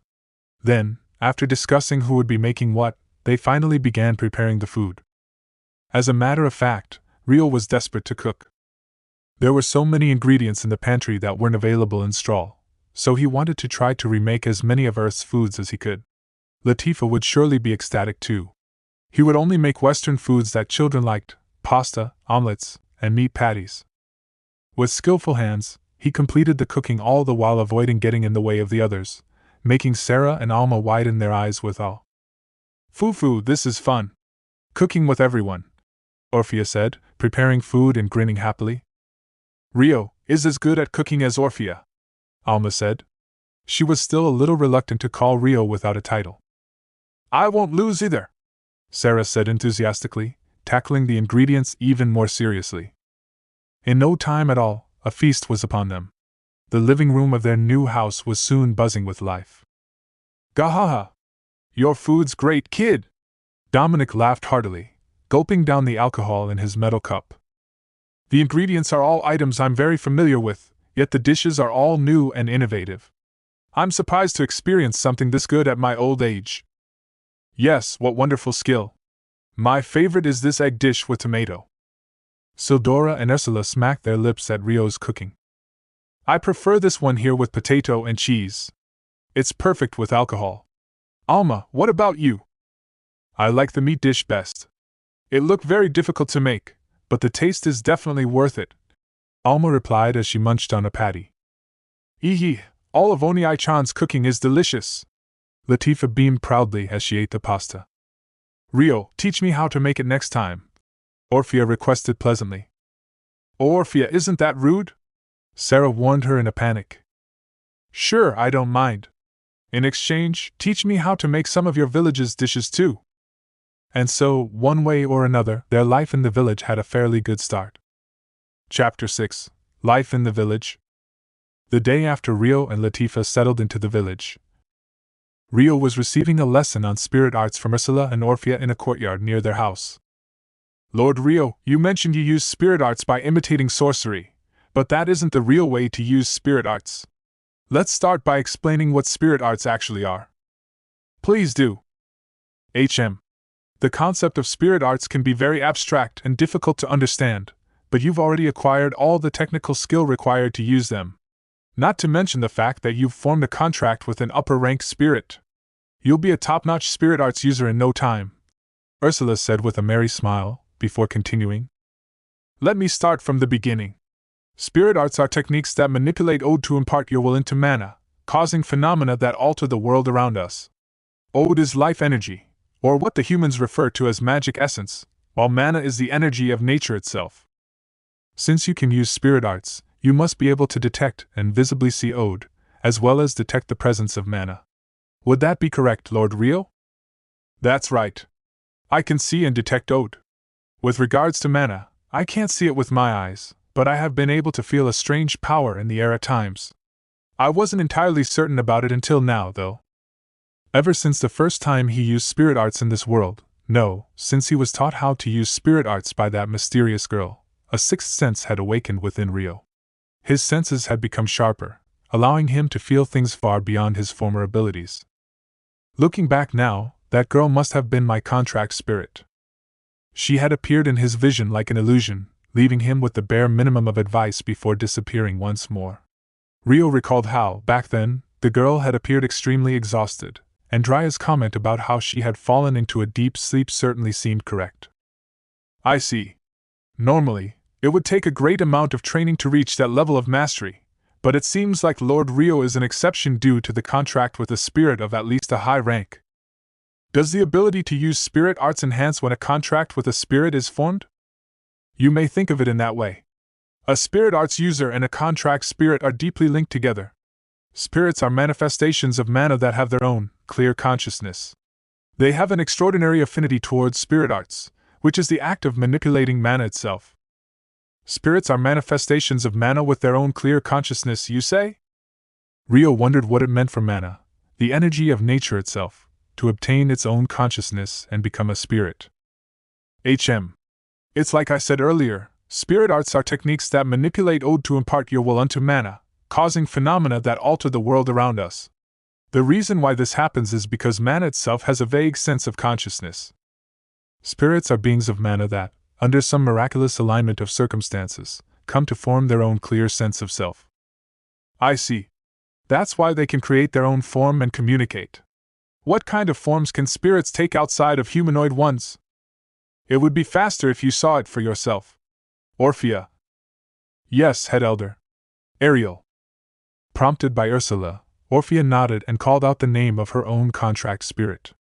Particles flowed together and gathered beside her to form a 4-meter-long eagle-like creature.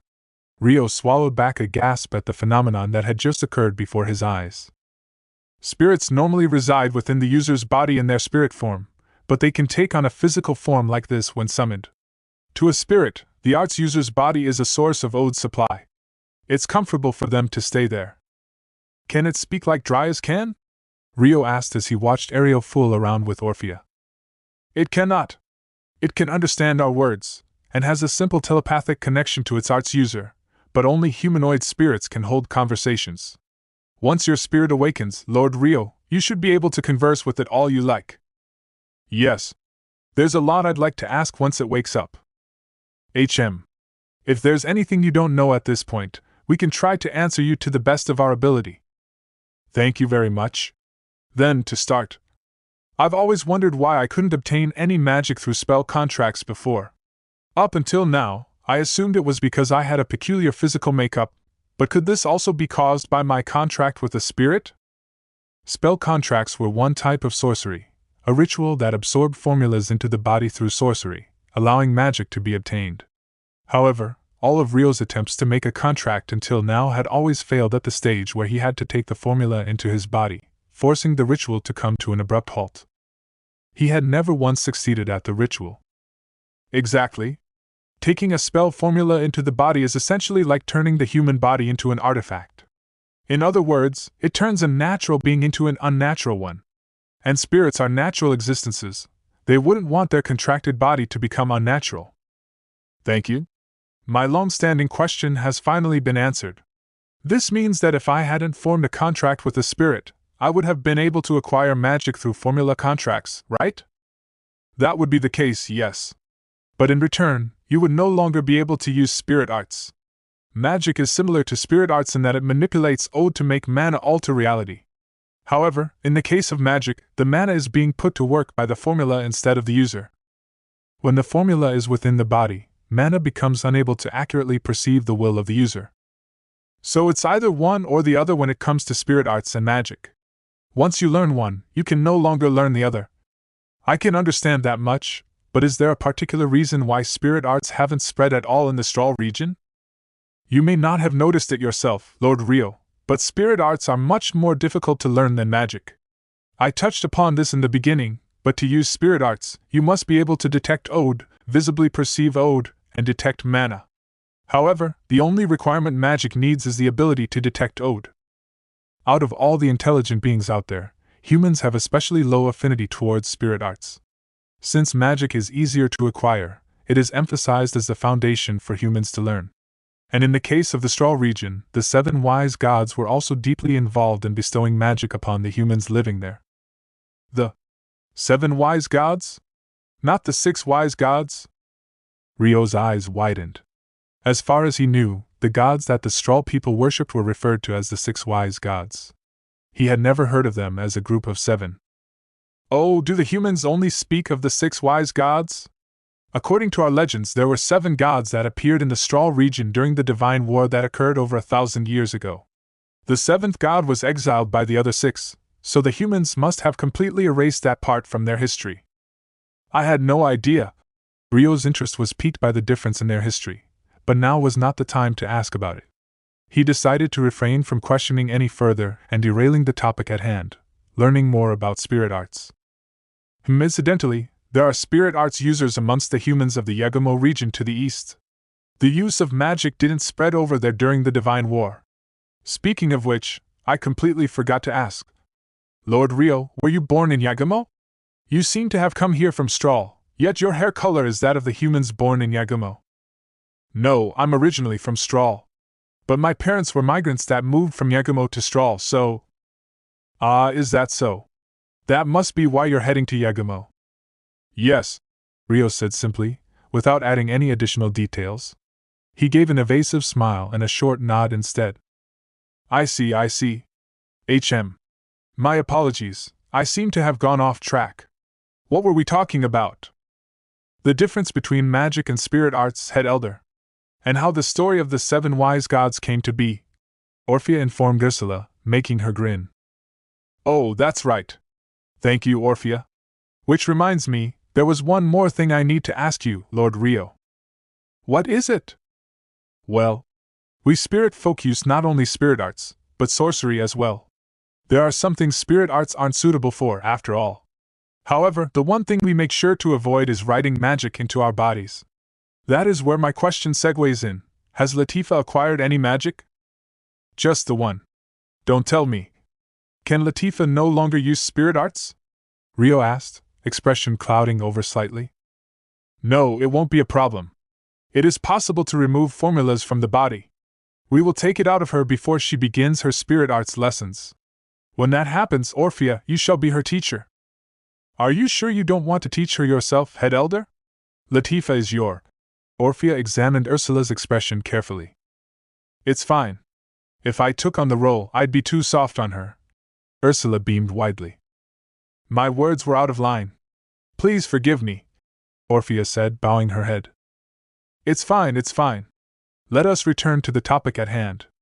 Anyway, depending on the capability of the user, spirit arts can cause phenomena far more freely than magic, and even do some things that magic can't do. For example, this, Ursula explained, using her spirit arts to create a small ball of fire at her side. Then, the fire changed its form into a person, an animal, a sword, and then a spear, each transformation taking less than a second. That's amazing. Magic formula can be altered before the spells are cast, but they cannot freely change shape after they've been activated. So that's what you meant. Rio watched the fireball with round eyes. As long as you continue to use spirit arts to imitate magic, the mana will only alter phenomena in response to your image of magic. In order to use spirit arts more freely, you must first discard that preconception of yours. It may be best to start with your specialty elements. What spirit arts are you good at, Lord Rio? Spirit arts I'm good at? I don't have any particular strengths or weaknesses. I've heard that people have magic they can and cannot learn, but I have yet to encounter a magic I couldn't imitate, Rio answered, making Ursula's eyes widen this time. Oh? Normally people have their own individual affinities for particular elements. You must be an all-rounder type like Orphea, your resident high elf. It might be better to simply start learning from what you want to learn instead. What kind of spirit arts would you like to learn? You could even learn how to fly if you wanted. Flying. Correct. Orphea, show him. Yes, Head Elder. Orphea nodded. Suddenly, a draft of wind started to blow around her, lifting her body up into the air. Rio's eyes widened in shock. That's amazing. Will I be able to do that too? Of course. Being able to fly should make your travels much easier as well, Lord Rio. Let us start with how to float in the air, then practice various flight controls little by little. It sounds like a worthwhile art to learn. Please give me your guidance. Rio gave a fully motivated smile and bowed. Meanwhile, at the same time as Rio's spirit arts lesson with Ursula and Orphea, Sarah and Alma had invited 2 of the village children over to introduce them to Latifah. Arslan, Vera. This is Latifah. She can only speak the tongue of the humans right now, but I hope you can all get along, Sarah said, gesturing towards Latifah, who was sitting beside her. Okay. Hi, Latifah. My name's Vera. Let's be friends. Hey. I'm Arslan. Nice to meet you. Sitting on the sofa across from Latifah was the silver werewolf Vera, whose greeting was energetic, and the Warlion Arslan, whose introduction was shy. Vera and Arslan were both of village council bloodlines. Vera was Sarah's little sister, and were taking lessons on how to lead the village in the future. The 2 were the leaders of their age group, so by becoming Latifah's first friends, they could encourage the other children to warm up to her one at a time. Nice to meet you. I'm Latifah. Latifah introduced herself hesitantly. Eehee. I'm so happy to make a new friend. Let's talk about lots of things together, Vera said, standing up from the sofa and moving to sit down next to Latifah instead. Here's a question for you, she said, throwing out questions one after another. Arslan was a little bashful, but did his best to speak to Latifah, too. It didn't take too long for Latifah to open up to them. Arslan, you're acting a little weird. Why won't you look at Latifah in the eyes? And your face is a little red, too. Vera tilted her head at Arslan, who seemed rather nervous and uncomfortable. He's just being shy. Latifah's cute, after all. Yes, that's right, Sarah and Alma said, smiling happily. Wah, that's not it. You're wrong. What are you 2 saying? Arslan denied with a furious blush on his face. Eehee. Arslan's right. Because Vera's so much cuter. You're just shy, right? I am too. Latifah took Arslan for his word. Wahoo, that makes me so happy. But I think Latifah's cuter, Vera said, hugging Latifah tightly. No, that's not it. Arslan mumbled as he tried to take back his earlier words, but Vera's loud voice drowned him out. His shoulders slumped at his mistake. Foo-foo. That tickles, Vera. Vera rubbed her cheeks against Latifah's, making her giggle at the ticklish sensation. Their ears flicked happily on top of their heads. Since we're such close friends now, what do you think about playing outside together? Would it be okay if I introduced Latifah to the other's sister? Vera asked after she was satisfied with how much they had played together. Sure, go ahead. But remember that there will be children who can't understand her tongue, so you 2 have to mediate between them. Got it? Sarah said, giving her permission after stating her one condition. Of course. Vera chimed in. Yeah. Let's go already. I want to play tag, Arslan added. Vera and Arslan took Latifah's hands and pulled her into a dash towards the entrance. As they headed outside, they ran into Rio, Orphea, and Ursula, who had just returned from their spirit arts lesson. Seeing Rio made Latifah's expression liven up in a flash. Oni-chan. Welcome back. Wahoo, is this Latifah's brother? He's so cool. Vera looked at Rio's face and grinned. Ho-ho, how lively, Ursula said. Head Elder. Good day. Hello, Head Elder. Arslan bowed politely at Ursula, with Vera following in kind. Are you going out, Latifah? Rio asked. Yup. We're going to play outside.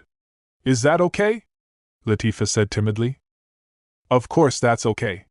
I'm glad. I'll make dinner and wait for you, so go play all you want. Thank you for treating Latifah nicely, you two. After giving permission for Latifah to go out, Rio turned to Vera and Arslan. I see.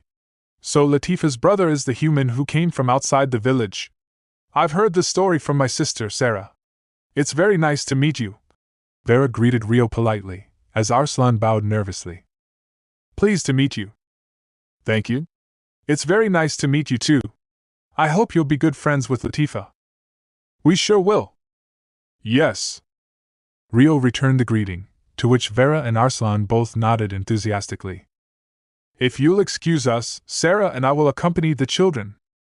We'll leave the rest to you, Rio. Orphea. Sarah and Alma left to supervise Latifah and the others. Okay. We'll have some tea and start making dinner. Have fun.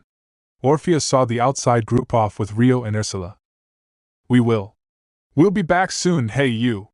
Wait up. Don't run ahead. Sarah chased after Latifah and the others in a hurry. Ho ho. How energetic they are. Ursula mumbled with a smile. Rio's mouth was also turned up in a peaceful smile. And so, several months passed since starting their life in the village. With so much to learn, the busy and bustling days went by in a flash. On one such day, after Rio and Latifah had become accustomed to life in the village, Rio was in the middle of his spirit arts lesson with Ursula and Orphea, when Latifah came running toward them at an incredible speed. Oni-chan! She skidded to a stop just before colliding with Rio, then latched onto him.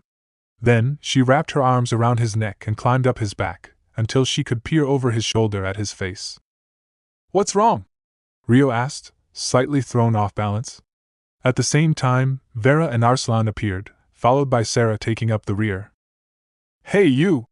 As soon as Sarah appeared, she scolded Latifah, Vera, and Arslan. What did you do, Latifah? Rio asked again as Latifah rubbed her cheek against Rio's face innocently. Sarah won't give us any break time. She said I couldn't come see Oni-chan. Don't lie, Latifah. Your statement is intentionally misleading. I said you could see him once you finished studying. I'm only mad because you snuck out before you were done. Sarah responded to Latifah's unhappy words in a logical manner. Latifah puffed up her cheeks in a pout. But studying every day is boring. I want to learn spirit arts too. You have many other things to learn right now. And you've started learning spirit arts already, no? But I want to be with Oni-chan. You shouldn't be selfish like that, Sarah said with a stern shake of her head. I don't wanna. Sarah's such a grump, Latifah muttered under her breath. Sarah's mouth dropped open in dumbfounded shock. Wha? Latifah! Sit down right there! Don't wanna! Coo this child! Sarah's body trembled as Latifah mockingly stuck out her tongue. Her cute and fluffy ears and tail were twitching in a menacing way. Sarah, don't you think Latifah must be feeling lonely? After watching silently until now, Orphea quickly stepped in to calm Sarah. That's right, sister. Latifah just wanted to see her brother. She's studied so much more than us, so she deserves the break. Don't you think? Vera tried to chime in with her support, but suddenly, with a noisy, flapping sound, a human-shaped figure descended from the sky. What's wrong? There seems to be a commotion over here. It was the winged war-beast, Yuzuma. She looked around at the gathering of people and widened her eyes upon spotting Ursula and Rio. She immediately dropped to one knee before them. If it isn't the head elder and Lord Rio. Good day. It's been a while. Ursula nodded. Hello, Lady Yuzuma. Rio returned the spirit folk's greeting somewhat awkwardly. This made Yuzuma turn to look at Rio with wide eyes. You've already learned to speak the language of the spirit folk? Yes, if it's at an easy enough level, at least. I'm still not used to it, though. I learned together. I learned with Latifah. Rio replied to Yuzuma's question in a stiff manner. I'm surprised. And, well, I am sorry for what happened in the past. Oh no. I am still not used to your language yet, so please excuse my use of the straw tongue from here. In regards to what happened, I have heard that you were punished by being put under house arrest. Please do not let yourself be troubled by the incident any further. All is forgiven. At first, Rio wasn't quite sure why he was being apologized to, so he took a moment to respond. Yuzuma, long time no see. When did your house arrest end? Sarah asked Yuzuma, joining in on the conversation. Long time no see, Lady Sarah. It just ended this morning. I see. Will you be returning to work today? No, I am still resting from my warrior duties. The first thing I wanted to do after I was allowed outside was to apologize to Lord Rio, Yuzuma said, expression clouding over with guilt. Rio gave a strained smile and shrugged. Don't worry about it. So you don't have anything else to do for today, Yuzuma? Sensing the awkward air between Rio and Yuzuma, Sarah changed the topic out of consideration. Yes, nothing in particular. I see, then would you like to spar? It's been a while, right? Oh, sure. I don't mind. Yuzuma nodded mildly. Ooh. Yuzuma and Sarah are sparring? I want to see that. Do your best, sister. Hearing the word spar made Arslan and Vera jump with excitement. Who's stronger? Latifah asked her two friends curiously. That'd be Yuzuma, of course. My sister, for sure. Arslan and Vera replied at the same time, but with different answers. No. Yuzuma is the warrior chief. Sarah's strong, but she can't defeat her yet. That's not true. You're just biased towards your family, Vera. Grr. Arslan and Vera bickered like noisy spectators. But I think my Oni-chan is the strongest. Latifah chimed in, unable to endure listening silently any longer. Sorry to say this about Rio, but my sister is the strongest. Yuzuma is definitely stronger than everyone else. Vera and Arslan immediately shot down Latifah's statement, but Latifah refused to back down, too. That's not true. Oni-chan drove away a whole flight of demi-dragons by himself. A whole flight of demi-dragons, you say? Impressive as always. Yuzuma and Ursula both murmured in awe.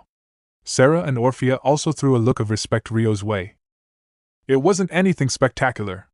I'm still in training too, Rio responded with uncomfortable modesty. Rio. What do you think about sparring with me once? I always see you swinging your sword alone early in the morning and late at night, so I wanted to try fighting you.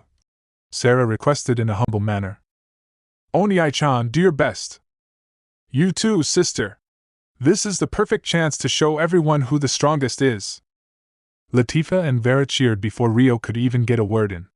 Evidently, they had already decided that Rio and Sarah's match was set in stone. Or rather, they were just happy to have an excuse to get out of more studying. Then, shall we? Rio wasn't brazen enough to betray the pure expectations of two young girls. Yes, please. Sarah nodded happily. After that, Yuzuma took to the air and brought their training weapons back. News of their match spread before they knew it. Before long, a small crowd had gathered, making their sparring session more like a mini-event of sorts. They drew straws to decide who would be sparring together first. The result was Rio and Yuzuma. Once they had settled on the rule of limiting spirit arts to the use of body enhancement only, Rio picked up his long sword and stood across the square from Yuzuma, who gripped her short spear tightly. Sarah would be their referee. Begin! The match finally began, and Yuzuma charged at Rio the instant the signal was given. The propulsionary force of her wings sent her shooting forward like an arrow. Her incredible speed closed the gap in the blink of an eye, and she released a sharp jab towards Rio as though to test him.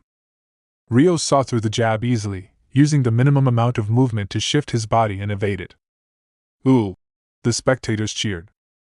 Meanwhile, Yuzuma continued to launch an avalanche of stabbing attacks towards Rio, who parried them efficiently with his refined movements. A surprised expression flashed across Yuzuma's face, and she widened the distance between them. Then, she took on a lower stance and readied her spear, charging forward with her body held close to the ground to aim at Rio's chest from below. Rio received the attack head-on, but Yuzuma tried to brute force her spear through his defenses. Once Rio's body had been lifted up, she focused more strength into her arms and stepped forward firmly, flapping her wings to blow him fully into the air. I see her crazy strength hasn't changed, Rio thought as he flew through the air, impressed by Yuzuma's physical strength. Of course, Rio had strengthened his own body with spirit arts too, but there was a vast difference in the basic fundamental build of a human and a werbeast. That difference was all the more emphasized when their bodies were enhanced with spirit arts. Ha! With a powerful yell, Yuzuma flew into the air and launched a follow-up attack on Rio. She aimed at Rio's limbs in midair, stabbing her spear 4 times in one breath with precision. Ryo twisted his arms and legs around his body to evade them by a hair's breadth. Then, before Yuzuma could withdraw her extended spear, he grabbed the pole with his left hand and pulled her towards him instead. Ryo swung his longsword horizontally, aiming for Yuzuma's torso. Yuzuma immediately let go of the spear and flapped her wings upwards, positioning herself just out of reach of Ryo's sword. With his left hand, Ryo readjusted his grip on the spear and swung it at Yuzuma above him, but the tip of spear uselessly cut through empty space. It would be difficult to catch her in the air. The two landed back on the ground, maintaining their distance, until Yuzuma charged at Ryo once more. Ryo casually tossed the spear towards Yuzuma.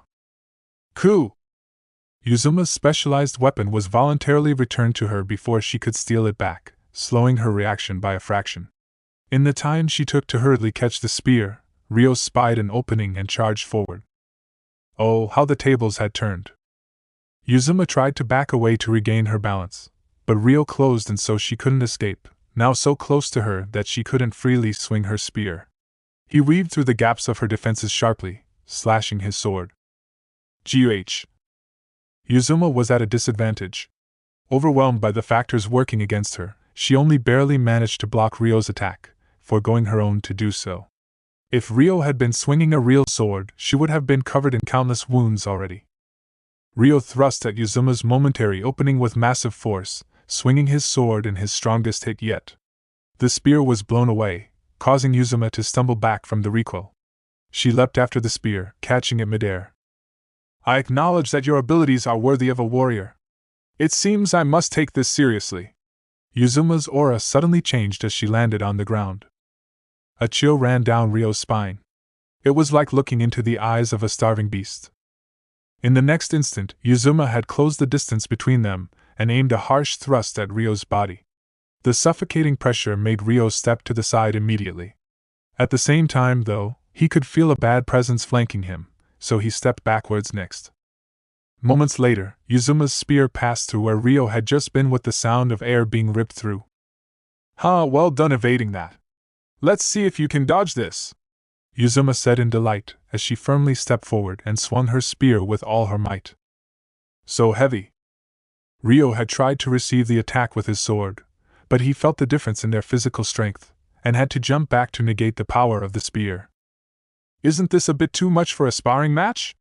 Ryo said with a wry smile, but he seemed to be having fun. You'll have to forgive me. I haven't encountered an opponent this worthy in the last few months, Yuzuma yelled with a ferocious smile. It seemed as though Yuzuma was a bit of a battle junkie. That thought made the corner of Ryo's mouth curl up faintly.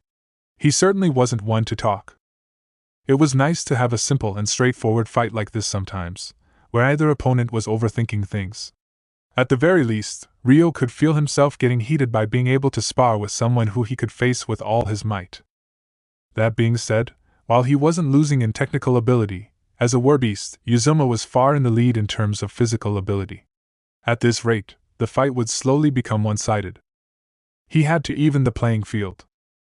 With that decision, Ryo released a huge amount of ode from within his body. Then, he condensed it, and poured all of it into his physical enhancement. In using physical enhancement through spirit arts, physical ability was raised in proportion to the layer of ode cloaked around the body, so if his base strength was lower than a warbeast, all he had to do was strengthen his spirit arts enhancement. That was Ryo's thinking, at least. What dense ode!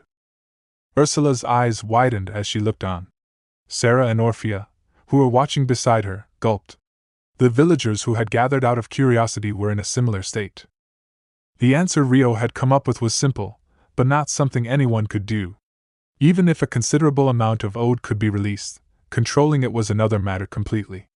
Condensing such a massive amount of ode to cloak the body required a considerable display of control. It was no wonder their audience was surprised. I see you weren't taking this seriously before either, Yuzuma said with a grin. No, I was serious. Although I may not have been using my full power. I see. However, you still seem fairly far from your limit. Yuzuma closed in on Ryo as she spoke, swinging her spear. No, I'm having a fairly difficult time here. Ryo received the attack head-on. This time, he didn't lose to the battle of power. You can say that with a straight face? Ha! Yuzuma thrust her spear forward wildly, but Ryo moved his hands swiftly to intercept each move. Their weapons clashed several times in quick succession. If they had been using metal weapons, sparks would have been flying. Their exchange of blows appeared to be a close contest, but Yuzuma was slowly being pushed back. While Ryo hadn't moved a single step, Yuzuma had been moving around to attack from all angles. Eventually, Yuzuma's breath grew short. Amazing. No matter how I attack you, it doesn't feel like I can land a blow at all, Yuzuma stated happily, and in a stubborn attempt to make Ryo move, drove her spear up from a lower angle, putting all her might into one thrust. Ryo took half a step to the side and evaded it elegantly. Then, he retaliated with a swinging slice at Yuzuma. His sword was aimed precisely at her body, stopping just barely before making direct contact. Judging that the hit was one she certainly could not have dodged. I admit defeat. Forgive me, I became too frenzied in the heat of the moment. Briefly, her expression twisted with frustration, but she accepted her loss calmly and gave a polite bow. No, I had fun. I'd love to spar again sometime. Yes, it would be a pleasure. Ryo offered her a hand, which Yuzuma shook immediately. They seemed to have come to an understanding. The air of awkwardness present from before the fight had dissipated, leaving relaxed expressions on both of their faces. The spectators of their fierce battle watched in dumbfounded amazement. Meanwhile, Latifah puffed up her modest chest proudly. See? Arslan? Vera? I told you! Onii-chan is the strongest! Yeah. Ryo really is amazing. Arslan replied to Latifah's words with a dazed expression. Sarah hasn't fought yet. My sister is strong! Despite being shaken, Vera boasted for her sister's sake with all her might and looked at Sarah with hopeful eyes. Vera, don't raise their expectations. I've never even won against Yuzuma before. As she was on the receiving end of her little sister's pure expectations, Sarah broke out into an excessive sweat. Several days after the sparring match between Ryo, Yuzuma, and Sarah. Early in the morning, while the others were still asleep, Ryo and Sarah sparred again. After she had tasted defeat at Ryo's hands, Sarah had asked Ryo to train her. Your movements are getting duller. Do you want to take a break? I am still fine. I want to at least land a scratch. Unlike Ryo's calm breaths, Sarah was panting harshly. Her tone was a little rougher than usual too. Even then, she held her wooden knife and attacked Ryo. All the warriors of the village have wonderful physical abilities, but their movements are inefficient. The same goes for you, Sarah. You make too many unnecessary movements. Ryo dodged Sarah's attack as he gave her advice. Perhaps it was because of their isolation deep within the forest, living peacefully amongst their own kind, but the battle style of the village's warriors were entirely specialized towards facing creatures of the natural world. Since they would never fight amongst themselves, the most practice they got from fighting others like them was through practice matches. Furthermore, since their individual physical abilities were so advanced, it didn't require them to hone their combat techniques against other people. That's why when it came to fighting others, their style was dauntless and daring, to put it nicely, or reckless and foolhardy, to put it bluntly. Rather than luring the opponent into lowering their guard, changing their attacking pace to shake up the opponent, or relying on technical movements, they preferred to fight with plain strength and speed. That preference applied to Sarah too. I know that, Sarah said, lunging to stab at Ryo with a large swing. Ryo grabbed her hand easily, toppling her off balance and throwing her to the side. Sarah flipped in the air and landed on the ground.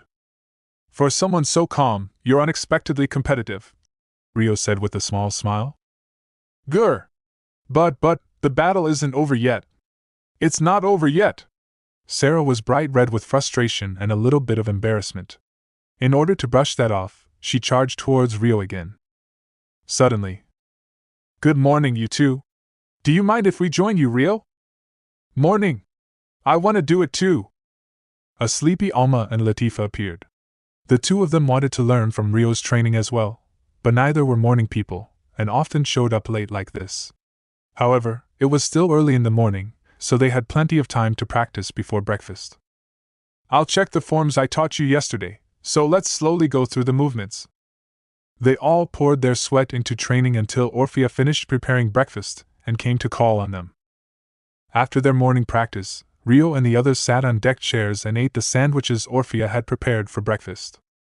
Ugh! I couldn't land a single hit on Rio again. Ah, this is delicious, Sarah muttered with her head hung low, munching on her sandwich dejectedly. Her wolf ears were drooping a little more than usual. Sarah was defeated rather splendidly, Alma pointed out, making Sarah's wolf ears flick in response. Alma, you're not one to talk. You were in a similar position to me. I'm not as reckless as Sarah. Ugh!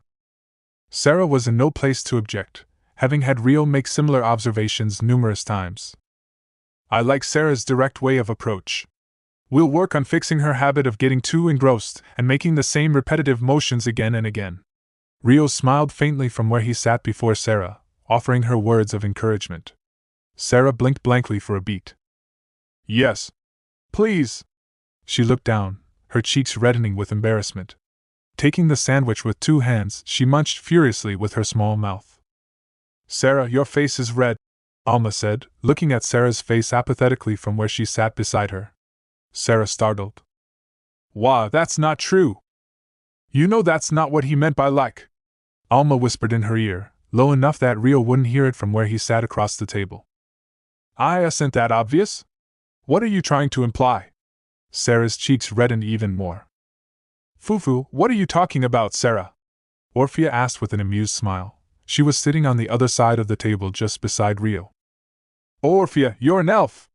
You could hear that clearly, couldn't you? Fufu, who knows? Right, Rio? Latifah? Orphea said, looking at them for their response. Rio had been unable to hear their conversation midway, so he tilted his head in confusion. But Latifah, who had been sitting between Rio and Sarah on the other side of the table, opened her mouth. You know, Sarah, actually. Latifah! Sarah stood up in a panic, covering Latifah's mouth with a hand. MMPH. It's nothing, Rio. It's absolutely nothing. Rio nodded, overwhelmed by Sarah's menacing look. All right. But Latifah looks like she's in pain, so please let go of her, Rio said, smiling wryly. At Rio's order, Sarah hurriedly removed her hand from Latifah's mouth and apologized. Sorry. Geez! Latifah puffed up her cheeks cutely in anger.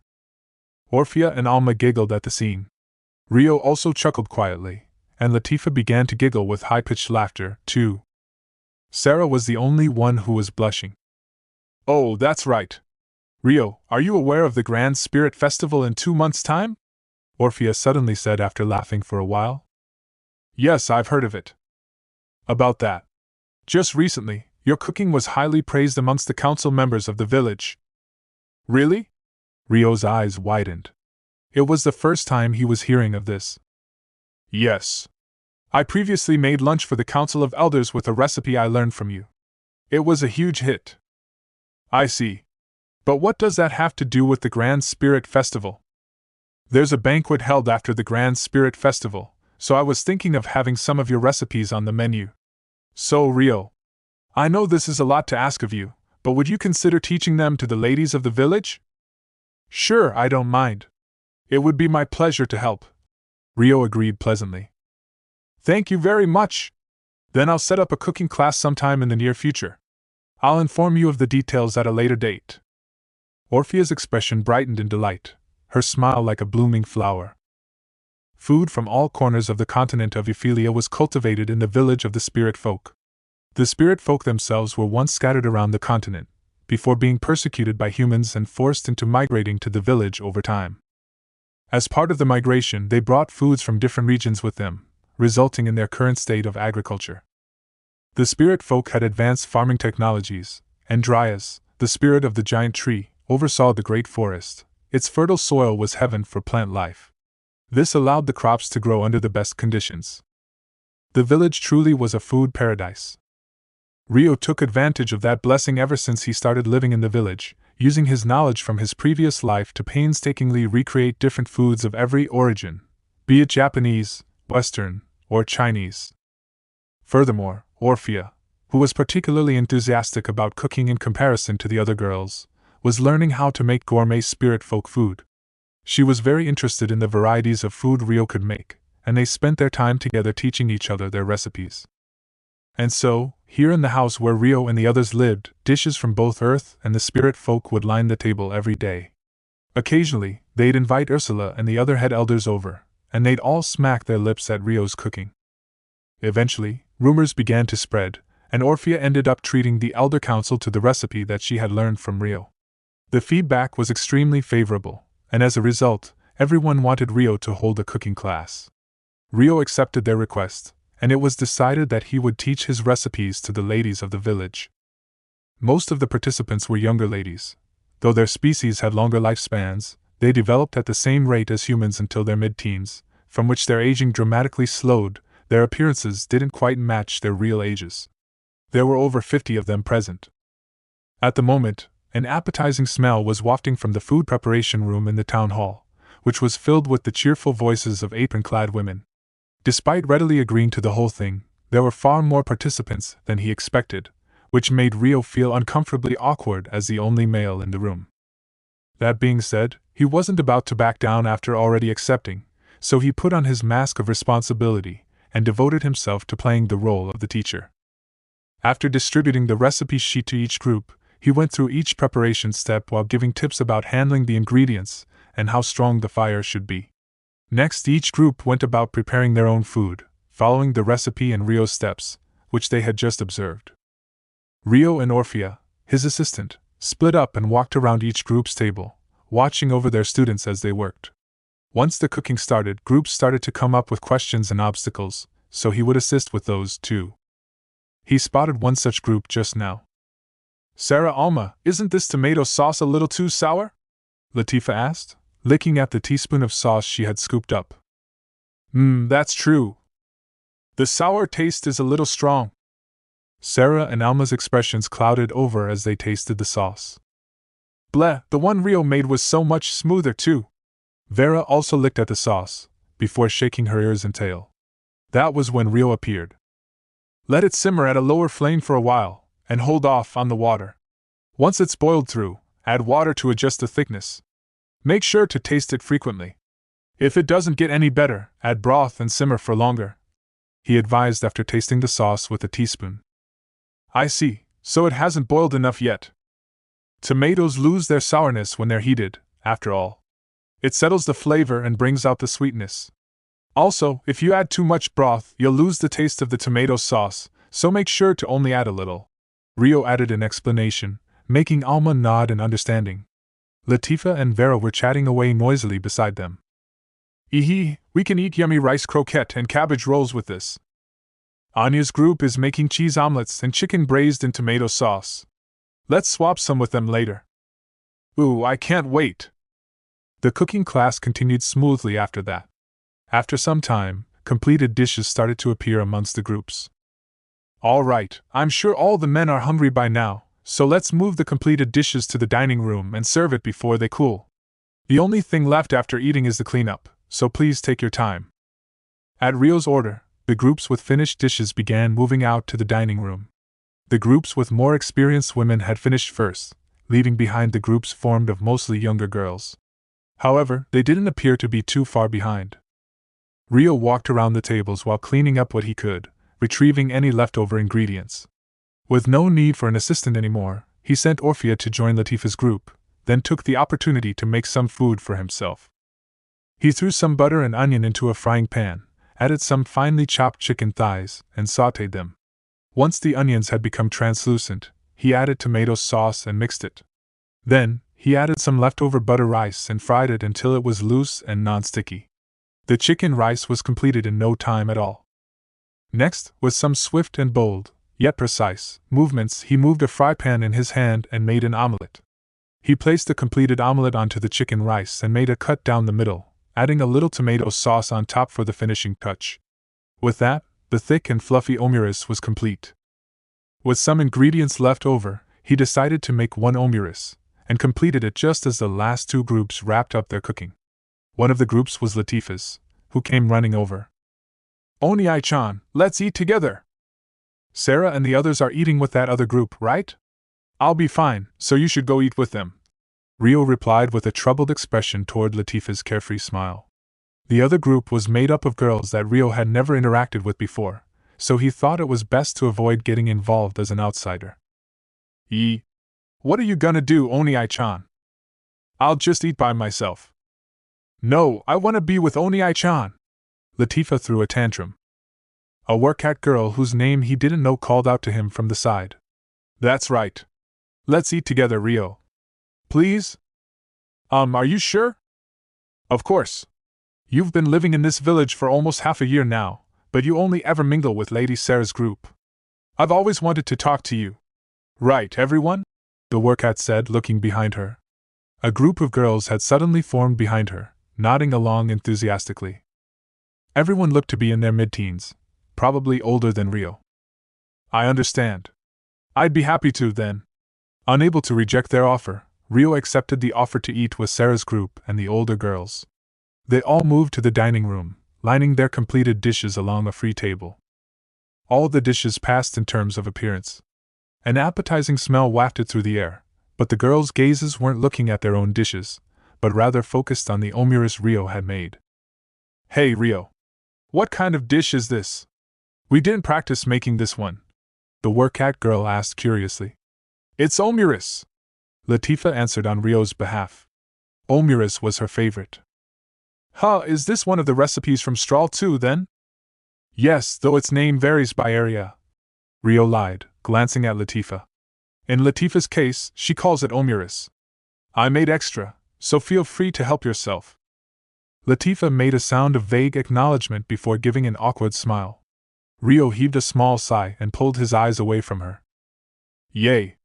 Thank you, Ryo! The workcat girl suddenly clung to Ryo's arm. Everyone present looked on with widened eyes. Anya, why don't we start eating now? It'll get cold, Sarah said in a bit of a panic. The workcat girl was apparently named Anya. Yup, wouldn't want all this cooking to go to waste. Let's eat. Anya happily let go of Ryo's arm with a nod. She took the lead and started to hand out the plates of food. Ryo had a strained smile on his face.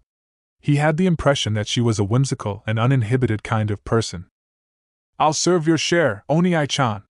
Latifah reached out for Ryo's share before he could move. Having such a devoted and cute little sister must be great, Ryo, Anya said with a grin. Yes, it really is. She's much too cute for me, Ryo agreed unabashedly.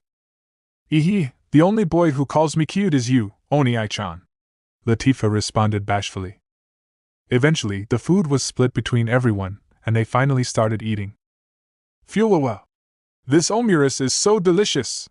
Vera took a bite of Ryo's omuris and expressed a somewhat over-exaggerated opinion. I know, right? I told you Oni-chan's cooking was delicious, Latifah said. Yup. Not a surprise, considering it's from Ryo. Thanks, you too. Ryo expressed his gratitude to Latifah and Vera for complimenting his cooking skills. Yup. Ryo really is exactly as Lady Sarah and the others described, Anya said, nodding earnestly. In what way is that, may I ask? I'm a little curious, Ryo asked. Oh, well. You're polite, you're kind, you're cool, you're strong, you're so smart you learned our language right away, and you're really good at spirit arts. It was all praise, really, Anya answered clearly. Anya! Sarah, Orphea, and Alma all blushed in embarrassment. Sarah, in particular, had been rendered speechless. Having their image of Ryo exposed like this must have made them feel shy. Ahaha. I'm happy to hear that, even if it's just flattery. Ryo interpreted Anya's words as flattery and brushed it off. No, Ryo, it's not just flattery. Anya seemed just a little exasperated. The lively atmosphere continued after that, allowing Ryo to deepen his relationship with the girls through idle chatter. Chapter 7: Uninvited Guest. On one particular day, after Ryo's life in the village had passed the 6-month mark, in the western parts of the wilderness, on a particular mountain range, a lone griffin was flapping its wings, soaring far up in the air. Griffins were called the lions of the heavens, renowned for being rulers of the skies, second to only the dragon family. They were extremely intelligent creatures, but had wild temperaments, and mostly inhabited mountain areas. As their upper bodies were birds of prey, one of their characteristic traits was their high-pitched screeches. However, to some citizens of the country, they were beasts to be kept as riding animals. Mr. Rice. Is it really okay to be so far out here? Two humans sat upon the back of the griffin. One of them, a small boy with the appearance of an adventurer, asked a question to the black-robed man named Rice, sitting behind him with the reins in his hands. Yes, it's fine. However, if this much is enough to scare you, then perhaps you aren't quite suited to be a member of our mercenary squad after all, Rice heaved a huge sigh, the question being one he had answered numerous times already. No, that's not what I was saying. I just wanted to know where we were going. Several days have passed since we entered the wilderness already. The boy hurried to explain himself, making him seem all the more scared. Nature filled the scenery before their eyes. There wasn't even as much of a trace of a human presence. Only dangerous beasts prowled the area, so it was only natural for a fledgling adventurer like him to be scared. Until just recently, the boy had been part of a small adventurer party that fought weak monsters for pocket change. As a fresh newbie on the scene, every day was a hurdle to cross, until one day, he was approached by Rice, who invited him into the famous mercenary squad named after griffins, the Heavenly Lions. He had considered Rice to be a rather shady figure at first, but once the Heavenly Lions were brought up and he was told they were scouting out young adventurers to personally train, he decided to at least hear him out. Thus, after being shown the insignia of the Heavenly Lions, and even a griffin itself, the boy's desire to become a hero had been easily piqued, and he found himself cheerfully agreeing to joining the squad before he knew it. Once he did, he was immediately given a mission to complete as an initiation task. Events continued to progress right before his confused eyes, until he eventually found himself casually riding on the back of a griffin, half regretting everything. Fufu, we've arrived at our destination. Let's descend here, Rice said, controlling the reins in his hands to lower the griffin down the mountainside. The mountain they landed on was made of exposed bedrock and was lacking much vegetation. If I'm going to do this, I'll do it right. I'll get better. By the time they arrived at their destination and touched down on the ground, the boy had made up his mind. Let's go, Rice said, suddenly walking off. Yes. The boy nodded with great enthusiasm, running after him. After walking towards the summit for around an hour, they came across a large cavern right before the peak. Oh, are we going in there? That's right. Preliminary investigations have already been completed. The master of this cave should be out hunting for food at this time, and won't be returning for a while, so there's no need to worry, Rice explained in a calm tone, making the boy sigh in relief. You can wait here. I shall return in a few minutes. With that said, Rice said nothing more and entered the quiet cave. Then, true to his words, he returned from the cave a few minutes later. Thank goodness. Now we can go back, the boy thought. But just as relief was flooding through him, he noticed the item Rice was carrying with both hands and stiffened in shock. Mr. Rice, what is that? Can't you tell? It's an egg, Rice answered indifferently. What kind of egg? Oh, are you curious? Ah, no. Scared to find out the truth, the boy reflexively shook his head. Though it was indeed just an egg, it had a diameter of over 30 centimeters. Its shell was so thick, it looked like it would require a blunt weapon to crack, and its weight was easily 10 kilograms, too. Here. I am handing this to you. Wait. The boy let out a dumbfounded noise. You need to hold this egg. I have to steer the griffin, after all. I'd love to put it in the bag, but we can't afford to throw away our food for the return journey, now can we? Right. Unable to argue against Rice's detached explanation, the boy nodded awkwardly. Good. Now, shall we return to the griffin? Rice walked off, the boy hot on his heels. He didn't want to stay here any longer, and he felt completely numb as they returned to where the griffin was waiting. Won't the parent be mad? What if it tries to retrieve its egg? The boy asked with a twitching smile before they mounted, stricken by his worries. It'll be fine, of course. Rice pasted a creepy smile on his face as he answered. How far do you think the distance is from here to Strahl? Right. Of course. Let us return now. Make sure you hold on to the egg tightly, understand? After he received a nod of acknowledgement from the boy, Rice ordered the griffin to take off. However, the direction they were traveling towards was not Strahl, but the great forest where the spirit folk lived. Later that night, a tremendous and terrifying wail echoed in the cave Rice had visited. Finally, the day of the grand spirit festival arrived. The main stage of the ritual was to be held in the spirit shrine built near the roots of the giant tree that Dryas protected. It took half a temporal hour, or roughly 1 regular hour, to walk there from the village. With the exception of the minimum level of security, nearly all of the spirit folk, over 10,000 of them, had gathered in the magnificent grounds of the shrine. The spirit of the giant tree Dryas stood on an altar placed on the shrine's dance stage, looking down at the elders prostrated before her. Among those present included Sildora, Dominic, and Ursula.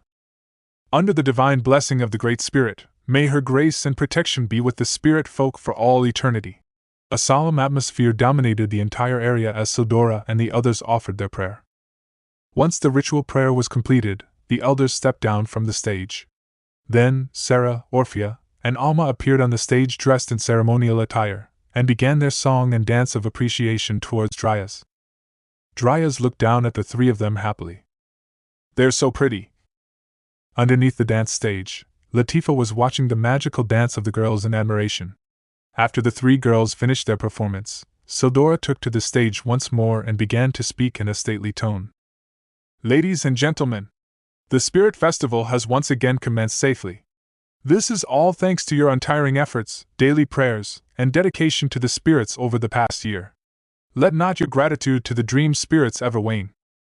Sildora was by no means speaking loudly, but the amplification effect of wind spirit arts easily carried his voice across the whole area.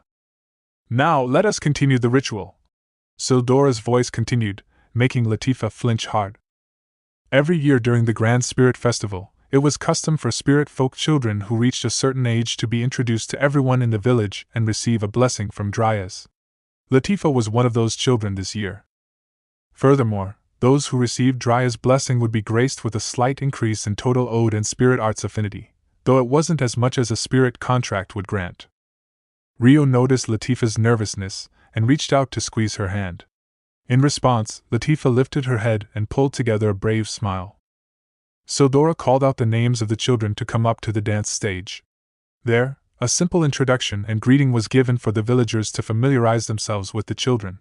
Next, Dryas placed a blessing kiss on their forehead, and the bodies of the children would glow with a soft light. Latifah's name was called after all the other children received their blessings. "Half a year ago, one of our brethren came to join us, the Wer Fox, Latifah." After her name was called, Latifah's went up to the stage, her small body trembling.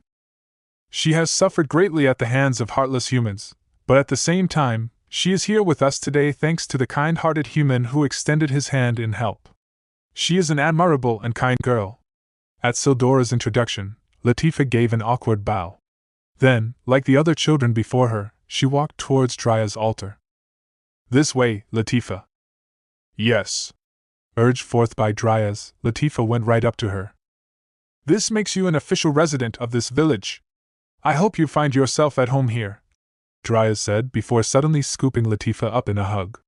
This was a lot more contact compared to the others, who had only received kisses. The crowd murmured quietly. Latifah, in shock, unintentionally let out a yelp. "Fway? Foo-foo. You've suffered so much until now, I thought I'd give you a little special treatment. I can only do this much for you, but I hope you'll always find strength in your heart." "Yes." Latifah gave a great, emotional nod. Dryas then placed a gentle kiss against Latifah's forehead. A faint light immediately began to shine from Latifah's body. Despite the unexpected occurrence, Latifah too received Dryas' blessing. And with that, the blessing ritual was complete. If the festival had been following the same progression as prior years had, this was where the closing ceremony would be held before moving on to the banquet. However, lastly, I wish to introduce the one who rescued Latifah. Our one-sided misunderstanding caused him much trouble in the past, but he forgave us and allowed us to start over anew. Thus, we are greatly indebted to him. Allow me to introduce you to Latifah's benefactor, and ours too, Lord Rio." Sildora began his introduction. With a light nod, Rio climbed up the staircase of the stage. Once he was standing beside him, Sildora continued. "Lord Rio has taught us many interesting food recipes. They are delicious, and they will be served at the subsequent banquet, so do look forward to it." The mood over the shrine grounds softened a bit. "Lord Rio has contracted with a humanoid spirit," This is a truth that has been confirmed by the great Dryas herself, so there is no mistake. Silence! Sildora barked at the flurried villagers. His words had caused the grounds to burst into noisy chatter. Until now, Rio's contract with the humanoid spirit had been kept a secret from those outside of the village council. But they had chosen to play their hand at this very moment. The result was perfect.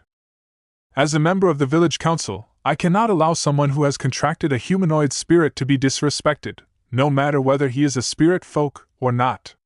At Sildora's words, the elders all gave great nods of agreement. The aim of their action was to outwardly express the unity of the council's opinion on the matter. Lord Rio is our benefactor. His wonderful personality has been made more than clear over the past 6 months of his stay here.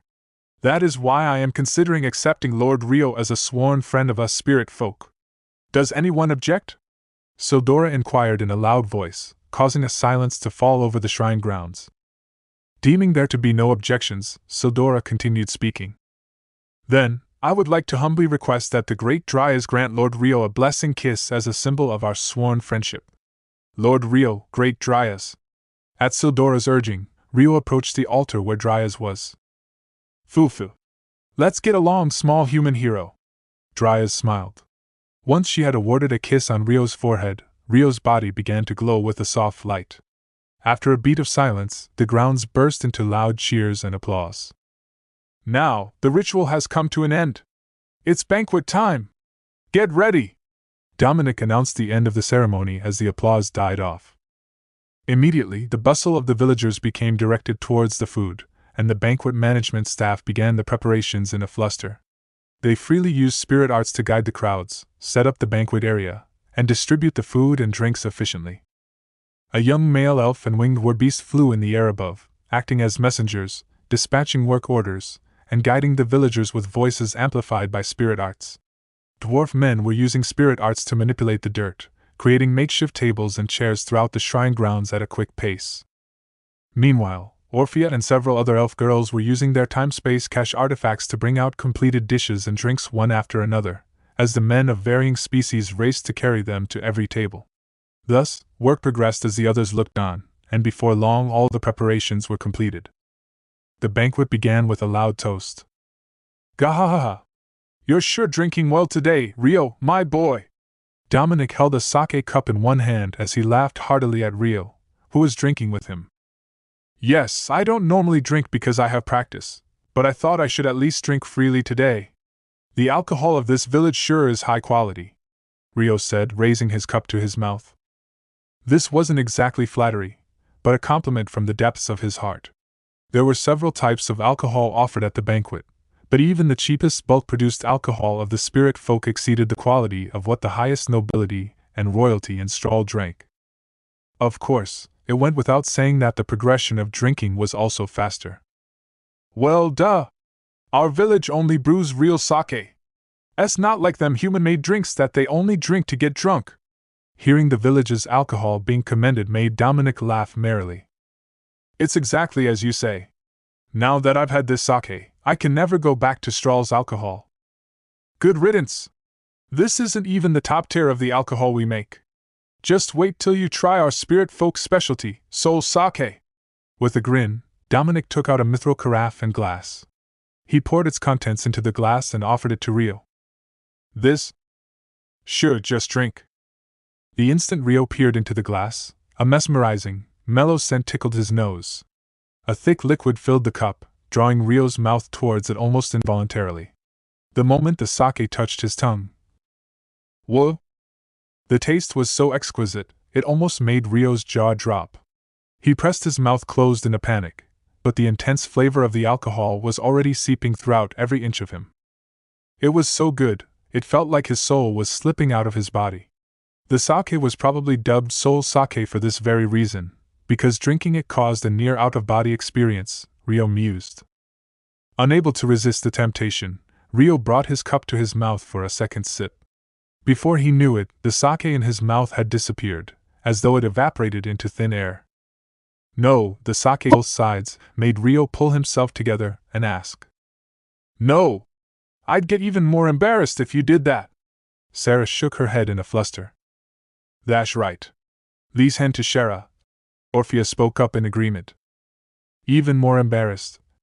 That implied she was feeling a certain level of embarrassment at the moment. And yet, she still chose to stick to him this closely. Rio calmly tried to discern what the reason for that could be.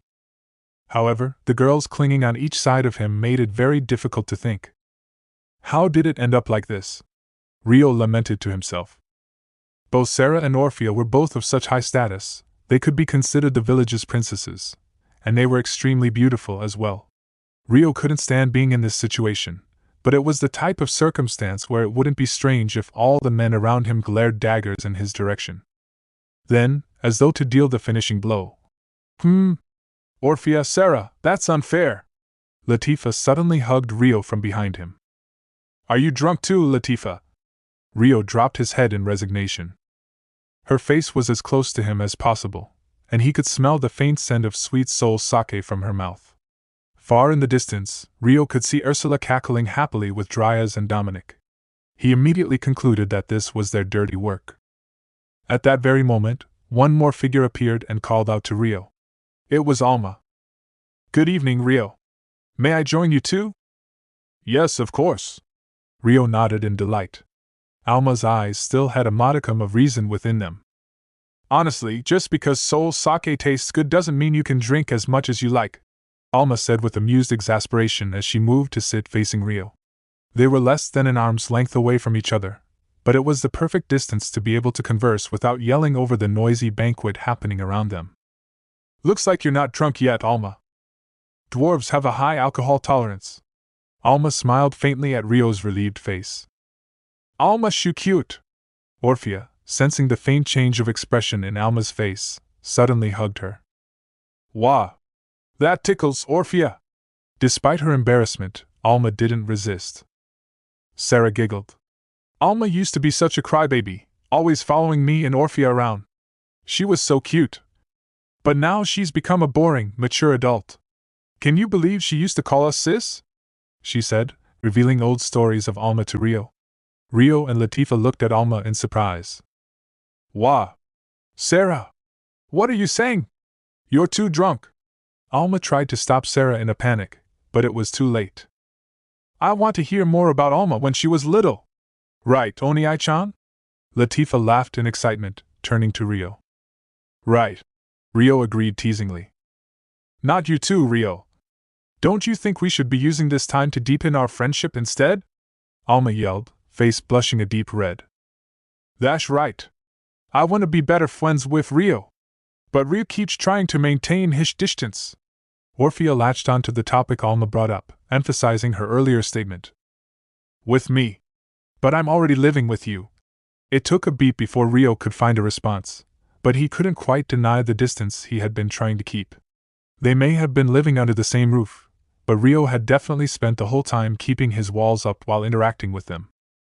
It's true that we have been living together. You help us with our training and teach us how to cook, too.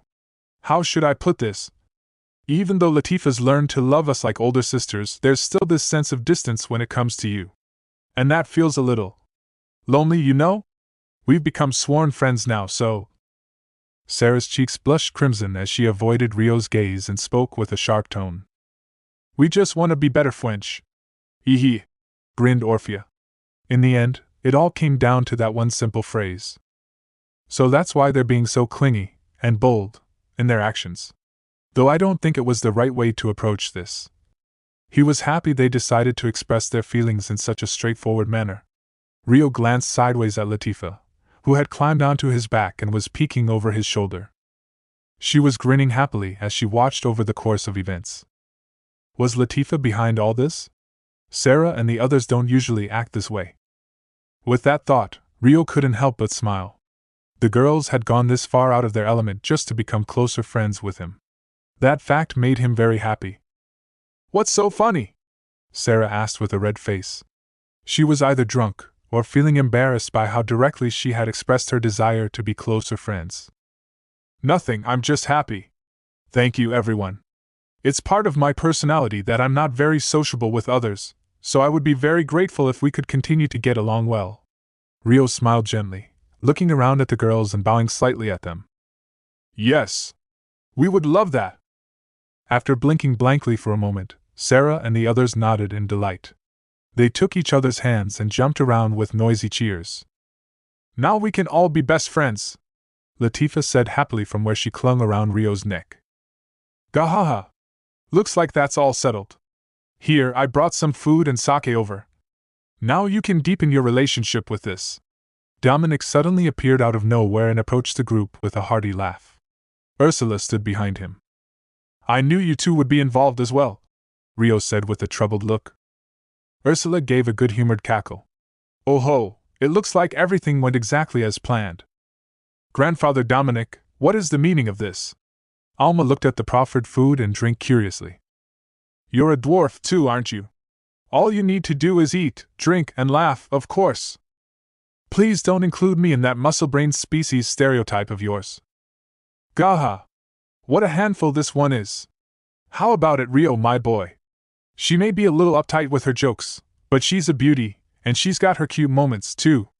Now that you're a sworn friend of the spirit folk, how about you take a spirit folk bride with you? Dominic brought up with a blinding smile. That's a bit. Rio struggled to respond. Don't say such absurd things. Alma blushed furiously and objected, causing Rio to force a smile on his face. That's right. You need to consider how the person feels. Especially when it comes to women, Rio said, making Dominic look at Alma in surprise. Why? Don't you like Rio, Alma? No, it's not that I dislike Rio or anything. It's just that I'm still young, so there are other things I'd like to do first. Strangely, Alma replied to Dominic quite seriously, her face red. Alma is so cute. Then, I'll be Rio SH bride too, Orphea said, petting Alma's head. Oh ho ho. You can't lose to them, Latifah. You too, Sarah. Yup. Why am I included? Latifah nodded innocently, while Sarah yelled her protest in a panic. Gahaha. Rio, my boy, you should just take all four as your brides. The spirit village allows polygamy, after all. A red-faced Dominic jeered, laughing loudly and boorishly with soul sake in one hand. It seems like this old man has finally reached the status of a full-blown drunk.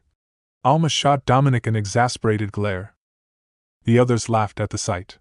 Before he realized it, Rio was laughing too. He couldn't even remember the last time he had laughed this hard. It was a happy moment in time. While they laughed, chatted boisterously, and watched the entertaining side shows that performed, the majority of the spirit folk in the grounds had passed out drunk. Latifah, Sarah, Orphea, and even the alcohol-tolerant Alma had fallen asleep next to Rio. Alma had been tipping back the stronger drinks to hide her embarrassment, resulting in her current predicament. This is quite the spectacle, Ursula said to Rio with an uneasy smile. If that's what you think, then please make an effort to stop them next time, Rio replied fluently while his face was flushed red. Wahaha! Were you not having fun, Lord Rio? You could have used spirit arts to sober them up at any time, but no one would do such uncouth things at festivities like this. Why don't you loosen up a bit more? No, I've had enough fun.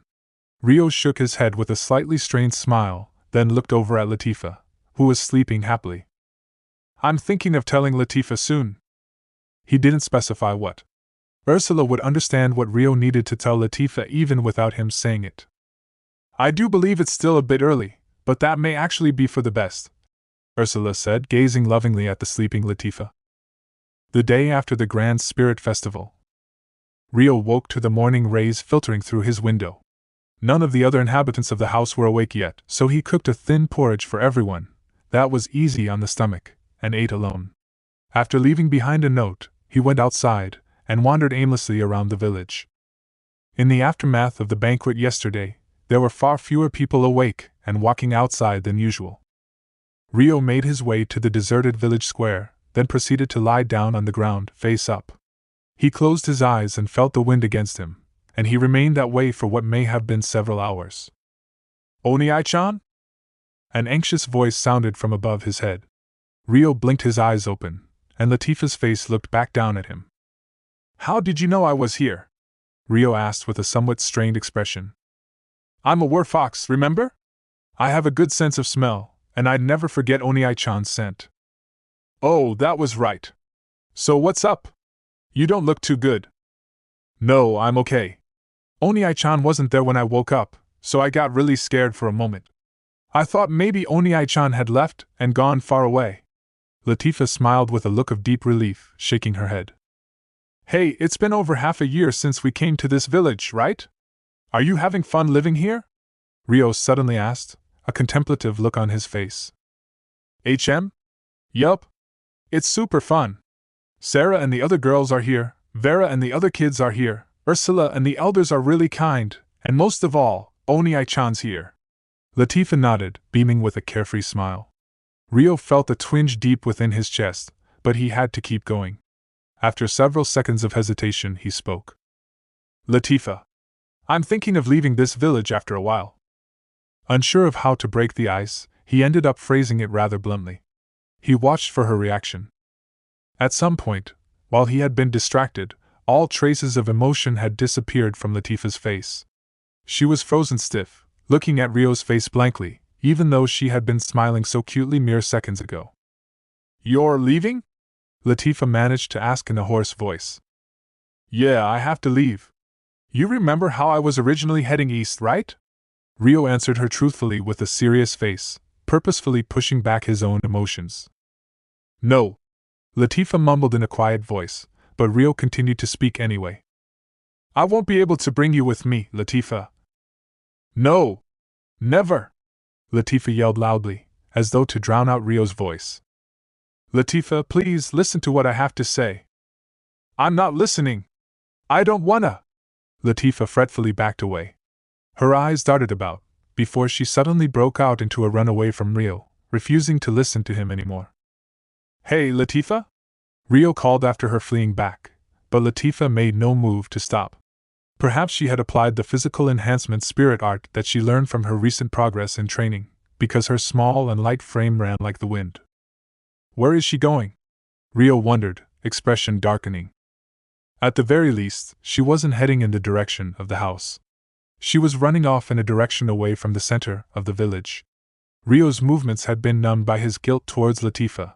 Even if he chased after her now, it was obvious any conversation they'd have would only turn sour. Standing still and clenching his fist, Ryo hesitated, wondering if he should chase after her anyway. Latifah panted harshly as she continued to run aimlessly. Ha ha! Her surroundings were changing at a dizzying speed, but she didn't stop running. Right now, she just wanted as much distance from Ryo as possible. No, no, no, no! Her heart was entirely focused on getting away from him. In her mind, as long as she didn't have to listen to him, he wouldn't leave. This presented a contradiction. Even though she didn't want him to leave, she was trying to leave him. Thankfully, there weren't many people walking around the village because of the banquet, which had run late into last night. In this way, she wouldn't run into anyone who would question her behavior and try to stop her. Before she knew it, Latifah was outside of the village. She had no idea how much time had passed. It may have been a minute, 10 minutes, or even an hour. With all other presences completely gone from her surroundings, Latifah finally came to a stop. A tranquil silence had fallen over the forest, with no sounds other than the chirps of birds and cries of small animals. The village was surrounded by several layers of strong barriers. While it had its weaknesses, it was generally protected from outsiders under most circumstances. Even if there was a trespasser, the warriors of the village would come running immediately. Furthermore, there were no roads in the forest, making it very easy to get lost, though Latifah could make her way back to village using her sense of smell at any time. There was no need for her to fear getting lost or running into dangerous creatures. And yet, at that moment, Latifah noticed that the skies above her were rather noisy, and looked up. Through the gaps of the trees, she saw several of the village's warriors flying through the air, conversing in rather loud voices. It was Sarah, Orphea, and Alma. They could be searching for her. Realizing that, Latifah looked around in a panic, but sighed in relief when she noted that she was still alone. With that, she ran off once more, putting further distance between her and the village. While Ryo was speaking to Latifah in the village square, far above the skies near the great forest, a single griffin was soaring through the air. Mr. Rice, did we pass through a forest this large on our way here? The boy, who was carefully carrying the large egg, asked Rice in a worried voice. Rice was manning the reins of the griffin. Did we, I wonder? Rice answered indifferently. His gaze was fixed sharply on the great forest below them, so he was barely paying any mind to the boy. Statistically speaking, most of the force field should cover the ground below. However, the closer the distance to village, the more the barrier would protect the sky too. I would love to carry this out in a smart way, but I only have 3 pawns to use, and who knows when that will come for its egg. Nothing ventured, nothing gained, I suppose. I shall have to speed things along, even if it's a bit more risky. Rice looked coldly between the boy, the egg in his arms, and the griffin between his legs. With a small chuckle, he adopted a gentle tone as he addressed the boy. Shall we take a water break? I'd like to let the griffin rest a little, too. Yes, sir. But will it really be all right? Resting in a place like this? Well, it does seem like a peaceful forest.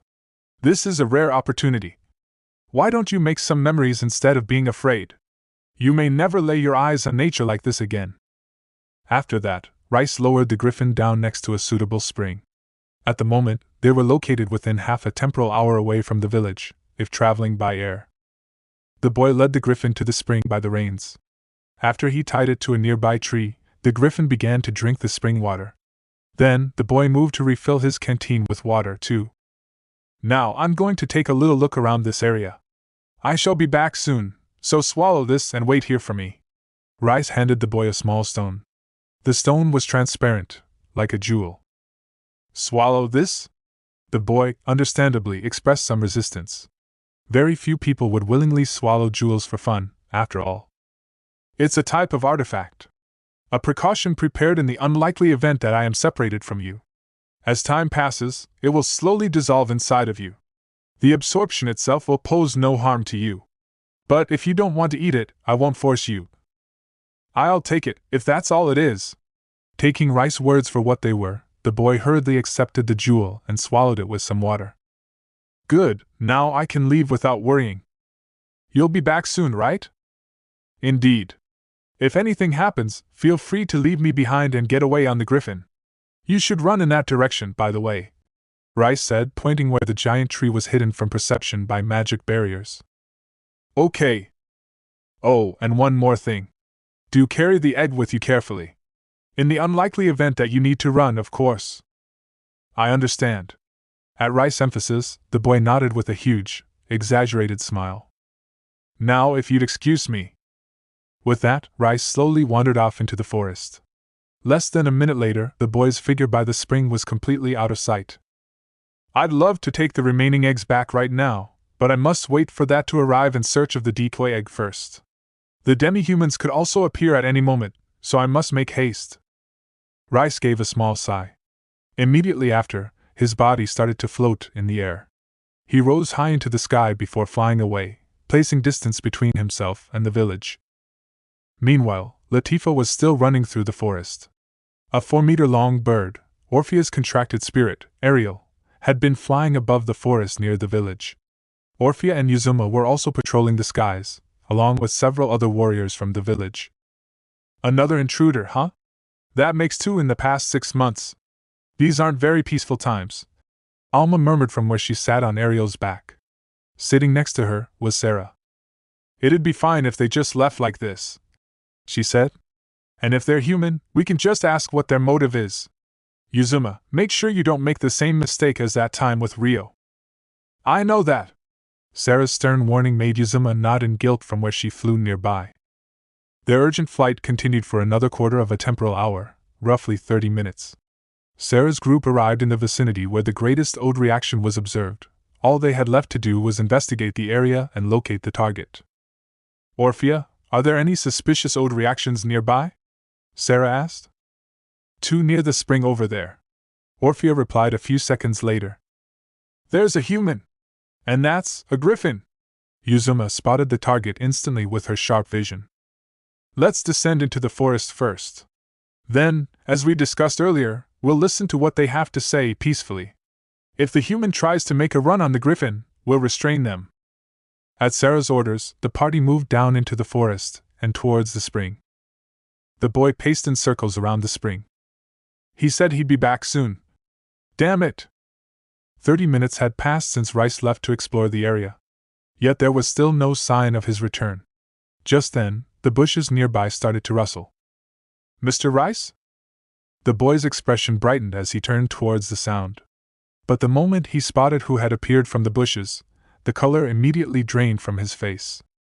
"Demi-humans!" the boy murmured in shock at the sight of Sarah's group. Sarah's group seemed to be able to hear his words, as their expressions furrowed in the slightest. "We would like to talk to you. Will you come with us quietly without putting up a fight?" "Eh? Haha." The boy moved his left hand to his waist in a panic, pasting a fake smile on his face as he cautiously backed away towards the griffin. He shot a glance towards where the egg was. "What kind of egg is that?" Sarah asked in suspicion and looked at the egg. "Oh, I wonder." The boy picked up the egg in his right hand as he gauged their faces for their reactions. "Please refrain from making sudden moves. We do not wish to do this the hard way, but we do have appropriate countermeasures prepared if we sense any hostility from your actions. Will you answer our questions?" Sarah asked sincerely as she attempted to negotiate a compromise. In actuality, humans very rarely pass through this forest. Because of this, the village warriors, including Sarah, did not have much experience with situations like this. There was no protocol for this situation. When Rio had intruded half a year ago, their wariness had caused them to act rashly, making them lose their calm and causing Uzuma to go into a frenzy. That was why they had reflected on that experience and chosen to take the calm approach this time. However, "Sorry!" The boy tucked the egg into his side and pulled out a knife hidden at his waist, moving to cut the rope that tied the griffin to the tree. Then, he jumped onto the griffin's back. "Hold it right there!" Sarah yelled in a panic. But the boy ignored her order and directed the griffin to take off into the air. "We have no other choice! Sarah, give the order to attack!" Uzuma yelled as she activated the spirit art she held ready in her hand. The other warriors immediately prepared themselves to go on the offense. "Ku! Aim for the griffin! Make sure you don't kill the human boy!" Sarah commanded, and several of the warriors launched less harmful spirit art attacks into the air. But griffins weren't called the rulers of the skies for nothing. With their high intelligence, they could detect the low-power attacks directed at them and calmly make maneuvers in the air to avoid them. "Ka!" The griffin let out a high-pitched screech and flapped its wings as it suddenly sped up. It's fast! Get after it, that's the direction of the village!" Sarah yelled, taken aback. The warriors of the village all kicked off the ground and flew into the air. "Sarah, get on Ariel!" At some point, Orphea had materialized her own contract spirit.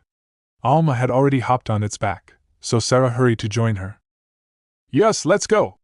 Sarah's group immediately took to the skies, flying high above. "Ugh, why can they fly? Damn monsters!" the boy yelled, seeing the warriors of the village chasing him. He had taken to the skies on the one-off chance they wouldn't be able to fly after him, but he hadn't expected the pursuers to be able to give chase in the air. If anything, this made the situation even worse than before. "Hey, fly faster! You'll be killed, you know!"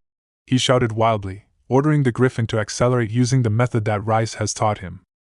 Because of his desperate orders to accelerate, or maybe because of the stress caused by the attacks it had just received, the griffin huffed in agitation as it sped up. However, it still wasn't enough to pull away from the village warriors behind him. If anything, they were closing the distance between them, little by little. Realizing that it was only a matter of time before he was caught, the boy's panic increased. Just then, a black shadow covered the boy's vision.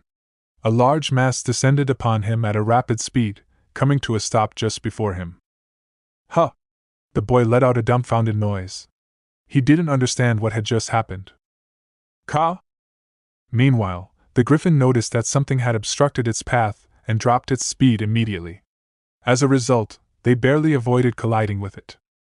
However, the sudden movement had sent the boy flying, along with the egg that had been tucked into his side.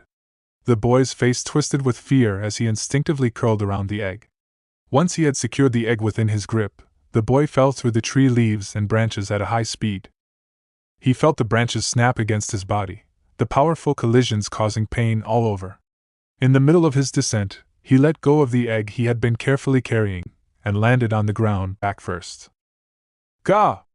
A groan of pain escaped the boy's mouth at the same time the egg made contact with the ground. A huge crack ran along the shell, and the contents started to leak out. At that moment, "What?" Latifah's timid figure appeared. She had been running around the forest aimlessly when a boy had fallen near her. "Hey, are you okay?" Once she had spotted the fallen boy, she ran towards him in a hurry. "Huh! A human!" Latifah froze at the boy's human appearance. But despite his species, she couldn't cast aside someone so battered and injured. "Are you all right?" she asked, and cast the healing spirit arts she had just learned the other day. "Ugh!" the boy groaned, and weakly opened his eyes. He found himself face to face with Latifah, who had twitching fox ears growing out of her head. His face twisted with fear. "Eek! Stay away, monster!" he yelled, turning pale. "Wha? Kia!" Latifah flinched and backed away, trembling. After the boy pushed her away, he fled in a panic, face screwed up in pain. Only Latifah and the cracked egg were left behind, or so she thought, when... Kaya? Suddenly, a large black mass dropped from the sky, snapping the branches of the trees as it fell. The force of its impact easily blew Latifah away. "Ugh! Eek!" Latifah opened her eyes from where she laid. Before her eyes was a dragon-like creature, with its front legs and wings constructed as one limb, its whole body covered in black scales, and with a height of 20 meters. It stared down coldly at Latifah. This was a black wyvern, a member of the superior wyvern subspecies, and it sat at the top of all other demi-dragons. Its combat abilities were believed to be greater than all but pure-blood dragons themselves. Even amongst demi-dragons, they were of a completely different caliber than the winged lizards that Latifah and Rio had encountered in the wilderness. Dragon. To Latifah, who had never seen a real dragon before, the black wyvern's form had a presence that was just as overwhelming as a true dragon. "Gruar!" Latifah had been trying to get to her feet when the black wyvern's roar made her cower. She let out a squeak and fell back down onto the ground. As she began to slowly back away, the black wyvern shot her a glance that said she wasn't worth its time, before looking around at its surroundings. Then, once it spotted the cracked egg, "Gra!" It let out an even greater roar at the heavens, and its enraged and menacing eyes locked onto Latifah. The black wyvern twisted its body with a snap. Latifah thought that it was turning itself around, but a whip-like tail swung out horizontally, and the sound of air being sliced through rang throughout the air. The trees, which grew everywhere in their surroundings, were all mowed down at once. Latifah's scream fell on deaf ears as it was drowned out by the thunderous crash made by all of the trees that were sent flying. The village warriors came to a screeching halt at the grave situation that had suddenly befallen them. Right after the enraged black wyvern suddenly descended upon the boy on the griffin, another black wyvern appeared, and it was leading several other wyverns. "Lady Sarah, it's a flight of the flying dragon subspecies."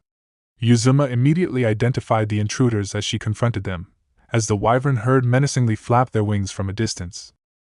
"Nobody panic. They wouldn't come this far out for nothing. They won't attack immediately, and it doesn't seem like they're here to hunt." "Oh no, don't tell me." Sarah trailed off, remembering the egg the boy had been carrying moments ago. "Sarah, it's the egg. What if that boy just now stole that egg?" Alma and Sarah came to the same conclusion. "If so, this is bad. Both he and the egg are in the forest." Sarah bit down hard on her lip, furrowing her brow. One of the black wyverns had descended to where the boy had landed in search of the egg. If the egg was safe, it was likely that the wyverns would avoid a confrontation and simply return to where they came from. However, if it wasn't, the worst-case scenario flashed through Sarah's head, making a chill run down her spine. After some time, the black wyvern below them let out a roar towards the skies, as the herd of flying dragons above beat their wings in a show of furious grief. "It doesn't seem like that's an option anymore. This is very bad. The village is right there." Alma's face scrunched up. The black wyvern on the ground swung its tail and raised all of the trees in the area. In response, the flying dragons in the air attacked Sarah and the others. "Orphea, Alma! We're going to take care of those two black wyverns. Uzuma, you lead the other warriors and eliminate the remaining wyverns." "Understood." The other members of their party moved out as soon as Sarah gave the order. As they faced the approaching wyvern herd, each warrior released their most powerful specialty spirit arts. However, as many of the spirit users present were of a flying type, most of those present specialized in wind abilities. Spirit arts could manipulate natural phenomena, but the laws of nature could only be influenced, not completely dominated. Depending on the strength of the art's user, one could ignore the laws of nature to bring about unnatural phenomenon. When the village warriors used their spirit arts, the surrounding winds blew violently, attacking the flying dragon with blasts of air launched from blades of wind and ode. However, even if they managed a direct hit against the wyvern's skin, they had no effect other than a mild physical attack. At most, it slowed them by a fraction. There was not much else it could do against the large frames of what were, easily, 10-meter-tall examples of a typical subspecies. Wind elemental spirit arts had a wider and more adaptable range of use compared to other elements, but it also had a lot less power. Especially in a case where the opponents had such large bodies, in most circumstances, a spirit art of great scale had to be used to not be outmatched. TCH, we can't use high-power spirit arts while we're flying. Spread out. Form pairs so that one can act as bait as the other maximizes their physical enhancement and aims for where their armoring is weakest, Yuzuma ordered, causing the warriors to scatter. Meanwhile, Sarah's group had drawn the attention of one of the black wyverns. I can see why they call it the closest subspecies to the pure dragons. I've heard that true dragons have special skin that completely repels Ode. These flying dragons seem to possess a similar effect, Alma said with a bitter smile. The girls had already fired spirit arts at the black wyverns to confirm their suspicions, noting that they weren't able to deal much damage. Isn't there a more effective method, Alma? Sarah asked, turning to look at Alma as she rode on Ariel's back. It's a simplistic strategy, but we can only attack it with spirit arts that bring about more physical effects. Rather than using Ode to materialize energy and give it a physical form, doing it this way would lessen the difference in power by quite a bit. I'll take the one on the ground. Can you two handle the one in the air? We have no choice. Understood. We're leaving the ground unit to you, Alma. Sarah, please lend me Hell. We'll fight in coordination with my Ifrita. Got it. Hell, help Alma out, Sarah said, materializing a silver wolf in midair that turned to head towards the ground. Thank you very much. May the fortunes of war bless you, Alma said, jumping off of Ariel's back and summoning Ifrita, a spirit with a form similar to that of a lion. She hopped on its back and fell downward. Once the 4-meter-long lion and wolf had both landed safely, they ran towards the black wyvern as it prowled on the ground. Immediately after the black wyvern had obliterated the trees with its tail, Latifah was blown away by the force of the wind. She was blasted up 10 meters into the air, but she managed to catch herself, thanks to her light frame. In a worst-case scenario, she would have hit the trunk of a tree back first. Ugh! Despite her ordeal, she somehow managed to stand, and broke into a run to get away. Gra! Eek! The black wyvern roared, making Latifah's body tremble with a jolt. She glanced over her shoulder just in time to see the beast open its impressive mouth and inhale deeply. Air flowed into its lungs, expanding its torso a bit. Then, fireworks burst from its mouth as the black wyvern exhaled it all in one go. A line of searing heat extended outward, burning down trees and attempting to fully envelop Latifah's body whole. But just as it was about to make a direct hit, Latifah? Alma weaved through the gaps and appeared, slamming the mace in her hand against the ground with a powerful amount of force. The ground rose up high, forming a thick wall to protect the two of them. Hey, Alma! Latifah hugged Alma, overcome with emotion.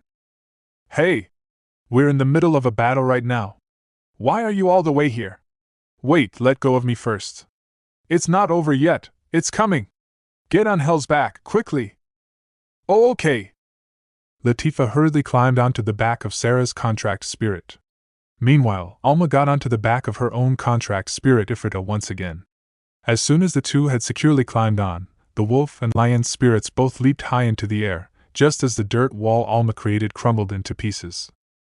The black wyvern's tail emerged from the rubble, and Hell's wolf form leaped into the air and spat out an icy breath at the beast. Immediately after, Ifrita's lion form struck similarly with a breath of fire. A combined ice and fire attacked the wyvern's skin. They had no effect other than a mild physical attack.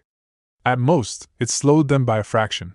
There was not much else it could do against the large frames of what were, easily, 10-meter-tall examples of a typical subspecies. Wind elemental spirit arts had a wider and more adaptable range of use compared to other elements, but it also had a lot less power. Especially in a case where the opponents had such large bodies, in most circumstances, a spirit art of great scale had to be used to not be outmatched. TCH, we can't use high-power spirit arts while we're flying. Spread out. Form pairs so that one can act as bait as the other maximizes their physical enhancement and aims for where their armoring is weakest, Yuzuma ordered, causing the warriors to scatter. Meanwhile, Sarah's group had drawn the attention of one of the black wyverns. I can see why they call it the closest subspecies to the pure dragons. I've heard that true dragons have special skin that completely repels Ode. These flying dragons seem to possess a similar effect, Alma said with a bitter smile. The girls had already fired spirit arts at the black wyverns to confirm their suspicions, noting that they weren't able to deal much damage. Isn't there a more effective method, Alma? Sarah asked, turning to look at Alma as she rode on Ariel's back. It's a simplistic strategy, but we can only attack it with spirit arts that bring about more physical effects. Rather than using Ode to materialize energy and give it a physical form, doing it this way would lessen the difference in power by quite a bit. I'll take the one on the ground. Can you two handle the one in the air? We have no choice. Understood. We're leaving the ground unit to you, Alma. Sarah, please lend me Hell. We'll fight in coordination with my Ifrita. Got it. Hell, help Alma out, Sarah said, materializing a silver wolf in midair that turned to head towards the ground. Thank you very much. May the fortunes of war bless you, Alma said, jumping off of Ariel's back and summoning Ifrita, a spirit with a form similar to that of a lion. She hopped on its back and fell downward. Once the 4-meter-long lion and wolf had both landed safely, they ran towards the black wyvern as it prowled on the ground. Immediately after the black wyvern had obliterated the trees with its tail, Latifah was blown away by the force of the wind. She was blasted up 10 meters into the air, but she managed to catch herself, thanks to her light frame. In a worst-case scenario, she would have hit the trunk of a tree back first. Ugh! Despite her ordeal, she somehow managed to stand, and broke into a run to get away. Gra! Eek!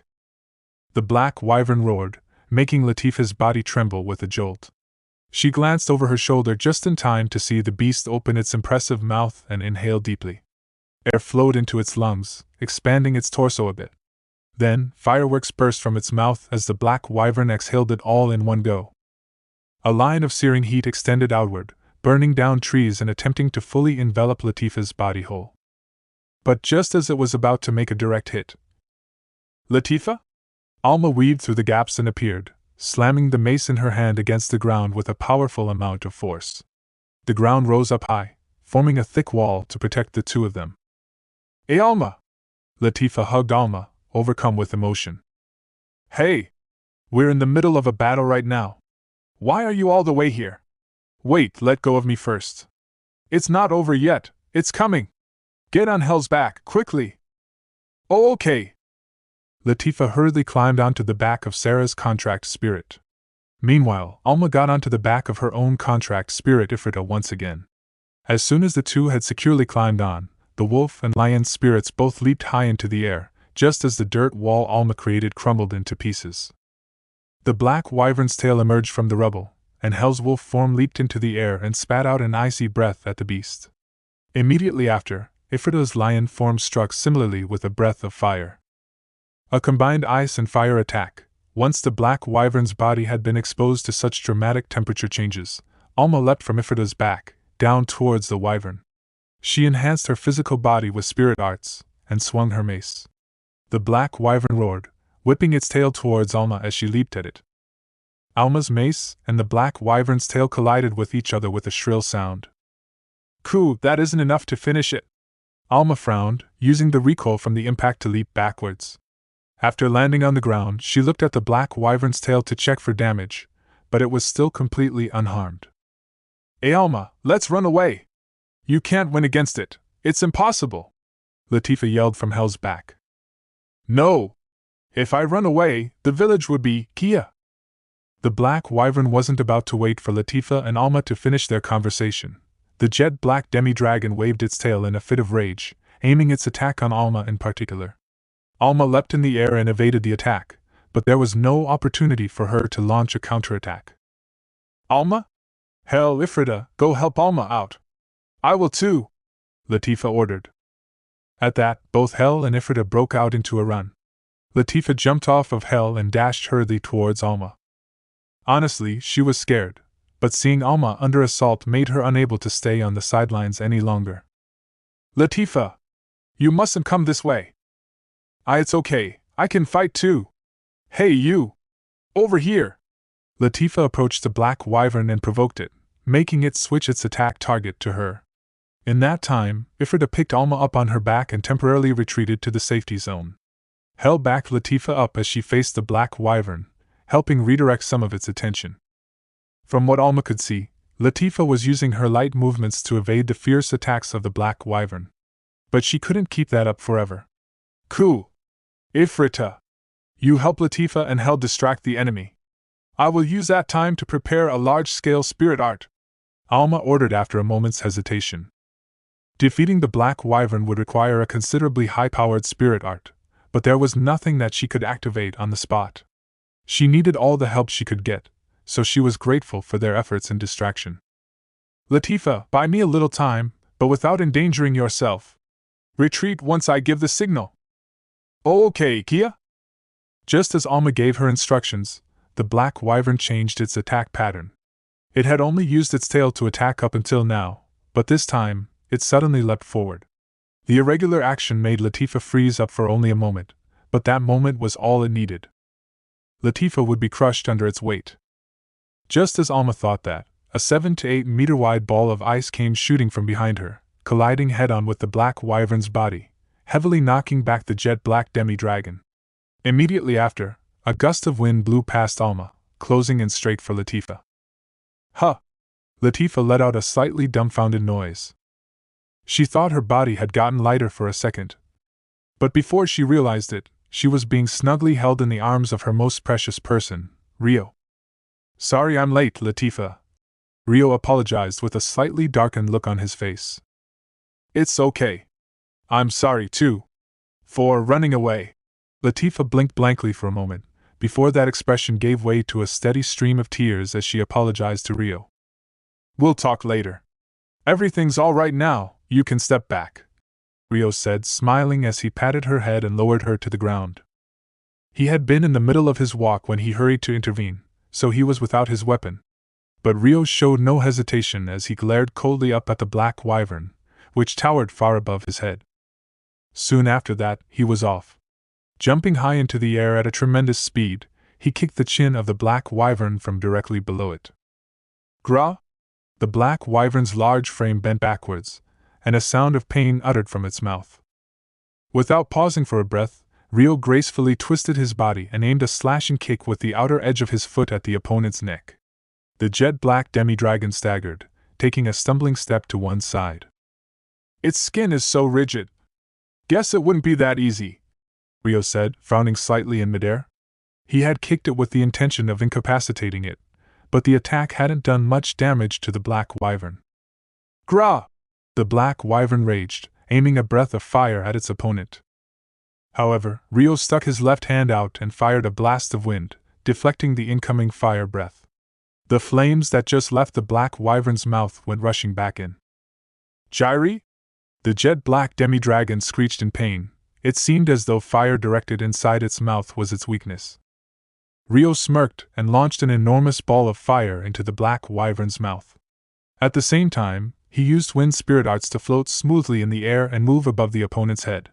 He put both hands together and swung them down with all his might. With a loud thunk, the black wyvern's mouth was slammed shut, and a large explosion took place inside immediately after. An incredible amount of heat and shockwave energy was produced inside its mouth, and the black wyvern shook its head furiously as it bent backwards.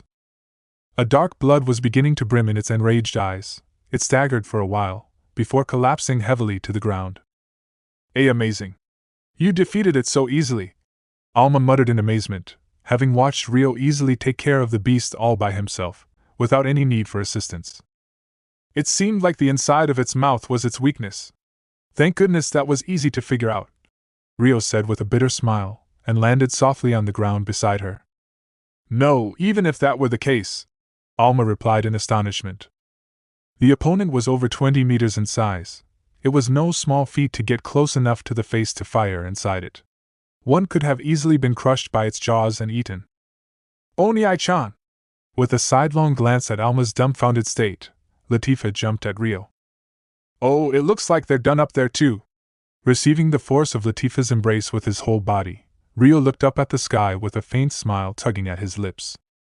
Alma looked up too. There, the warriors were yelling triumphantly at the scattered flight of wyvern subspecies that were trying to flee. The other black wyvern was still alive, but it was running away, along with a significantly lower number of its kin than when it first attacked. Then, Orphea and Sarah, the latter still on Ariel's back, came down from above. Alma, you're amazing! How did you defeat it? Oh, Rio and Latifah are here too?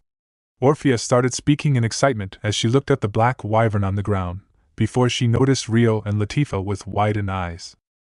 Rio defeated that black wyvern all by himself, Alma confessed with a forced smile. By himself? That's amazing!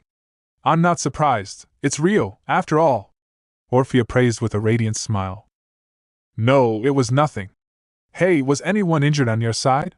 Rio diverted the topic with a shy smile. We're all fine. It may have been more dangerous if the battle had dragged out, but thankfully, the others all ran away, Sarah explained after landing. Sarah, why do you think the wyverns in the air ran away? Alma asked. Probably because that black wyvern there was defeated. While we couldn't defeat the remaining one, this was all thanks to Rio. Thank you very much, Sarah answered, bowing her head at Rio. It was nothing. I am Latifah's brother, and everyone's sworn friend, after all. Shaking his head bashfully, Rio gave a small shrug of his shoulders. Ha! Ha! Ha! The boy was running through the forest, panting for breath. Both the griffin and his travel supplies were gone, and all he had left were the clothes on his back and the weapon in his hand. He was all alone in this great forest, with no idea of where to go or what to do. Why the rush? A person appeared out of view and asked the boy in a calm voice. The boy looked around his surroundings in a panic, but couldn't find the owner of the voice. I'm over here, the voice said from above. The boy whipped his head up and saw Rice floating in midair. Yeah, Mr. Rice? So you actually managed to survive that situation. To be honest, I'm surprised, Rice said, sounding impressed as he landed on the ground. What do you mean actually? Were you watching the whole time? The boy yelled in anger, not caring about how Rice was flying in the air, nor the politeness of his own words. Heh. Contrary to expectations, your true personality was so repulsive, I was inadvertently captivated.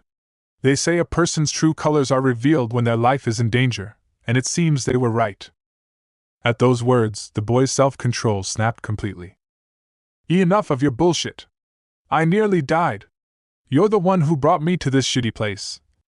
So, apologize. How will you compensate for this? I won't forgive you. Hey. You're an interesting person, so this is a shame. Are you sure you want those to be your final words? Rice asked with an arrogant smile. He held a small, clear, jewel-like stone between the thumb and forefinger of his right hand. Huh? Is there something wrong with your head? Give me that Judash! The boy ranted, and Rice crushed the jewel between his fingers. An expression of agony suddenly came across the boy's face, and he fell to his knees. Goodbye. With those words, Rice took to the skies once more. Chapter 8 Bonds. The next day, Latifah led Rio to the square where they had parted ways the day before. I'm sorry for running away yesterday. The first thing out of Latifah's mouth after they turned to each other was an apology. I should be the one apologizing, Latifah. I was the one at fault. I should have told you in a better way. I was too clumsy about it. I'm sorry. Rio was slightly taken aback, but after a beat, he awkwardly apologized. That's not right. It was just me being spoiled. I actually knew all along, kind of. I knew Oni-chan would leave the village someday. That's why I was scared. Not having Oni-chan there for even a moment makes me so worried. Latifah rejected Rio's words and revealed her own thoughts, as if to appeal to him. But yesterday, when I heard you say you were leaving, I went a little crazy. I made Oni-chan worry, and caused trouble for the other girls. So I thought about it. I thought about it all night. I wanted to talk to Oni-chan once I gathered my thoughts. Watching Latifah get more and more anxious as she spoke made Rio's expression darken slightly. Yeah, I wanted to talk to you too. Rio nodded, making Latifah sigh in relief. Thank goodness, she said as the strength drained from Latifah's body. I should be saying that. I was worried you hated me now. Rio shook his head with a tense smile. Never. I love Oni-chan. I was worried you'd hate me after everything. Worried that you'd leave the village because I'm always causing trouble. I knew that wasn't the case, but the thought of being a bother to Oni-chan made me so scared, Latifah said, tears flowing in large drops. You're not a bother, Rio informed her. Huh? Latifah looked up at him blankly. You don't cause trouble, and you're not a bother. I'm not sure whether it's okay or not for such a selfish person like me to be your brother, but you're my sister.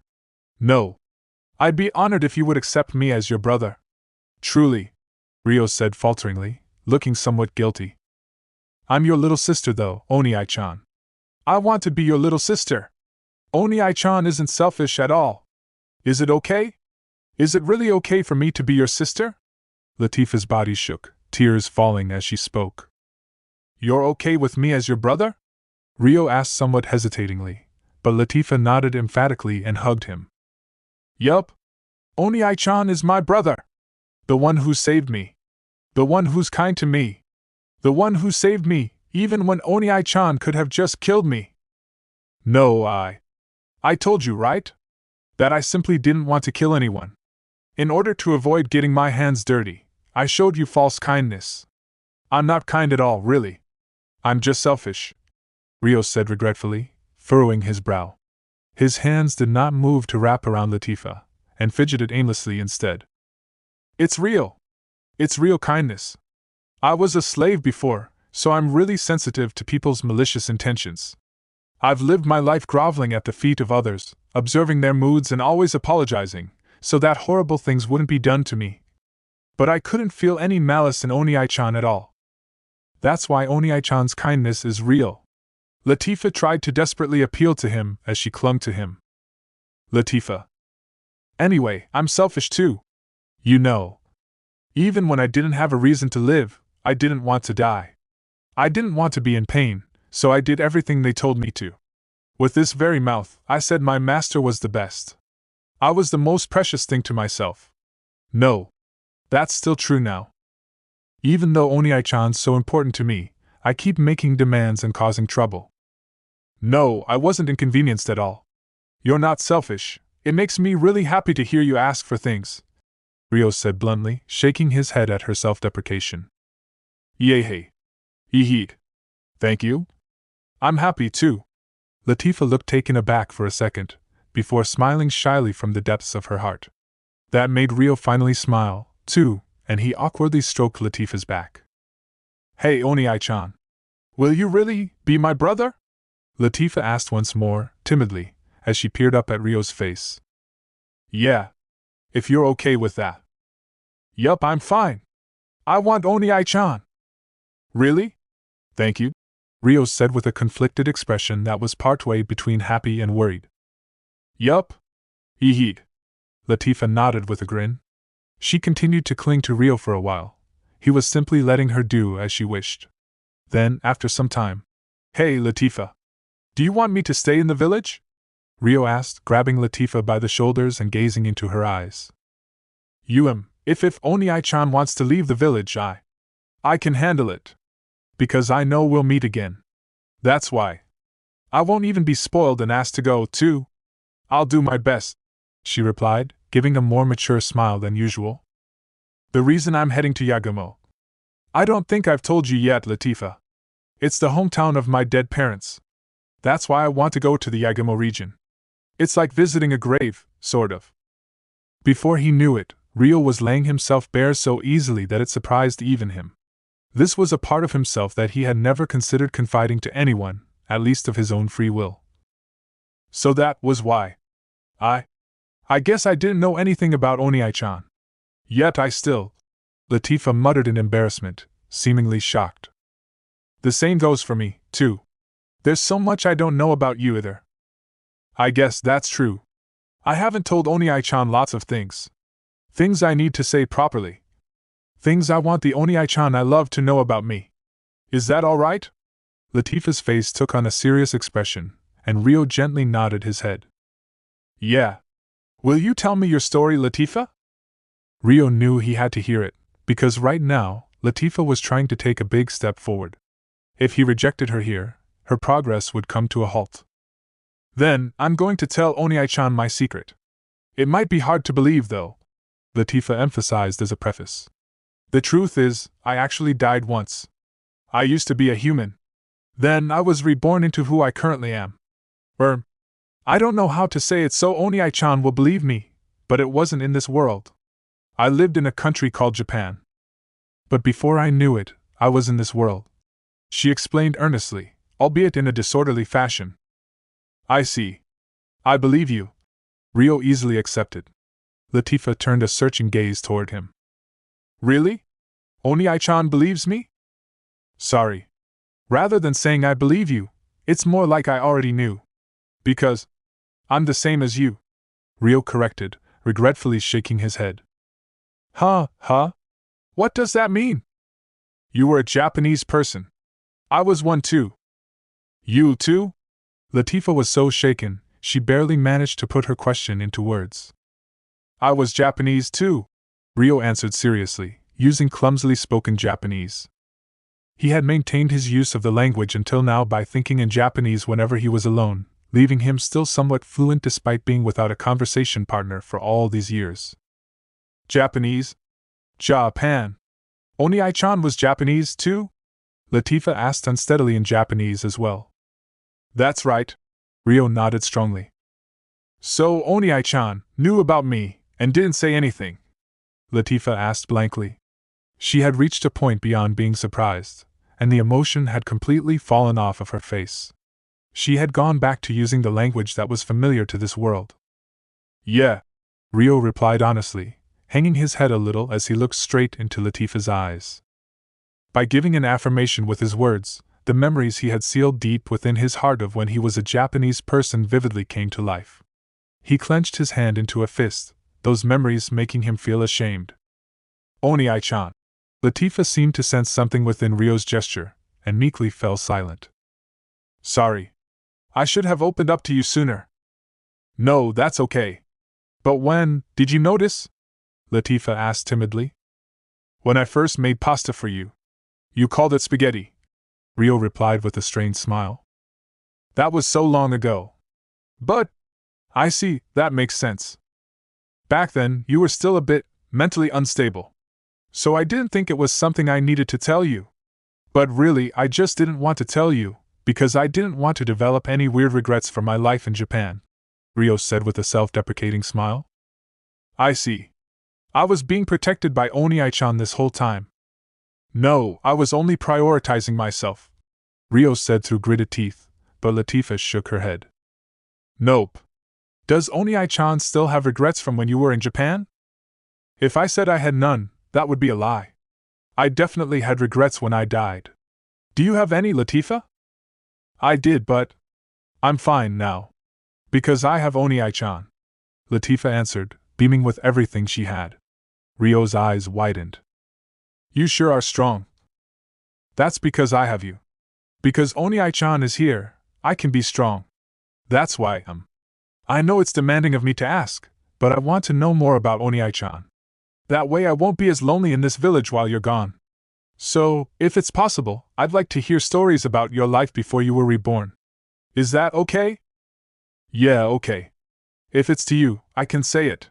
You're my little sister, after all, and I'd like to hear more about you too. Let's talk things out slowly. We still have plenty of time. Rio hesitated for a bit, but eventually agreed with a soft smile. Okay. Wait, you're not leaving right away? There's still time? Latifah said, nodding with a smile at first, before being taken aback. Yeah. There's still a lot I want to learn from the village, and I still want to stay with you for a while. So it'll be another year, at least. I thought you'd be leaving right away. knowing that their farewell was still far in the future, all the strength drained from her. And then, on that day, the two exchanged stories of before they were reborn. Although Rio held back from elaborating upon his experience, they still talked about many things. The biggest shock was the fact they were distantly acquainted with each other, and rode the same bus just before they died. When she discovered that truth, Latifah began to blush a little. And before they even realized it, they had been talking to each other until evening. From that day onward, the two of them became siblings in the true sense of the word. Then, once they got home. "Oh my! You two are looking even closer than before. I take it went well?" Ursula asked. She had been waiting in front of the house. "Yes, thank you for the concern. We've become closer," Rio reported a bit shyly. "Even if Onii-chan decides to leave, I've decided to wait for him in the village," Latifah said with a carefree smile, as a teardrop suddenly rolled down Ursula's cheek. "Oh ho! I see I have become more susceptible to tears in my old age. Lord Rio, thank you for saving this child." Ursula grasped his hand, as though in prayer. 1 year went by in a flash. On one particular day, when Rio's departure from the village for the Yagumo region was growing imminent, he was summoned by the village elders, and went to the council room of the town hall. Good of you to come." Sildora, Dominic, and Ursula stood at the front, welcoming Rio with a smile. Did you need something from me today?" Rio asked with faint wariness at the rather exaggerated welcome. Sildora was the one that broached the subject. "Well, there is something we wish to give to Lord Rio, being that you are our village's benefactor and sworn friend. First, please accept this as a gift from the village." With that said, Sildora presented Rio with a bracelet. It was made from a mithril metal called magic silver and had a complex formula carved into it, along with a huge spirit stone that was embedded within. "Is this a time-space cache? I cannot accept something so valuable." Rio's eyes widened, refusing the gift almost reflexively. Rio was quite familiar with the time-space cache. Loaded with time-space magic that humans couldn't reproduce through sorcery, it was a magic artifact that held a rather extraordinary effect. It created a semi-perpetual isolated dimension in proportion to the registered owner's essence, from which items could be freely stored and retrieved at will. "Think nothing of it. It is merely another symbol of our friendship. Your journey should be a lot easier with this, no?" Sildora shook his head, and pushed the time-space cache at Rio.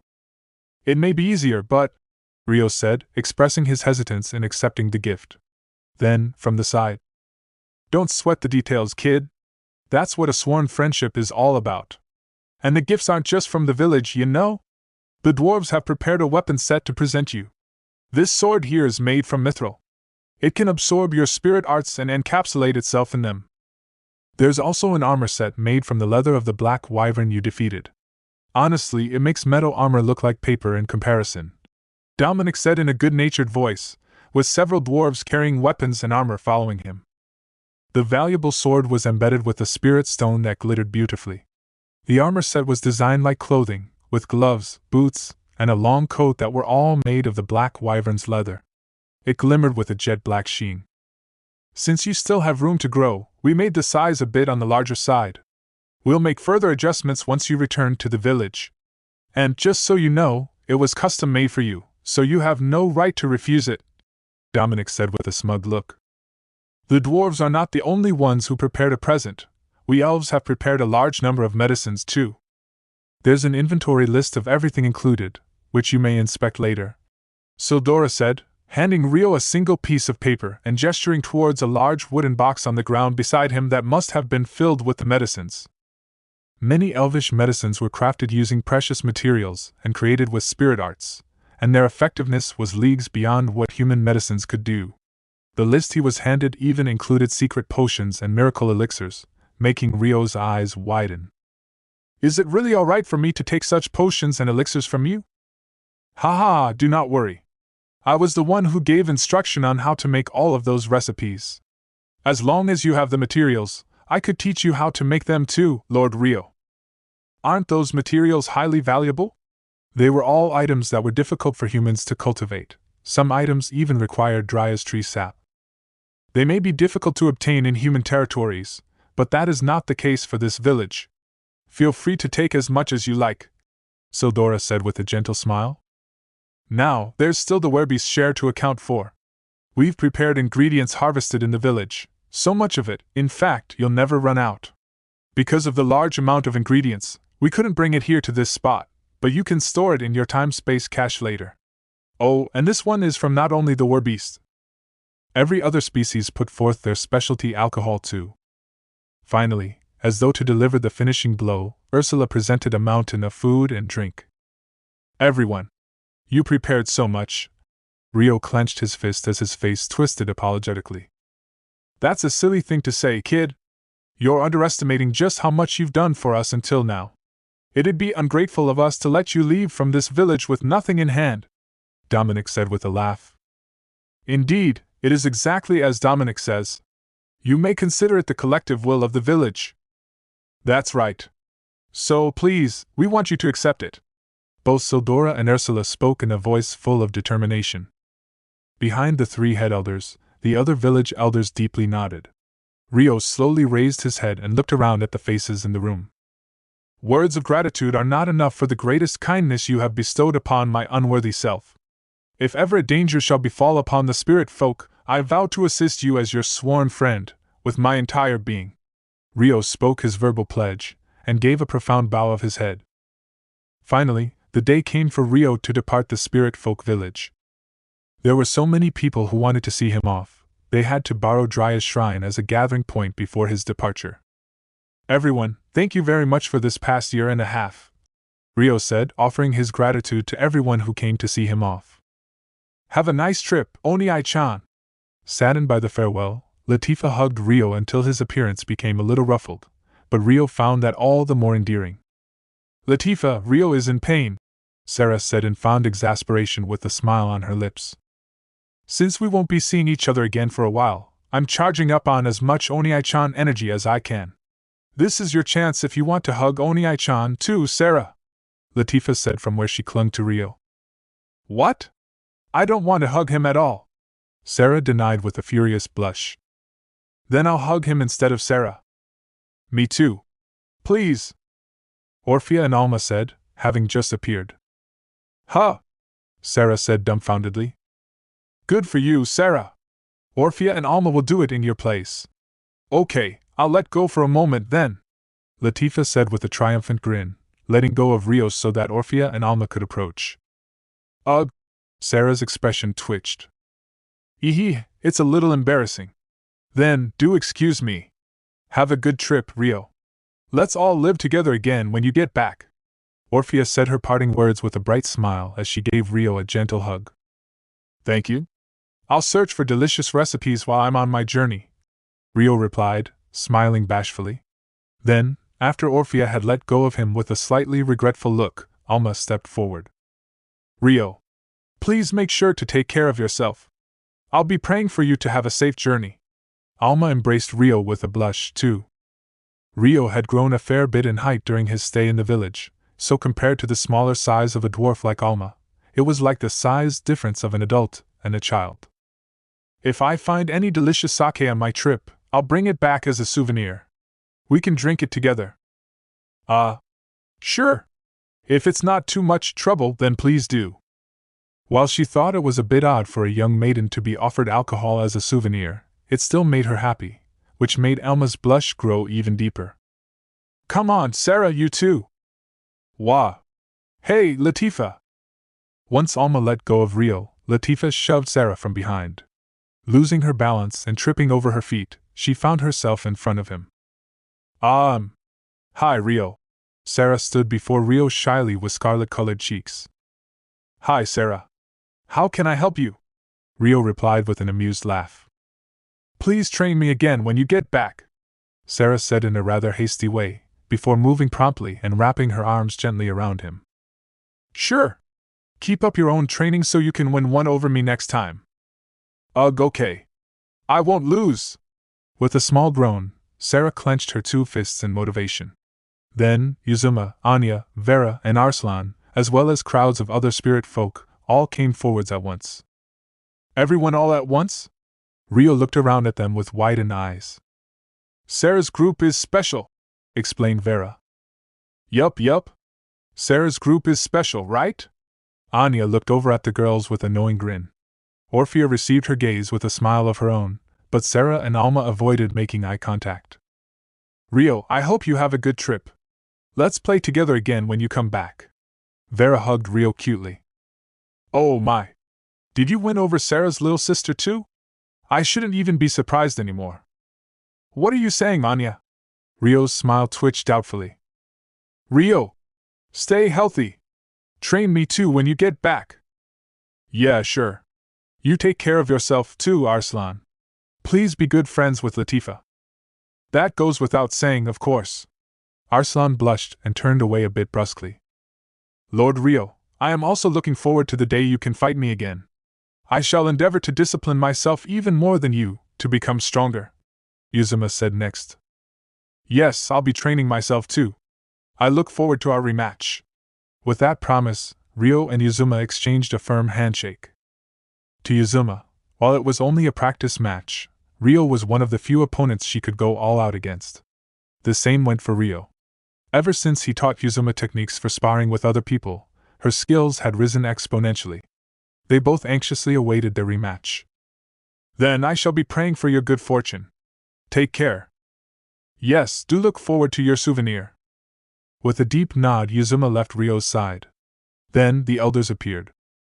Oh ho! We shall keep this short and sweet for you. The elders will say their farewells all together. Lord Rio, come back to us at any time. This village is your home too, Ursula said with a cheery smile. That's right. Come back whenever you want, Dominic said with a merry laugh, grasping Rio's arm firmly. Yes.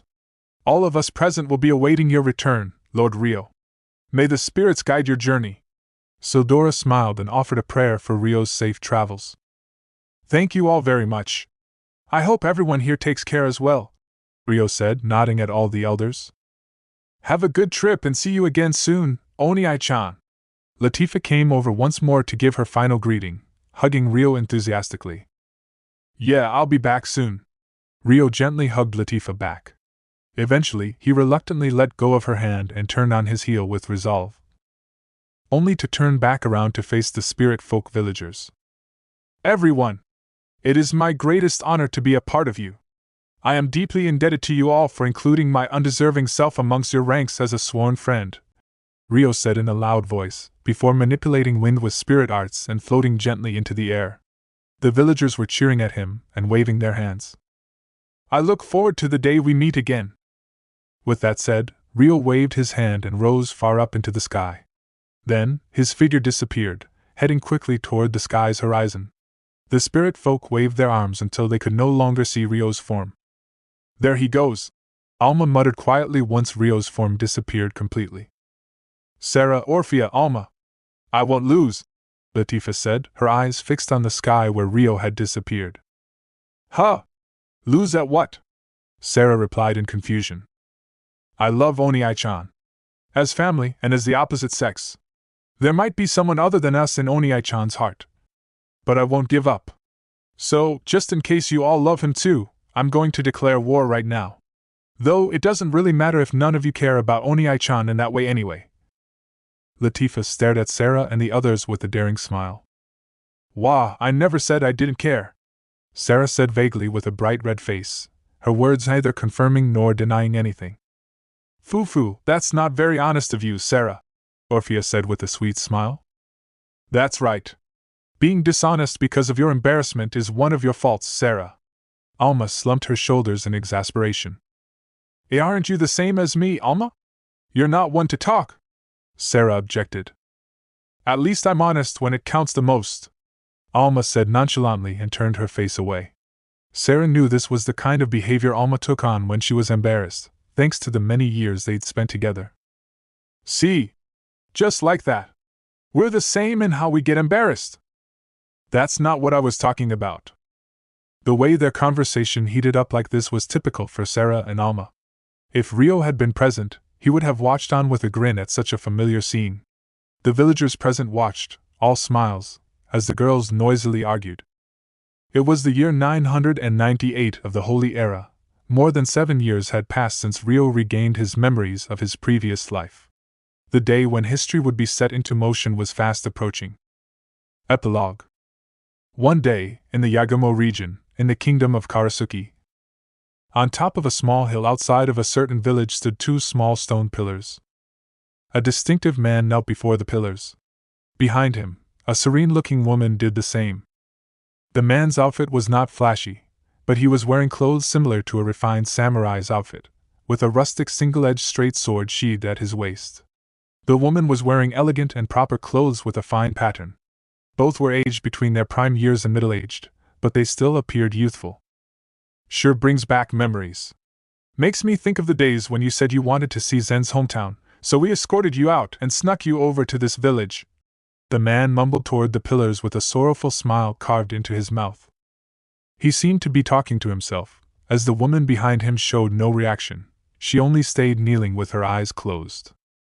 Lady, the view from this hill hasn't changed much since those days. The man's muttered, lamenting words were almost drowned out by the gentle wind stirring the grass on the ground. Bonus short stories. Girls with animal ears enjoy being petted. One day, after a year or so had passed since Rio and Latifah began living in the village. It's a celebration. It's time to celebrate. Sarah and Alma were drinking tea in the living room, when all of a sudden, Latifah came in with Vera in tow and closed in on them. Wah! What's the matter, Latifah? Vera? Latifah told me all about it, Sarah. She said that Rio acknowledged you during training this morning. That's why we have to celebrate, Vera said. You don't have to make such a big deal out of it. Sarah shook her head with a strained smile at her little sister's insistence. Fufufu. There's no need to try play it cool. That's right. I know my sister's actually really happy about it deep down. Both Latifah and Vera said with triumphant expressions.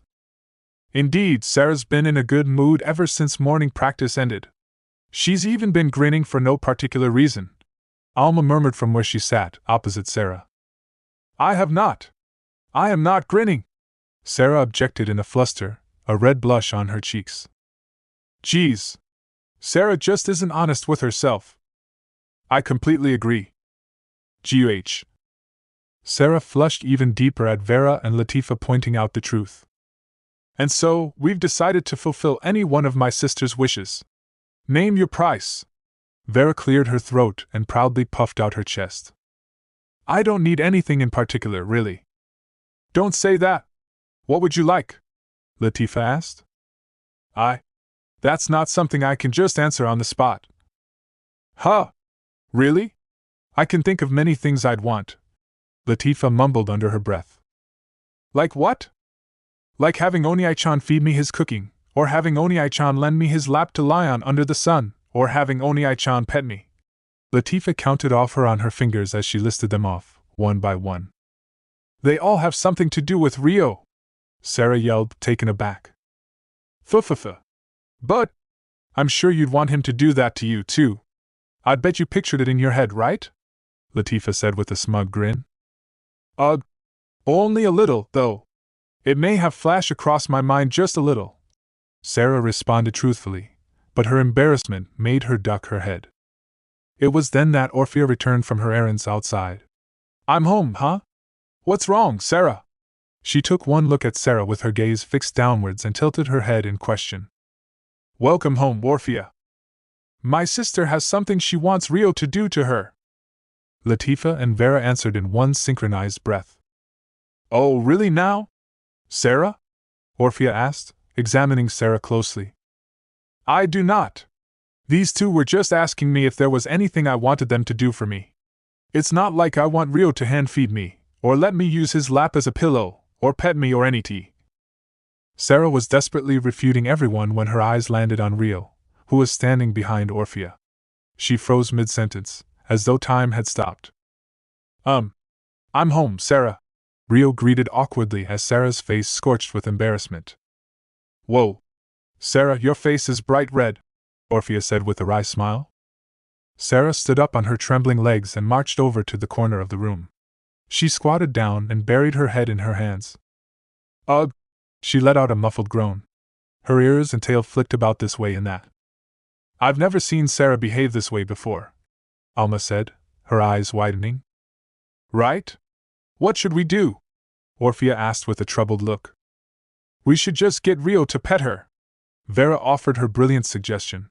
The best way to get rid of a gloomy mood is to be petted. Rio's eyes widened in shock, while Sarah's body shook with a flinch. What are you saying, Vera? Sarah stood up resolutely, objecting to Vera's pleased words in a fluster. Oh?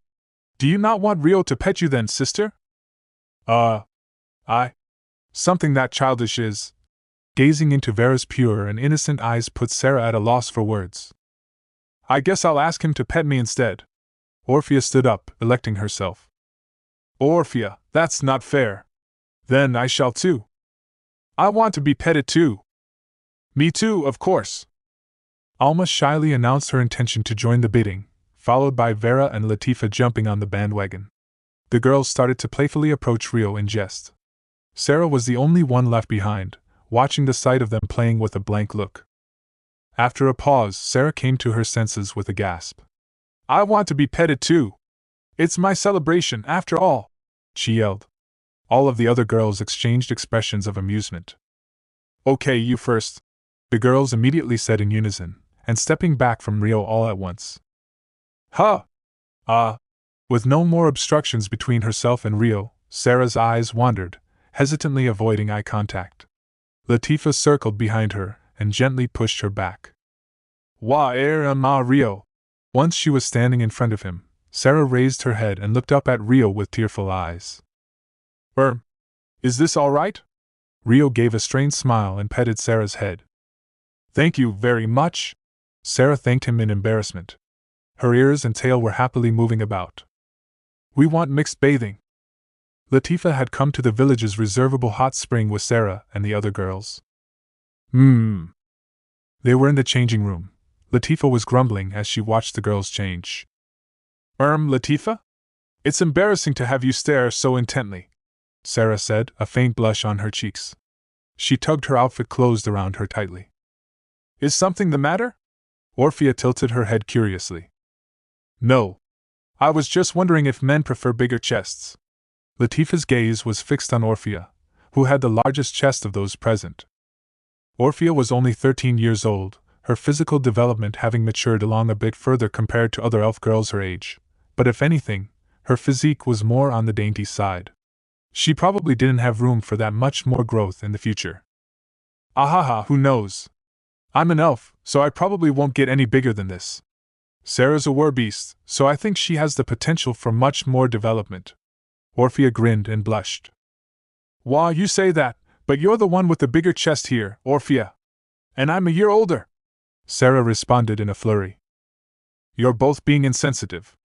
Latifah, too. No matter how much you worry, you'll never be smaller than me. As a dwarf, Alma pouted her lips just a little. Latifah's only 11 years old right now. You shouldn't be thinking about these things until you're a little older. It's still too early for you, Sarah chided Latifah, having noted Alma's scornful look. Latifah grumbled uneasily. Having the person in her thoughts always by her side made it a perfectly justified concern to have. Come on, take off your clothes so we can get into the bath now. Okay. At Sarah's urging, Latifah stripped her clothes off and proceeded towards the bathtub. Phew, this is what happiness is. After washing her body, Latifah sank into the bath water and let out a sigh. She sat in the bathtub with her knees hugged to chest and face, looking forward and letting her gaze wander without focus. I hope Oniai-chan will pay lots of attention to me in the time we have before he leaves the village. Her thoughts were all about Rio. Recently, she had taken to listing the things she wanted Rio to do for her, and the things she wanted to do for Rio inside her head every day. Eheed. As she imagined various things, Latifah smiled happily. What is it, Latifah? Now you seem rather happy about something, Sarah asked with a somewhat pleased expression. I was just thinking about how much more fun it would be to have Oniai-chan bathe with us, Latifah answered unabashedly with a carefree smile. What are you saying? There's no way that would be allowed. Sarah flushed red as she yelled. But it'd be so much fun if everyone could hang out in the hot springs together at least once. Don't you think? Said with an unhappy expression. True, it does sound fun, Orphea agreed with her in a gentle tone. Not you too, Orphea. Onii-chan uses the same hot springs, so it would have been better to just come together. Do you think it's too late to ask him to join us now? Now that you mention it, the boys' bathroom is right next to here. Alma muttered supportively in response to Latifah as she thought out loud. Huh? Really? Then if I called for Onii-chan, he could come right away? Hey! What if he actually comes here for real? Latifah raised her voice happily, but Sarah stopped her in a fluster. Orphea and Alma laughed in amusement at the two of them. I would never, Rio thought to himself from the bathroom next door.